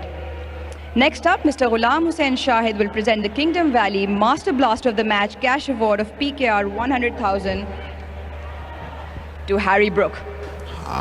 Harry Brook, the Master Blaster. I did suspect as much. Burst onto the international stage with fine form again. A good partnership with Alex Hales in the middle to lead England to victory. Next up, Mr. Salman Altaf will present the Sensodyne Complete Performer of the Match cash award of PKR 200,000 to Mohammad Rizwan. Mohammad Rizwan, the complete performer of the match. Rizwan once again picking up plenty of runs on the top. Lone stander for Pakistan's top order tonight. Right, for every 6, Bank Al-Falah is donating USD 1,000 to flood relief victims, and today's tally is 6 sixes. That makes a total tally of USD $6,000. And Mr. Mohammad Yahya Khan will present the Bank Al-Falah Player of the Match trophy and cash award of PKR 100,000 to Luke Wood. Luke Wood gets the Player of the Match. There we go. So I do hope he's got some room in his bag, because that is an enormous check to go with the other one. And he gets an award as well. Let's hear from Luke Wood then. Of course, a big smile on his face, and why not? Luke, enjoy that performance tonight? Yeah, it's very enjoyable. Obviously my debut, so I can't complain with that. A memorable debut indeed. Pace off seemed to be the order of the day, because we saw anything with pace on got spanked. How quickly did you work that out? I think it's obviously different to England. You probably have to bowl slightly shorter with it skidding on. I think we had a good back period, and you kind of work out pretty quickly. So it was a good team performance. So yeah, great start with a win. They got off to a flyer with the first 10. They had something like 80 for 1. The next 10 is where you guys pulled it back. How was it in terms of, because at one point it looked like Pakistan was going to end up with a big score? I think it's just always a case of when you get to a good start, try and restrict them to sort of as little as we can. We kept taking wickets, which was key, and then we had a pretty good back end. So I think we always felt in the game with that total, and then the batters did the job. Well, Luke, lovely talking to you, and congratulations on a wonderful debut. Thanks very much. Thank you. Well, next up, I'd like to call the skipper of Pakistan, Babar Azam. A very important man, busy doing a few things. Well, Babar, there he is. Here he comes. Just for a moment, Babar Azam, a little bit delayed, but here we go. Pakistan's captain. हक में नहीं गया, but आपने शुरू में कहा कि toss is not in your control. Obviously, runs करके under pressure करेंगे. 10 ओवर के बाद comfortable position में थे with 9 wickets in hand. उसके बाद जो थोड़ा सा कहते हैं downfall आया, what do you have to say about that? Definitely, जिस तरह हमने first power play utilize किया, मैंने और रिजवान ने, वो काफ़ी अच्छा था. जो plan हमारा था उसी पे stick रहे थे, और मेरे ख्याल से after 10 hours At this moment, I turn to Atif Nawaz, who might be able to just give us a little flavour of what Babar Azam is saying. लेकिन मेरे ख्याल से जो पार्टनरशिप थी वो not up to the mark थी, और partnership होती तो वहाँ पे टोटल डिफरेंट होता. Babar Azam talking about partnerships failing the side, not being specific about which partnerships, but saying partnerships failing the side. Had they got partnerships in play, they would have had a better total. जल्दी उस पे planning की कि यहाँ पे क्या हो सकता है, और उन्होंने पेस ऑफ के साथ बॉलिंग शुरू की, तो मेरे ख्याल से क्रेडिट देना चाहिए. लेकिन मेरे ख्याल से हमारे बैट्समैनों को भी to the England side for adjusting their pace on the surface very quickly. Batting combination की बड़ी बात. But our batters have to do better. Open करते हैं, बट अब फखर चूंकि नहीं, आज आपने हैदर को 3 पे भेजा और शान 4 पे खेले. इसके पीछे आपकी क्या Aruj asking about the batting order. We're trying different combinations, says Babar.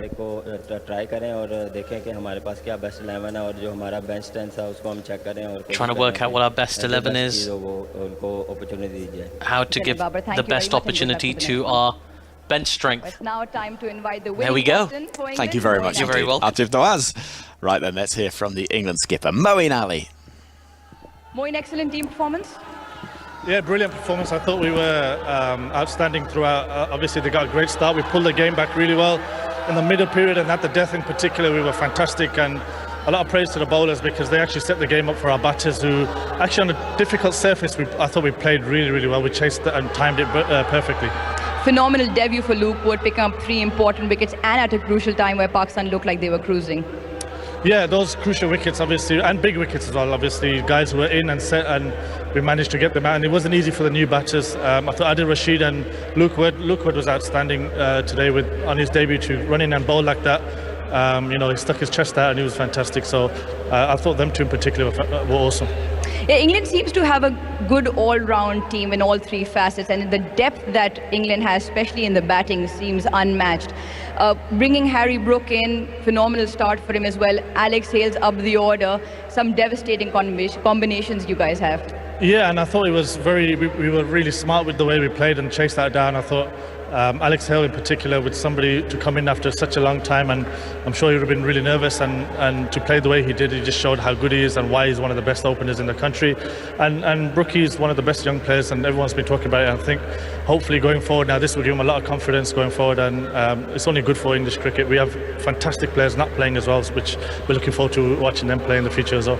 Well, thank you very much, and of course we're looking forward to watching you and the rest of the series. Congratulations once again, and that's all we have from the presentation. Thank you very much indeed, Aruj. Well, there we go. England victorious in the first match of this T20 International Series, winning by 6 wickets in Karachi. Great to hear from Moeen Ali, Babar Azam and Luke Wood there during that presentation. Next up for you on 5 Sports Extra in terms of our cricket coverage, well, the County Championship returns tomorrow morning, 10:25, and you can follow every ball of every game on the BBC Sport website and app. Tomorrow afternoon from 12:45, live commentary of England against India in the second Women's ODI live from Canterbury, so look out for that one. There'll be highlights available that evening as well on BBC Two, as well as in-play clips and highlights as the game goes through on our live text service as well. There'll be a special podcast looking back at this opening game, and we'll be hearing from the likes of Moeen Ali and also Sakleh Mushtaq as we reflect on the significance of international cricket involving England returning to Pakistan. We will be back for the next game in this series, let me tell you, on Thursday. That will be from 3:15. So much cricket for you to enjoy. Thank you so much to Heather Knight, to Atif Nawaz, Stephen Finn, Paul Farbrace. My name is Henry Moran, and we look forward to speaking to you again soon.